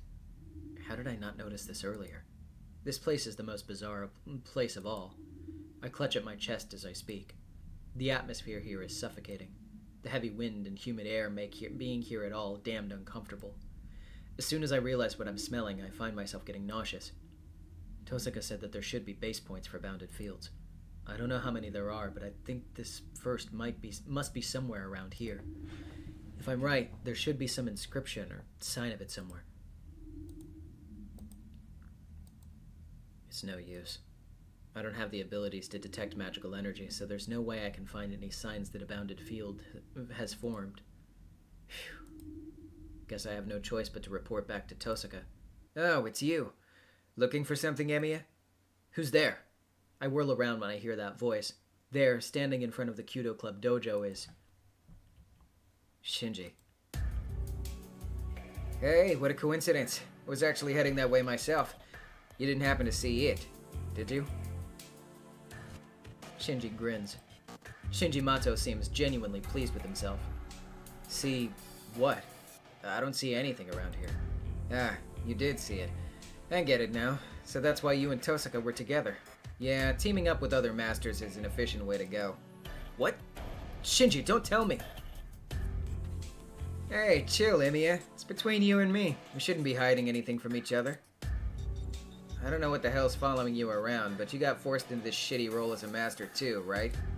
Shinji's so blunt about this, not an ounce of hesitation. He's a master and not at all shy about it. Don't tell me. You're a master, Shinji? That's what I've been saying. But hey, don't get me wrong. I've got no intention of fighting anyone. Sure, I'll kill anyone who tries attacking me, but I won't do anything if people leave me alone. See? We're a lot alike in that regard, aren't we? Shinji giggles. From what he's saying, it's clear that he's a master, but... I'm actually surprised to learn that you're a master, Emiya. 1 second. I was trying to drink water and then I got a block of ice instead. Okay, there we go. I'm actually a little surprised to learn that you're a master, Emiya. So, why don't we have a nice little chat? One shocked master to another. A chat? I don't mind, but what are we going to be chatting about? About what's going to happen, obviously. I've already told you that I have no plans to fight, but the rest of the participants sure do. So it'd be best to be ready for anything that might come our way, don't you think? Might be scary alone, but not so much if there's 2 of us. Is Shinji asking me to team up with him? Well, this probably isn't the best place to talk about this kind of stuff. Who knows who might be listening. Why don't we go somewhere else? Maybe we can talk at my house. Tosuka wouldn't be able to spy on us there, and we'll be safe even if we're attacked. Go somewhere else? Are you crazy? Lunch break is almost over. So, if we wanted to talk... You are so freaking boring. So what if we skip class? Let's just go. Glad to know that you're a master too. Don't ruin the moment. That's no reason to go. People would get suspicious if we skipped class. You just won't budge, will you? Oh, I get it. Yeah, you're right. You should be on guard. But don't worry, I'm not gonna attack you, no matter what. Do you really take me for the kind of guy to stab you in the back? Huh? Oh, yeah. I guess I shouldn't just casually follow you, huh? Well, whatever. You have a servant hanging around you too, so I'm not gonna pick a fight with someone so dangerous. Does Shinji think that I have Saber with me right now? Actually, no. Shinji just can't see the servant in spirit form. That's why he thinks I have Saber with me. Just come on. If Tosuka finds out, neither of us will be able to live to tell the tale. Shinji starts to walk away. I guess I have no choice but to follow him. I'm interested to hear what Shinji has to say, so at this point I should just give up on attending afternoon classes. We walk up the hill. We're in the residential area with Western-style houses in stark contrast to my house. I hear Tosuka's house is at the top of the hill, and I remember the Mato house is right below it, like it's trying to hide or something.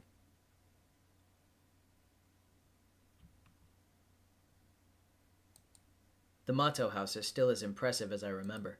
I visited a few times during middle school, but I haven't been near it recently. I haven't been invited since Shinji and I drifted apart, and above all, Sakura doesn't like me coming here.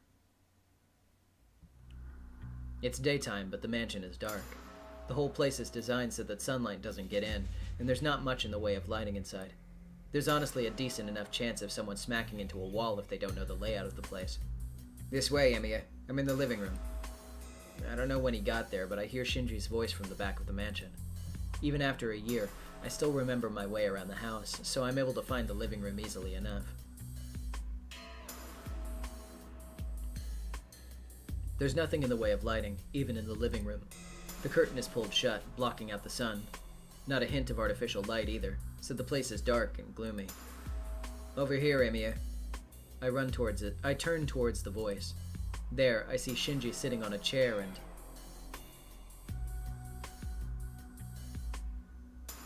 a woman, dark like obsidian, standing behind him. Well, well, well. Let's, tab through here. Ryder.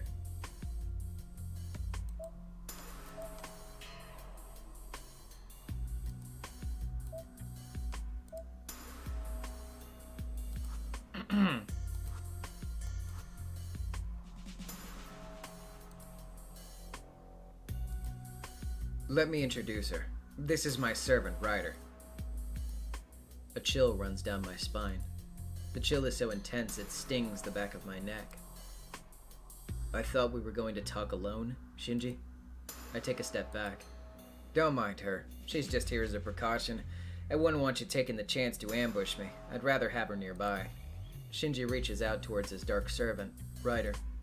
His fingers caress along her waist, then stroke down her thigh. Ryder doesn't move a muscle. She's still as a statue, keeping watch on me through veiled eyes. I imagine she can even see my fingertips shivering. Some hospitality you're showing to a guest you invited. You might be going a bit far with your caution, Shinji. I'm just kidding. I know perfectly well you're not the type to do something like that.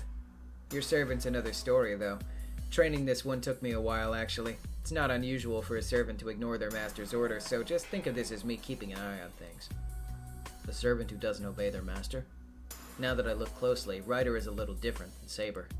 Saber is silent, but she's not frosty. I sense only coldness from Ryder.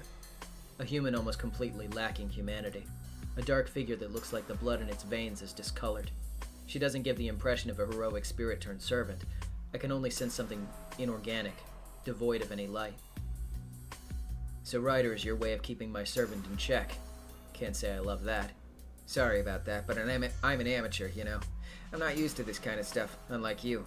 You'll have to forgive me for that. Can't say I'm exactly used to this either. That's so.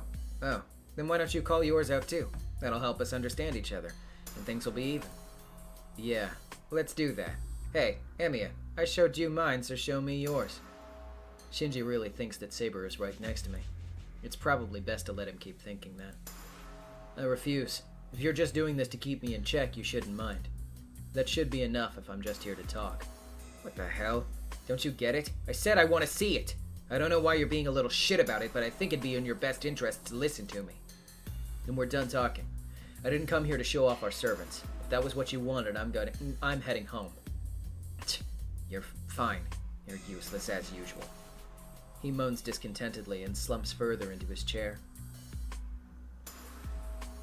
Okay, let's talk then. There's really only one thing I want to talk about anyway. Yeah, as I was saying earlier, want to team up with me, Emiya? I might have become a master, but I don't know what the hell a Holy Grail War even is. I'd rather work with someone I know I can trust than to do this by myself. Hold up. I want to ask you something. My answer will depend on your response. What's that? You want to know why I became a master? I nod. As far as I know, Shinji's not a mage. Until I find out how Shinji was selected to be a master, I don't intend on working with him. I hear mages are the only ones who can be masters. I may be inexperienced, but I'm training in magecraft. I became a master because I formed a contract with a servant by sheer coincidence. Did you accidentally summon a servant and get dragged into this Holy Grail War too? If that's what happened with him, we're in the same boat. I don't think I'd be able to refuse his proposal to team up in that case. So, you became a master by coincidence, huh? Good.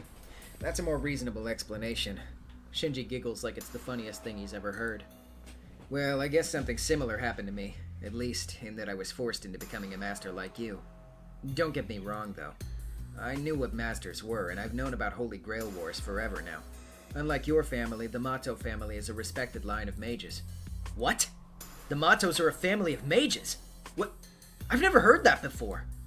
Wait, does that mean you... And Sakura, his sister, have also trained in magecraft?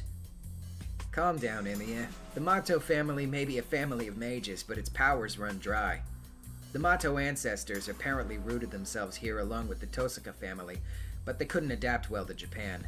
And as generations went, the, magic circuits? Yeah, those started to dwindle. By the time I was born, the Mato bloodline was pretty much back to the point of being more or less ordinary humans. That's why there are no mages in the Mato family. It's just a line that used to be mages. Used to be mages.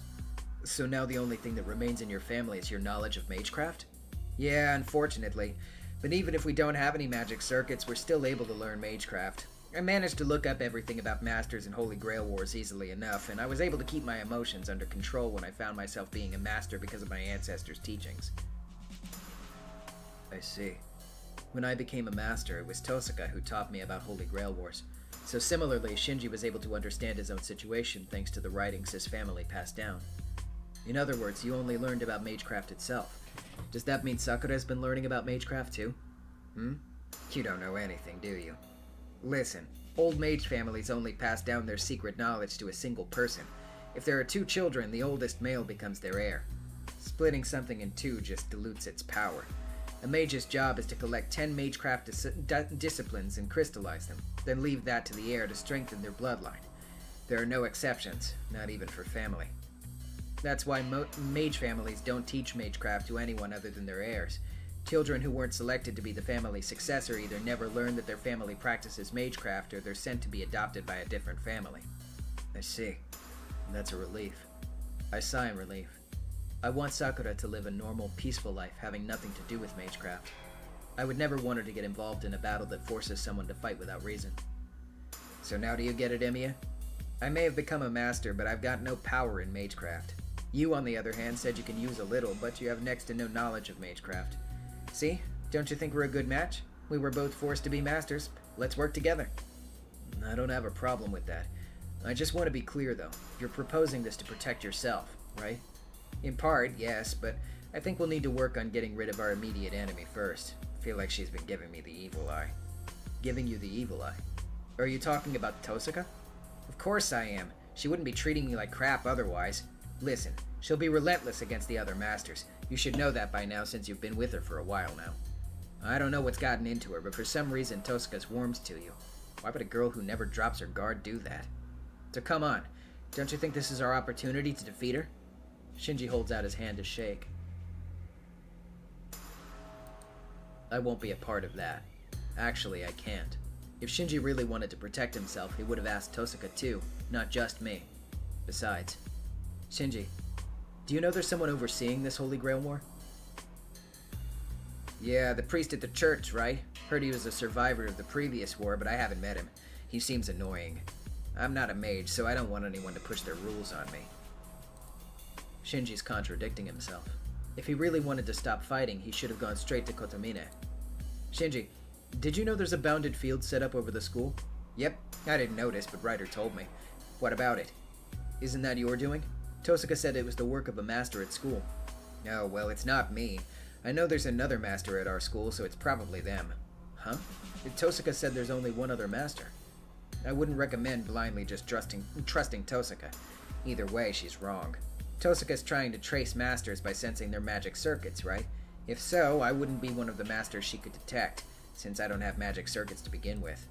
From the very beginning, I wouldn't even be a blip on the other master's radars. I see.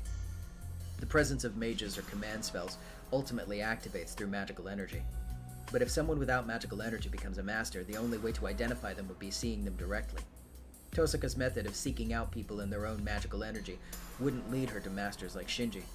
Shinji doesn't have a single one of the traits Tosaka's expecting in a master. I see. So Tosaka must be sensing a different master. I should warn Tosaka about this when I get home. With that settled, there's no point in me staying here any longer. Hey, Emiya, what about our partnership? I'll have to refuse. I'm not going to help you defeat Tosaka.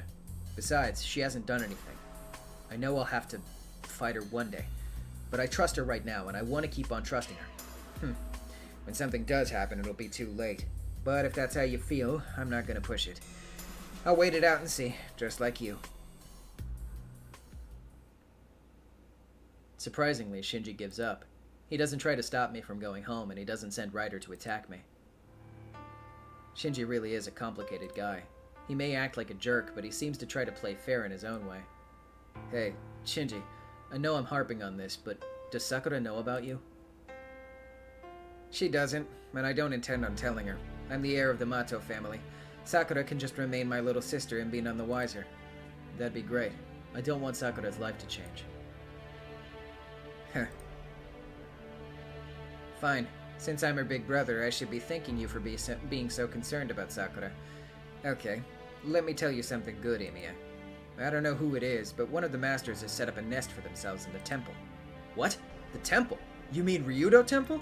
Yeah, according to my servant, there's a witch living in the mountains. She's supposedly collecting a bunch of souls, so things are gonna get ugly if nobody does anything about her. What? If that's true, that makes 5 masters. And if this witch is collecting a massive amount of souls, there's a high probability it's the cause of what came up in the news this morning. That's all I got for you. Ryder, see him out. You're not to harm Emiya, since he's on our side. Shinji orders Ryder and she walks closer to me. No, well, that's... Don't worry about it. I'm responsible for your safety as long as you're in my house. It wouldn't do for you to get hurt or anything like that.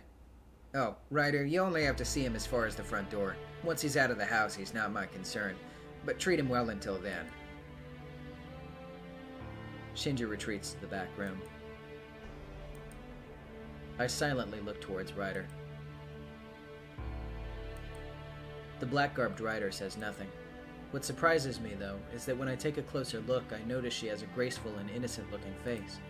Her floor-length purple hair exudes a foul odor of blood, but at the same time, she's unbelievably beautiful.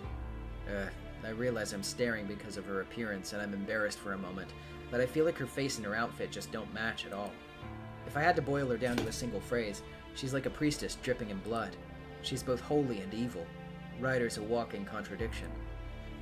Actually, why are all heroic spirits so beautiful?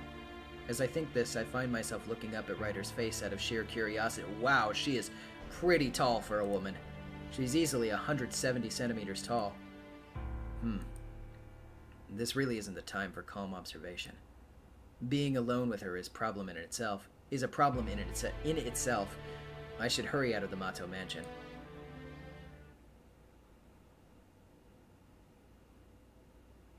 Ryder sticks with me all the way to the entrance. I don't know about this.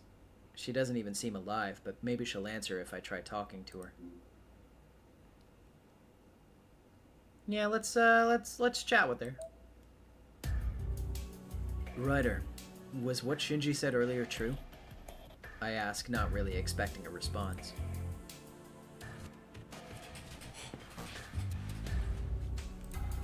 There's no change in Ryder, just her long hair fluttering in the wind. I figured as much. Sorry for asking such a stupid question when we're supposed to be enemies.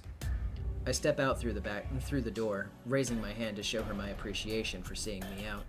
But then, he did not lie. There is a witch living in the mountains. Ryder? You must proceed with caution if you intend to challenge her.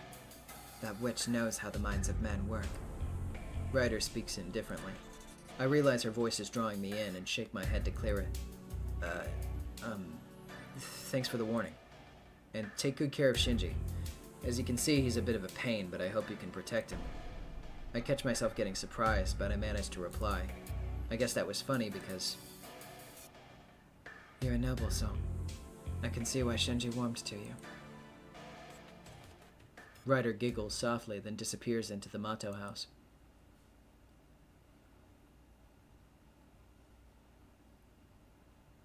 I walk down the hill and return to the intersection. If I walk towards the residential area on the other side, I'll be heading home, but... There's a master at Ryudo Temple, huh? That's about an hour's walk from the mountain towards the mountain from here. The desolate mountain road eventually reaches the gates of Ryudo Temple. Ryudo Temple is a big temple up on the mountain. It's about the size of our school. The cemetery is large. The temple itself is like a small world of its own, with about 50 training monks living on its grounds. The people in town use the Ryudo Temple for various purposes, but they also respect it as a sacred place that shouldn't be entered lightly. Now that I think about it, I haven't been to Ryudo Temple recently. I haven't been there since I stayed for some mental training last summer.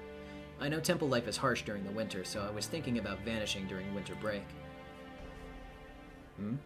What's a guy who cut afternoon classes doing here? Speak of the devil. I run into Ryudo Temple's heir, Ise Ryudo, on the road.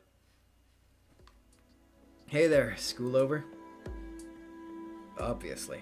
I don't have anything to do for the student council, so I was heading home. There's something wrong? You looked like you were staring up at the mountain. No, there's nothing wrong. I just felt like going home. Teachers would be out of a job if people like you cut classes whenever they feel like it. Anyway, I'm curious why you're staring at the mountain. It's nothing, but can I ask you something? Has anything strange happened recently? Change is a constant, but doesn't lead to big dramatic developments. The mountain's always at peace, and peace is the focus of daily life. Issei, I'm being serious here. How dare you? So am I. Guess you are. Sorry to bother you. It's fine, so long as you understand. I'd never kid around with you, Emiya. Issei clears his throat to calm himself down. Though I do have to report that there's been a change. That said, I'm not entirely sure how to explain it. Change? At the temple? Yeah, but not of the mountain. However, the situation has left everyone in the temple restless. We have a guest at the temple, and they're apparently an acquaintance of my father, but the awkwardness is because of them. She's a beautiful woman, which makes it a touchy subject. Honestly, I don't know why there's such a fuss over a woman. A woman? Does Ryudo Temple have any nuns? No, but they've made an exception for her, and we're letting her use a room until the wedding happens. Well, she really is beautiful, so I have to admit that even I got captivated by her looks whenever I go out and fetch water from the well. What do you mean, an exception? Issei, hey, are you even listening? Apologies. This is why women are bad news. Reject lust, Issei. Calm down, Issei.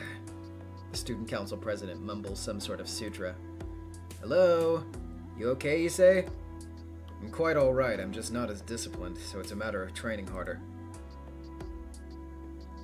I can tell he's not listening. Issei continues to mumble, giving himself a pep talk, and disappears into the town's outskirts.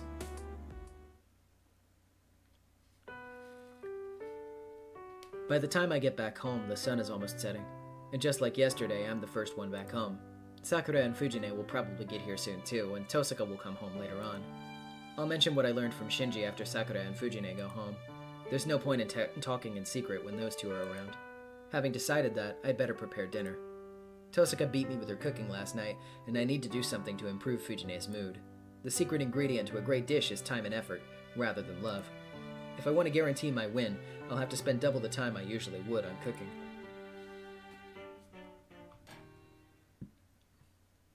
Oh, shit. Hold on just a second. I lifted my drink, and my coaster was just stuck to it. So now it's dropped somewhere. There it is. Okay.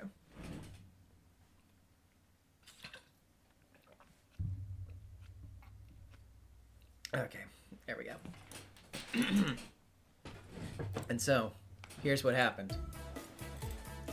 Ha! I didn't lose! Tosaka, you're such a meanie! Let me reiterate, I am not talking about the food's taste. According to you, tonight's dinner was the best you've ever tasted, so why not share it with everyone? I don't think that's what you meant. You said you didn't want to eat the food Shiro made.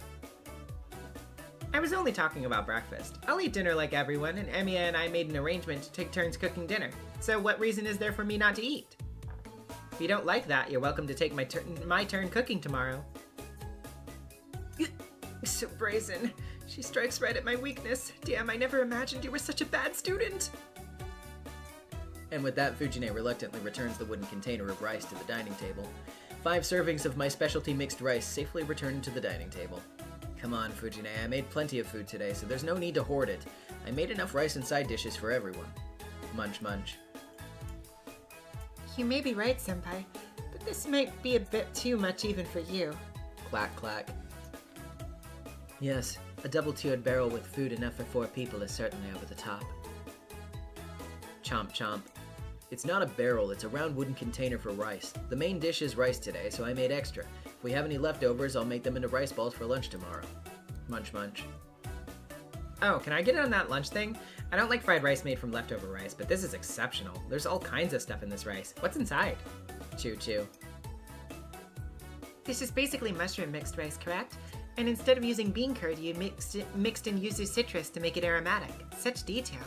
Clank, clank. Fine, I'm gonna eat this all by myself. Just you watch. Fujine must have given up monopolizing the wooden container of rice, but she starts to shovel food in her mouth with alarming speed. The moment her rice bowl is empty, she thrusts it out, requesting another helping. That's fine, but you don't really need to rush. There's plenty, Fujine. Don't mind me. I'm gonna eat all the food you made, Shiro. I won't be letting some stranger who just barged into our lives eat any of this food. Fujine snatches the rice bowl. Huh? I really don't get it. Sakura laughs uncomfortably, Tosaka looks exasperated and ignores Fujine, and Saber just sits eating her food. I worked pretty hard to make all this, but it's looking like that might have backfired. The dinner, which I'd intended to make Tosaka admit defeat, ended boisterously thanks to Fujine's eccentric behavior.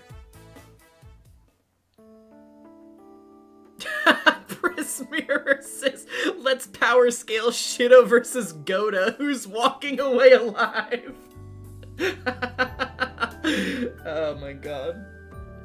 It's like them like squaring down with each other, like Shido wielding like, you know, his like magically enchanted like cooking knife, Godo wearing like the fucking like cloak and big chef hat and like wielding a spatula. Jesus Christ. I'll be heading home, senpai. Yeah, Fujine, get Sakura home safely. Yeah, I know. Don't worry. Fujine takes Sakura's hand as they turn to go. What? You're looking at me weird, Shiro. Of course I am. No normal person could even move after eating so much. You think so? I felt a bit full, but it was fine after I finished eating it all. And the problem is that Taiga doesn't realize that people have limits. You can't really expect something like that from a wild tiger. Hopefully we can try to keep her contained so she doesn't run wild in polite society. See you tomorrow. Don't stay up too late, you two. Yep. Oh, yes. Good night, senpai. Yep. Night, Shiro.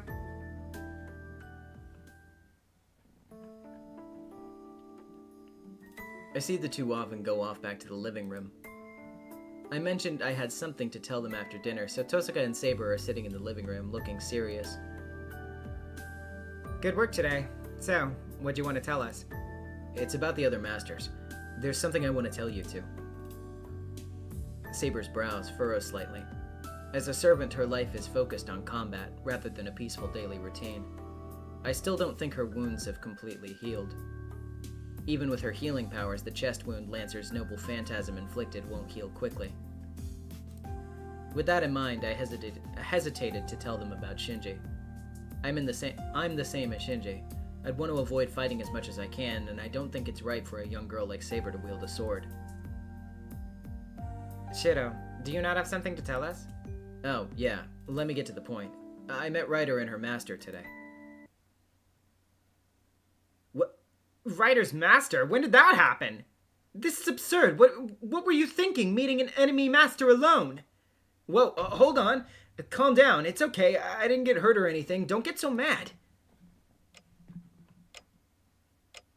Do not get mad. No, I am certainly not angry. I'm simply stupefied by your actions, Shiro. Ditto. Well, there's no point in getting angry over what's done. Ditto. Well, there's no point in getting angry over what's done. So explain yourself, Shiro. Tosaka and Saber are glaring at me, obviously furious. Crap. I knew they would say something about me being rash, but I never imagined they'd be so livid. I met the master this afternoon. I just followed him because he said he wanted to talk, and I didn't fight him or anything. Yeah, I can tell. So, what kind of person was Ryder's master? What sort of person? It was Shinji. He called out to me when I was walking around school looking for sources of the bounded field. He said he wanted to talk, so I followed him to the Mato house. What? Shinji? You mean the Shinji? Yeah, Ryder was obeying Shinji, and he knew about the Holy Grail War. Apparently the Mato family is a noble family of mages. Yes, that's true.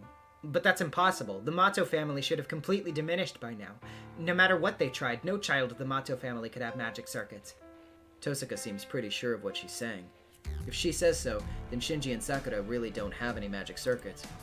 Yeah, Shinji said the same thing, but he said he still knows about magecraft and that since he's the eldest male, that knowledge was passed down to him, so Sakura doesn't know anything. Anyway, that means he's a master similar to me. He doesn't have any magical energy, so you weren't able to detect him. I see. My mistake. I should have known there would be cases like him. As long as he has grimoires lying around, he could certainly become a master. That means he saw right through everything I was doing. How could I be so careless? Tosaka's beating herself up for what she's done so far. She may be almost flawless, but it seems like she can be kinda ditzy too. The problem is, most of those gaffes turn out to be fatal. I screwed up. I should have kept a closer eye on Shinji. Had I known, I wouldn't have let him construct the bounded field. Oh, about that. Shinji said that he wasn't the one who set up the bounded field over the school. He said there's another master at the school. Yes, I suppose that would be true. It's pretty obvious there's a master at school we're not aware of. But Shiro, don't tell me you believed Shinji when he said he wasn't the one who set up the bounded field. No, I'm not that much of a sucker. As long as Shinji is in our school, I'd give it a 50-50 chance that it's his doing. The other half is done by some other master. 50-50, huh? If you think that's the ratio, you really are a sucker. Well, whatever. Your optimism is what makes you who you are, and that's probably why Shinji thought it'd be okay to reveal his identity to you. Anyway, what'd you talk to Shinji about? He asked whether I wanted to team up with him. Shinji has no intention of fighting, and it sounded like he wanted to work with someone so long as he knew them. Don't tell me, Hugh. No, you'd turn this kind of thing down normally, right? I already teamed up with you anyway. Even if I were to answer, I should first consult you too. Oh, right. That's true. But did you say you turned him down? Yeah. I know I said I would have consulted you about this, but I made my decision about Shinji on my own. There wasn't much to talk to you about anyway. Oh, but did I still do something rash? Not really. I think you made the right call. Besides, he was only asking you, so he was only asking you, so there's no room for me to butt in anyway. The way she's mumbling makes her seem, well, not quite herself. That was all I talked to Shinji about. I saw Ryder too, but it didn't seem like she was that powerful of a servant to me. She's definitely not like Berserker, and she didn't seem as intense as Lancer. Ryder seems decent. If Master felt that way, then it's likely true. But a servant's true power is determined by their noble phantasm. Until we find out who Ryder truly is, please do not let your guard down around her, Shido. Yeah, I have no clue which hero Ryder is, but... You know, Lancer and Berserker obviously look like heroes, but Ryder didn't quite have that same aura. I felt like she was different from your typical servants. Different from typical servants, you say? I do not quite understand, but you would think you'd be able to explain do you think you'd be able to explain Shido's discomfort, Rin? Oh yeah, I guess I understand, at least logically. You see, the Master influences which heroic spirit is summoned as a servant, so because of that, Master and servant tend to be similar. For example, if the Master is a noble person, they'll summon a heroic spirit of a similar disposition. On the other hand, a deeply scarred, traumatized person is likely to summon a servant with similar experiences. So, that's probably why Shido felt something off from Ryder. A Master with a twisted personality might summon a vengeful ghost close to a heroic spirit rather than a hero. A vengeful ghost close to a heroic spirit? Is this what you meant before? That's right. A tyrant who enjoys the sight of blood and does not think twice about killing. There are plenty of heroes famous only for their brutality, so it wouldn't be a surprise for someone like that to become a servant as well. Is that true? Now that I think about it, I smelled blood on Ryder, but I didn't get the impression that she was a bloodthirsty murderer. That's all I have on Ryder. There's one more thing, and this might be the most important point. According to Ryder, there's apparently a master in Ryudo Temple. Someone's collecting magical energy from everyone in town. What do you think of that? Ryudo Temple? Are you talking about the temple at the top of the mountain? Yeah, that's the one. Do you know anything about it, Tosuka? Actually, not at all. I've never been to Ryudo Temple. I don't know what kind of master would be up there, but a normal one wouldn't think to set up a camp in a desolate place like that. Yeah, I was pretty surprised when I heard there was a master at Ryudo Temple. Being there might not draw much attention, but there are a ton of monks living at the temple. We'd definitely hear about it if they pulled something strange. I don't buy it. Even if it were true, Ryudo Temple is way out in the sticks. If they were to cast a net across Miyama and Shinto, that'd be powerful magic, but a waste of magical energy. Even if they collected magical energy from such a wide range, executing such a large-scale magecraft would be impossible. Tosuka thinks for a moment, looking troubled. I'm relying on her experience here, so I can't interrupt her. Actually, Shido's story is plausible. If that master is able to take hold of the temple, they'd likely be able to execute magecraft of that caliber effortlessly. Do you know about Ryudo Temple, Saber? I haven't taken you there yet. Have you forgotten, Shido? I participated in the previous Holy Grail War. I know this town very well, and I know about the ley line that formed at that temple. A ley line? Hold on. That's what's at my house. Why would there be 2 ley line centers in one area? I do not know why, but that temple is like a sanctuary for mages. I hear all lifelines in this area flow towards the temple, so it's the perfect point to collect souls. A mage would simply have to tap into its natural flow to collect life force from the whole town. That's the first I've heard of it. But if that's true, it would certainly be possible for someone to steal life force from the entire city. So that area is spiritually powerful, right? That's just obvious. Otherwise, people wouldn't have built a temple up there in the first place. Of course, you don't need to tell me that. I figured as much. Temples and shrines have traditionally been built where there are gods to protect the town. Monks don't pray to the gods and Buddha to offer people blessings. Instead, their job is to seal up any areas that people believe are unlucky to ward off calamity. So based on that, it's no surprise that the mountain where Ryudo Temple is located is a special place. Hey, don't tell me you thought Ryudo Temple was just there for show. What's wrong with that? I just thought it was some temple because there aren't any practicing thaumaturges. Practicing thaumaturges? What's that? They're people who help spirits go to heaven by means other than sutra readings, worship, or prayer. An enlightened person can pull it off through Shinto and Buddhist rites, but monks who aren't as experienced aren't able to reach that level, so they add their own powers to cast spells just like us. There's an organization for those people here in this country. I don't know much about them, though, since they're nothing like the Mages Association. But more importantly, we should focus on the temple. If that temple is built on a ley line, masters would jump at the chance to seize it at their earliest opportunity. So why would other masters overlook it? Because Ryudo Temple is there. It's under surveillance, so it wouldn't be abused. All the monks at the Ryudo Temple are real priests in training. They're not outliers like us, so it'd be easy for a master to cajole people like them. No, that's incorrect, Rin. It would be indeed easy for a master to gain control of that temple, but the mountain is surrounded by a bounded field which proves problematic for masters. A bounded field that would be trouble for us? Yes. Some sort of thaumaturgy is at work which removes everything other than natural spirits from that mountain. It does not affect humans, but servants are quite vulnerable to it. It gets rid of everything other than natural spirits. Does that mean servants can't set foot on that mountain? It's not impossible, but our abilities will likely be considerably weakened. It's like receiving a command spell order not to enter the place. Then how is the master at Ryudo Temple able to maintain their servant up there? In fact, the temple itself is not under the bounded field. I also hear that it works like a boundary which protects the temple. A bounded field just repels anything approaching from outside. It has no other function. So, once you're inside, there's no thaumaturgy that controls servants. But that's weird.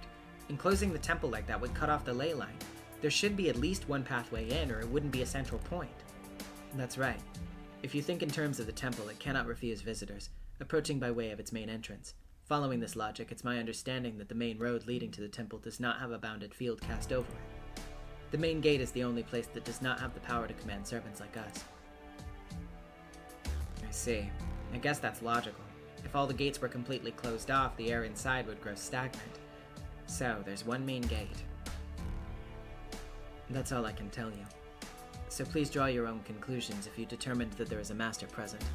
There's only one thing to do. Then there is only one thing to do.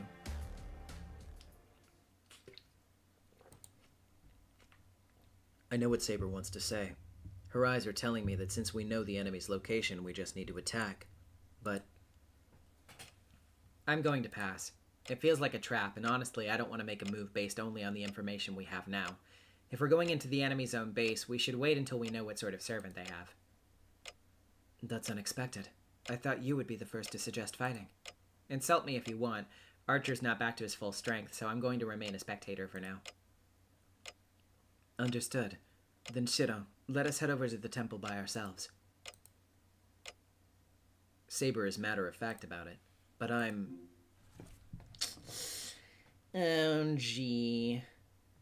Yeah, I don't think we should be doing that right now. No, I agree with Tosaka. We shouldn't be going there yet. What? Are you saying that you will not fight either? That's ridiculous. What was the point of me resting then? We must strike first, especially now that we know where our enemy is. I know that, but we need to wait, Saber. If the master at Ryudo Temple is so thoroughly prepared, they'll have a trap set for us. Rushing in without a plan is suicide. Tosaka's right. We should at least wait until Archer is recovered. These are the risks we must always face. I do not expect victory without injury or setback. Even if the enemy's traps pierce my body, I can fight on so long as I have my head. No matter how badly injured I am, it's worth the risk if we can defeat its master. Is it not? Don't be such a fool! Who would ever say it's okay to get hurt? It's fine going in knowing the risks, but a suicidal mission is stupid. As your master, I can't let you do something so dangerous. Going over to Ryudo Temple would be suicide, no question. The lone road leading up to the temple is sure to be packed with traps or obstacles, maybe both. It's one thing to go in expecting the dangers, but doing it without a plan to deal with them is suicidal. No matter how powerful Saber is, she's still held back by my weakness. I'd hate for her to push herself to fight and end up... If it ends up like it did last time, I can't agree to just charge in blindly. I did not think to hear you say such a thing again. Listen, Master. Servants are meant to get hurt. I will not allow my master to avoid battle simply for fear of that eventuality. Fine. It doesn't matter if you don't allow it. If you're going to keep being so reckless, I'll stop you as many times as I have to. If you don't like that, then hurry up and heal yourself. You're still not fully healed, are you? Not so much that it should interfere with my ability to fight. Delaying combat because you're concerned about a wound is pointless. Saber just won't change her mind about fighting. Why doesn't she understand no matter what I say? Yeah? Well, I'm not budging. You lost to Berserker before. Are you going to push through and keep on fighting so we can both be defeated again? You've got to be kidding me. I don't want to get killed all over again. And then, I expect Saber to argue. Instead, she just draws in a breath and... That was cruel, Shiro. Her tone is apologetic. I'm sorry to be unfair, but I'm still not willing to attack yet. I know I can't let the Master at Ryudo Temple do as they please, but we're in no condition to fight. If we rush in now and are defeated, then who will stop the Master at Ryudo Temple? Listen, we're going to attack, but only after your wound is healed and we're in peak condition. If you have a problem with that, go find another master. Understood, if Master insists. Saber's voice is quiet as she answers, and then she falls silent. Our conversation ends there. Tosaka and Saber both go back to their rooms. I'm left alone in the living room and find myself starting to regret what I did. Well, it's too late. I could have said it differently, so why did I have to say it the way I did? Why was I only able to convince her with words that cut her so deep?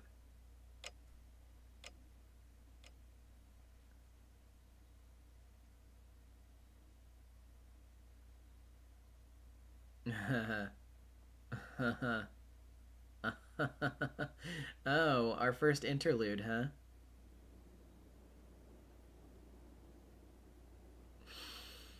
Okay. Yeah, we can do that. The night's still not closed out yet, so... It's a quiet, windless night. It's past midnight. Darkness blankets the sky. The town itself is like a dark sea, illuminated only by moonlight. Overhead, the clouds move across the sky. At ground level, there's not a breath of wind. Higher up, the air must be roaring as the clouds swim by. There is at least some wind. Maybe she hears the inaudible wind. Oh, this might take a bit. Yeah, I can't remember. Like, I thought I remembered it being not that long, but maybe it is. Well, I'll just find a fun cliffhanger then. She mutters quietly as she looks up into the windy sky. The young girl known as Saber stands quietly in the middle of the yard, glaring up at the sky. Her golden hair is beautiful even in the dark of the night. Her clear green eyes remain on the moon as it flickers in and out of view. She glances toward the corner of the yard once. There is an old shed. Her lord sleeps there. If you say you will not fight, fine.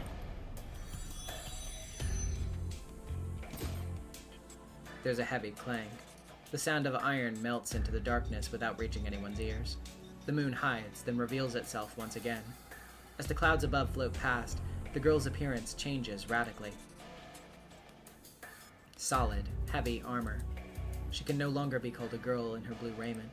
Now she is shrouded in steely armor, woven of magical energy intense as though it would overwhelm all others. Enough that it would overwhelm all others. In her hand, she holds an invisible sword, concealed by the same magical energy that surpasses human understanding. The figure, once considered undefeatable in the battlefield, proves that someone like her still exists in this day and age. Though her sword is invisible, the majestic air she exudes proves her exceptional skill as a swordsman. This is what has made her Saber, the hero of the sword, said to be the strongest of all 7 servants, a knight among knights who remains ever civil and acts according to her lord's will. Whatever the other heroic spirits may be like, she remains the ideal swordsman who would never defy her lord. But that ends tonight. She is here, defying her lord's orders. Rather, she is not truly disobeying her lord. This is her way of bringing her lord victory, the result of her own determination. He's too naive. If he continues on this path, it will lead only to death at another master's hands. But this master will never change his ways. Then it must be her duty to be heartless. If her master will not fight, then his sword must. My wounds have not healed. I cannot expect a supply of magical energy from master. But that still poses no hindrance in battle. After confirming her own abilities, she returns her gaze to the moon. She has no concern for the shed where her lord sleeps any longer. Now she is armed and wearing her armor. The only thing on her mind is defeating her enemies. The moon darkens. The moment a large cloud covers the sky, Saber jumps over the walls of the mansion grounds. She runs through the darkness. The silvery swordsman rushes through the sleeping town. She has but one destination, Ryudo Temple, sitting at the heart of the sacred mountain on the town's outskirts. Even Saber understands how difficult it will be to single-handedly defeat the master lurking in the temple. Shido is correct. She is bound to suffer great injury, or at worst, die herself. But how can she call herself a servant if she cannot do the impossible? Servants are driven by their superior abilities and unassailable pride. They are proud as heroes and have earned that confidence in the numerous battles they fought. As heroic spirits whose lore has been passed down and respected since ancient times, they cannot lose no matter who they face. She cannot even imagine defeat. She is no exception, however much of her innocence may still be left to her.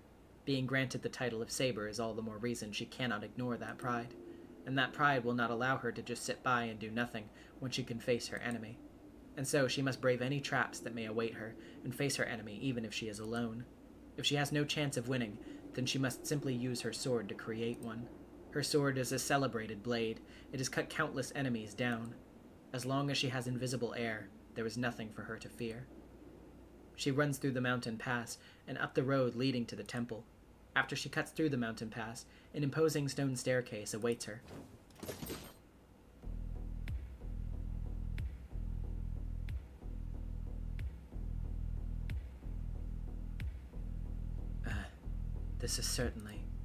It is certainly different than the Ryudo temple she remembers.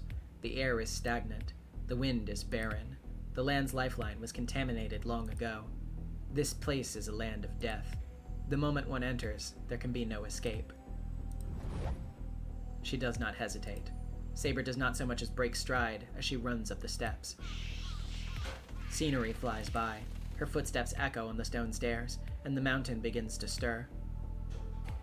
The stairs are long, stretching across a great distance. The temple gates are far even for Saber, who shoots up the stairs like an arrow. So long are the stairs that it's impossible for one to pass through the gate undetected. An ambush surely awaits along the way. Reaching the gate will not be easy. Whatever schemes may await her, she must simply smash through them and keep moving. Nothing will stop her. Even were Berserker to appear before her, she would break through. Such is her determination, her confidence. She's reached the top. Just as she's about to reach the temple gates, the obstacle presents itself.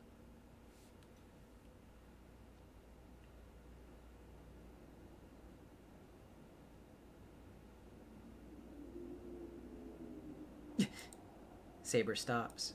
Despite her determination to push through no matter what enemy she faces, she is surprised by what she finds. It appears so naturally, like a breeze. The man appears before her, lacking any trace of enmity, but leaves not a single opening for an attack. You. Saber stops and readies her invisible sword. The man before her, backlit by the moon, ignores Saber's menacing glare as if it were nothing to him. Samurai. She's heard about them, but she's bewildered by the sight of one. This is her second Holy Grail war. Even though she has seen many other heroic spirits, this is her first time seeing a servant like him. Sweat beads on Saber's brow. She isn't afraid. Rather, she's struggling to comprehend the situation. It's not as if she has never encountered strange servants. Certainly, there was no stranger and more mysterious servant than the archer of the previous war. By comparison, the servant before her is hardly frightening and possesses no incredible weaponry. And that is exactly what makes it strange. She senses nothing from the man. There is no doubt that he is a servant, but he seems to possess neither a noble phantasm nor magical energy. He should be an easy foe. Their fight should end in a single blow. But her instincts gave her one simple warning. Don't underestimate him. This servant has a means of inflicting instant death. She can't get closer. His katana is unconventionally long for a Japanese sword, making it hard to gauge spacing, but more than that, Saber's position puts her at a huge disadvantage. The man stands at the top of the stairs, and Saber stands below him. He's about 5 meters from her. His sword will reach her before she can rush him, but she feels nothing from his sword. Repelling it should be easy. She should not be afraid to step in, but Saber senses somehow that she should not. Saber adjusts her grip on her sword and glares at the enemy ahead of her. She may not know his identity, but she should at least be able to determine his class. I ask of you, what servant are you? Saber doesn't expect an answer. After a brief smile, Servant, assassin, Sasaki Kojiro.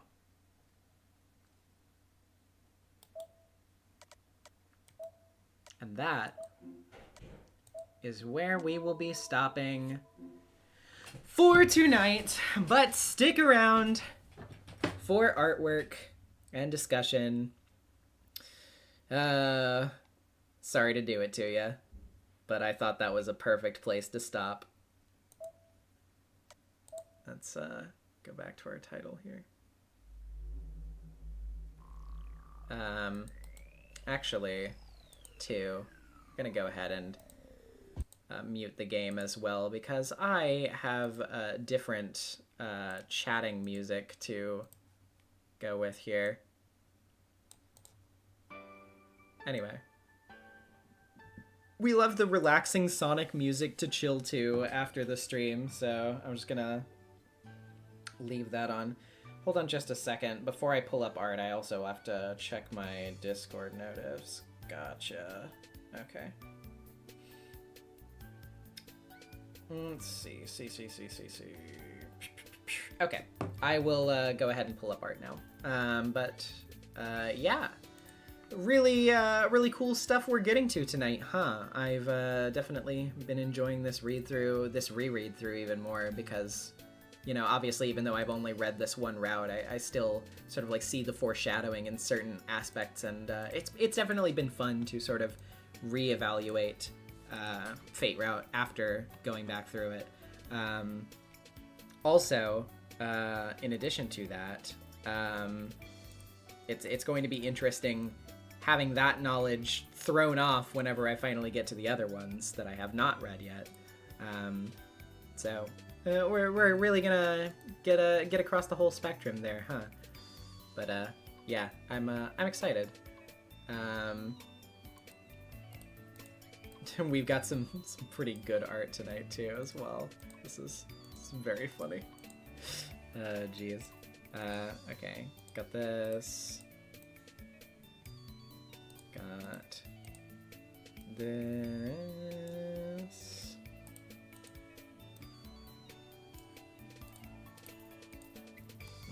Very good meme edits here. Okay, now gotta get stuff from the Discord.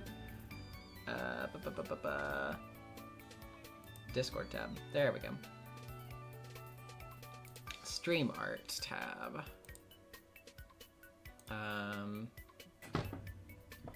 Okay.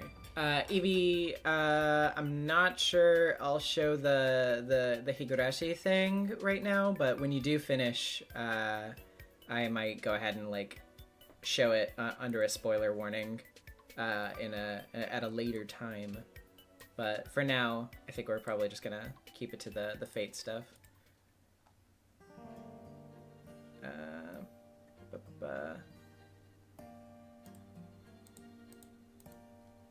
Oh my god.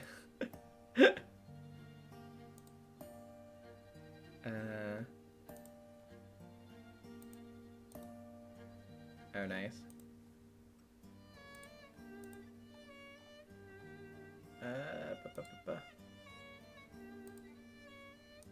Oh, really, really nice to have Sonic and the Black Knight music here. That's surprisingly appropriate, actually, given the whole vibe.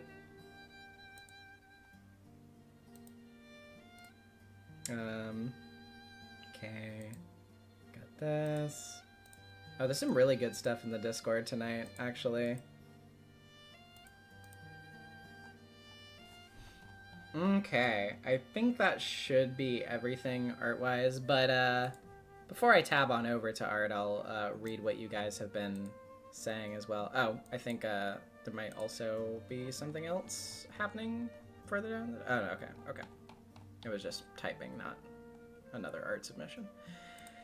But yeah, let me read what Seditious is saying here. Although I'll have to wait for that to be finished.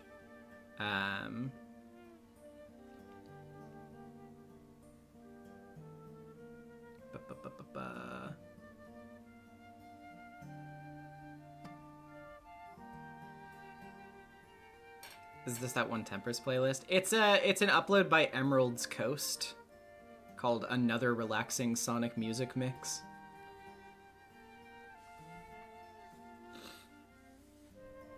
I like listening to those sometimes.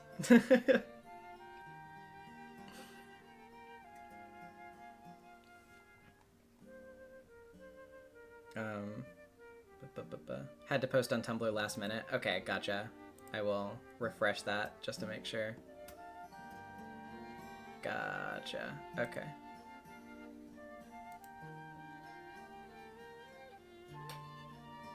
I think you also posted that on the Discord, so I might already have that up. Yeah, appears the same. Okay. Let's read what Seditious has been saying here. Okay. Theory, literally just guessing. Taiga Fujimura is an anagram of I am Gaia to Schfur. Schfur, when run through Google Translate, is corrected to thief in Icelandic. Gaia here would refer to the personification of Earth or Mother of Gods depicted in Greek myth, following the logic that Heracles is the true name of Berserker. What does that make Fujimura? As the Gaia thief, Fujimura was the one who previously fused their servant in another war. By doing so, she stole the true name of her servant and became the all-powerful Tiger. Shortly before winning the Grail for herself, the godlike power she has already shown after slamming into her desk and resurrecting from the dead upon hearing her name, aka being summoned. As just one example, don't ask me for another right now. Make it clear that she is more than human. Gaia's abilities are likely what prevents them from detecting her strength. With an earth deity blending into the natural non-magical world, fitting excellently. Lastly, her not being recognized by Saber, probably Joan of Arc since she's a knight, blonde and shorter than Shido, I think, would just mean that either Fujimura was in the war more than a year ago, or her appearance and name shifted after fusing with her servant. All in all, Fujimura is the strongest mage in the world, so strong that she doesn't need to obtain the Grail anymore. Oh my god. It's fucking awesome.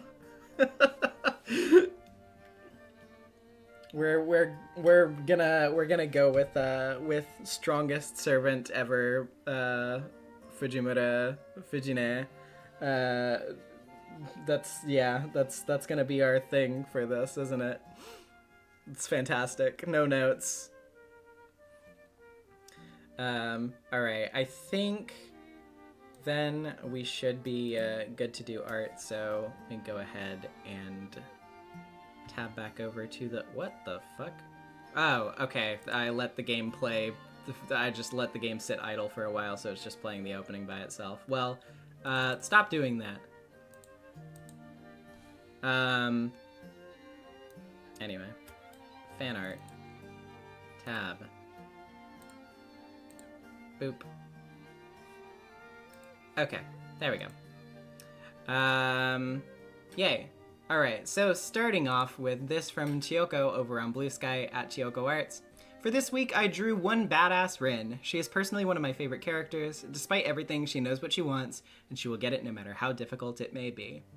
Fuck yeah, this is a really good Rin. Very dynamic, nice pose here, especially with the hair. Really good job on that. The sort of like floatiness of it.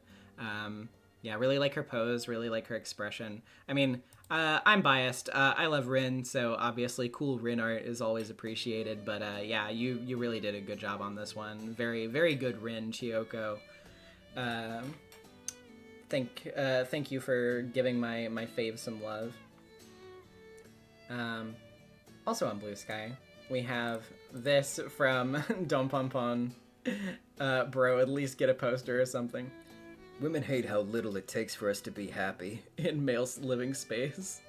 Nothing wrong with keeping it simple, but the least I do is add a bed frame. I don't deserve a bed frame. Literally, like, true. This is like an accurate conversation. Jesus Christ, dude. Oh, man. Oh, God. Moving on over to Tumblr, we have more wonderful art submitted by Dingo's Trash. I'm a little out of practice drawing some of these characters, but I'll happily use these streams as an excuse to draw them, especially my favorite, my beloved Kire Kotomine. My health is doing shockingly worse, but I persist. They found something on my liver, but hopefully it's nothing serious. I'm really sorry to hear about that, man. I hope everything goes well for you, sincerely. I really do. If you guys haven't already, you should definitely check out Dingo's blog at Dingo's Trash on Tumblr. He has a Ko-fi over at ko-fi.com/Dingo's Trash. Send him some love, send him some support if you get a moment. I mean, like, you know, if everybody watching this stream archivally, you know, gave a little something or whatever, you know, that'd be, you know, it'd be a decent bit. I'm just, you know, I wanna help out if I can. I hope everything goes well for you, Dingo. Love your art as usual, but yeah, definitely. I hope everything goes well. But yeah, let's read these out anyway. Rejoice, boy. I am a normal priest, by the way. Girl, he is fucking massive.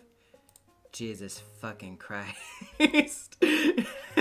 And then this, Ilya. I think God should kill you. Really, really good. Fantastic. No notes. It's so good. I really like how you draw Kotomine. He's such a unit. This is really, really good. I love your style so much.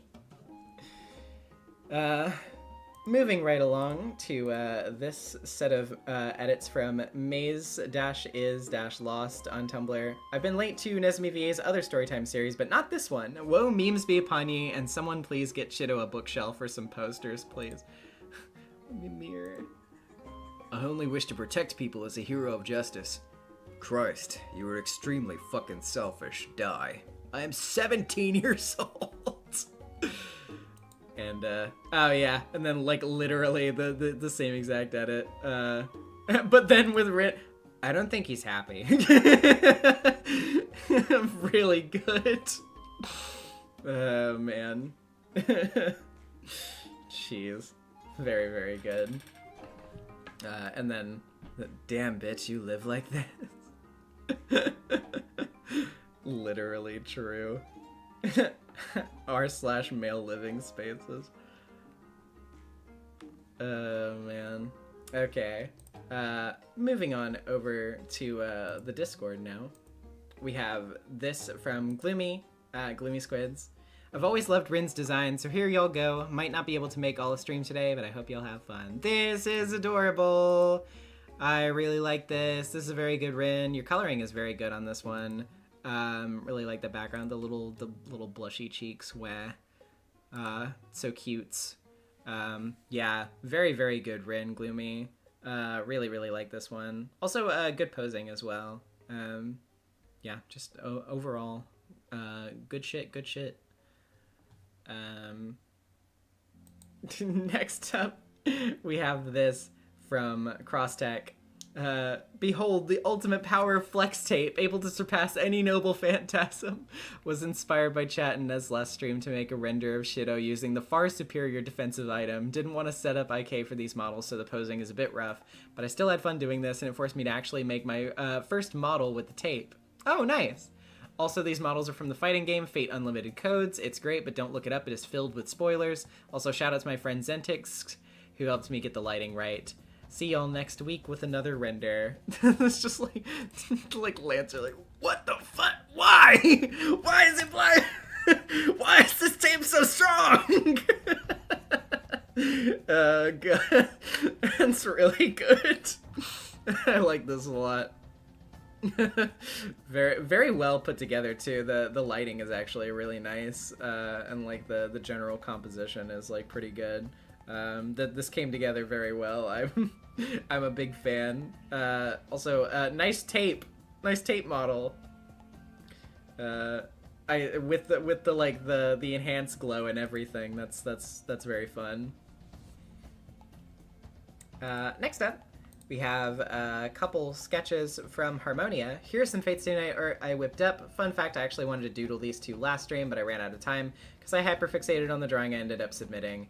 Anyway, enough exposing myself as a procrastinator I am. Hope you all enjoy the art. And so we have Rin dressed as Asuka, of course, because, yeah, I think everybody can definitely see the similarities between these two characters, and I'm fairly certain that this was absolutely intentional on Nasu's part.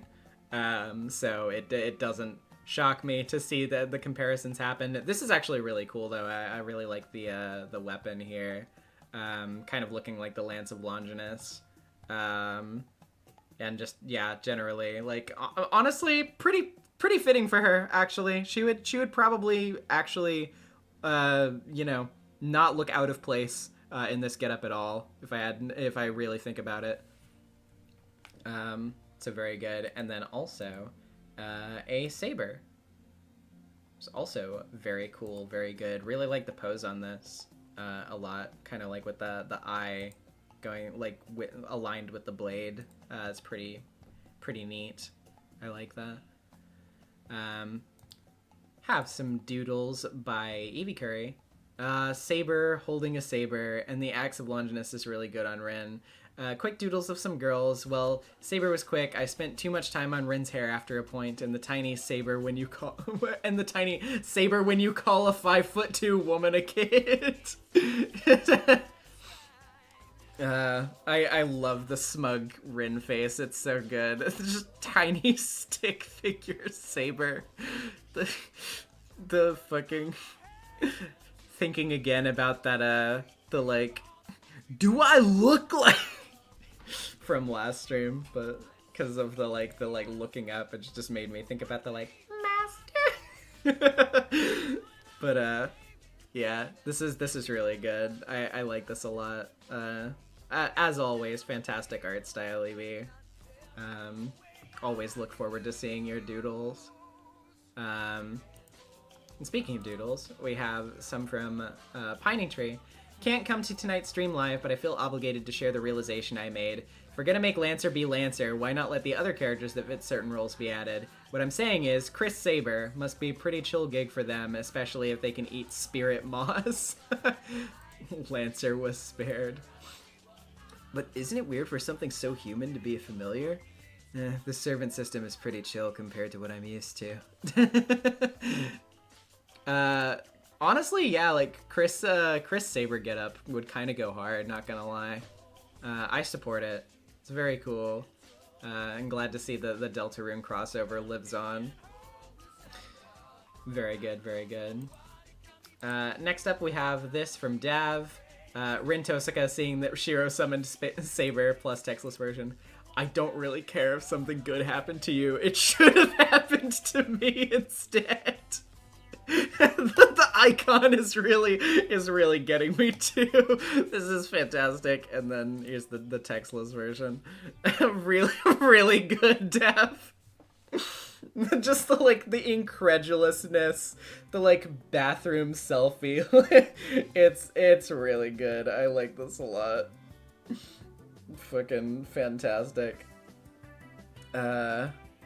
And then, last but not least, we have this updated relationship chart from Deathbird, who had a caption for it over on Tumblr as well. Here's the stream's update. I have added the pan system. Now you can know who is a good cook. Oh, the pan system. I love the pan system. That's fun.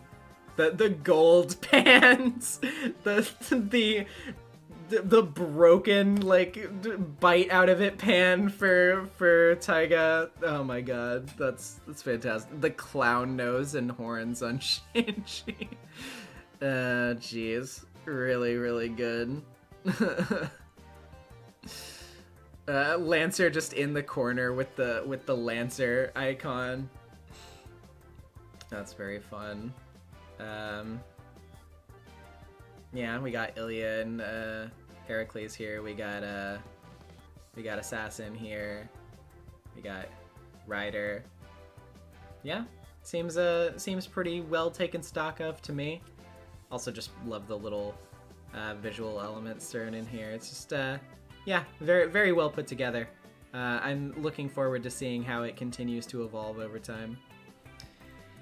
Well, very good artwork. Let's just do one last scroll through of everything.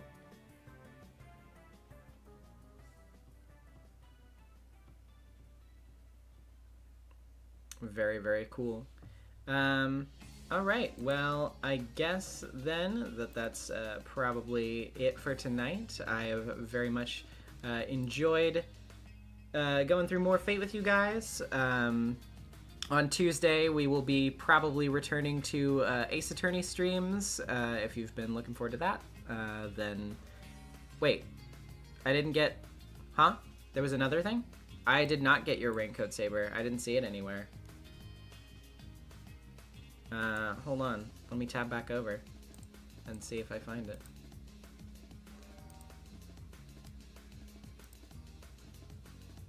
Yeah, I don't see anything else from you in the tag. Let me... Huh. Yeah, for some reason it didn't show up in the tag. Oh, it's because you, misspelled the tag. But I will pull it up real quick.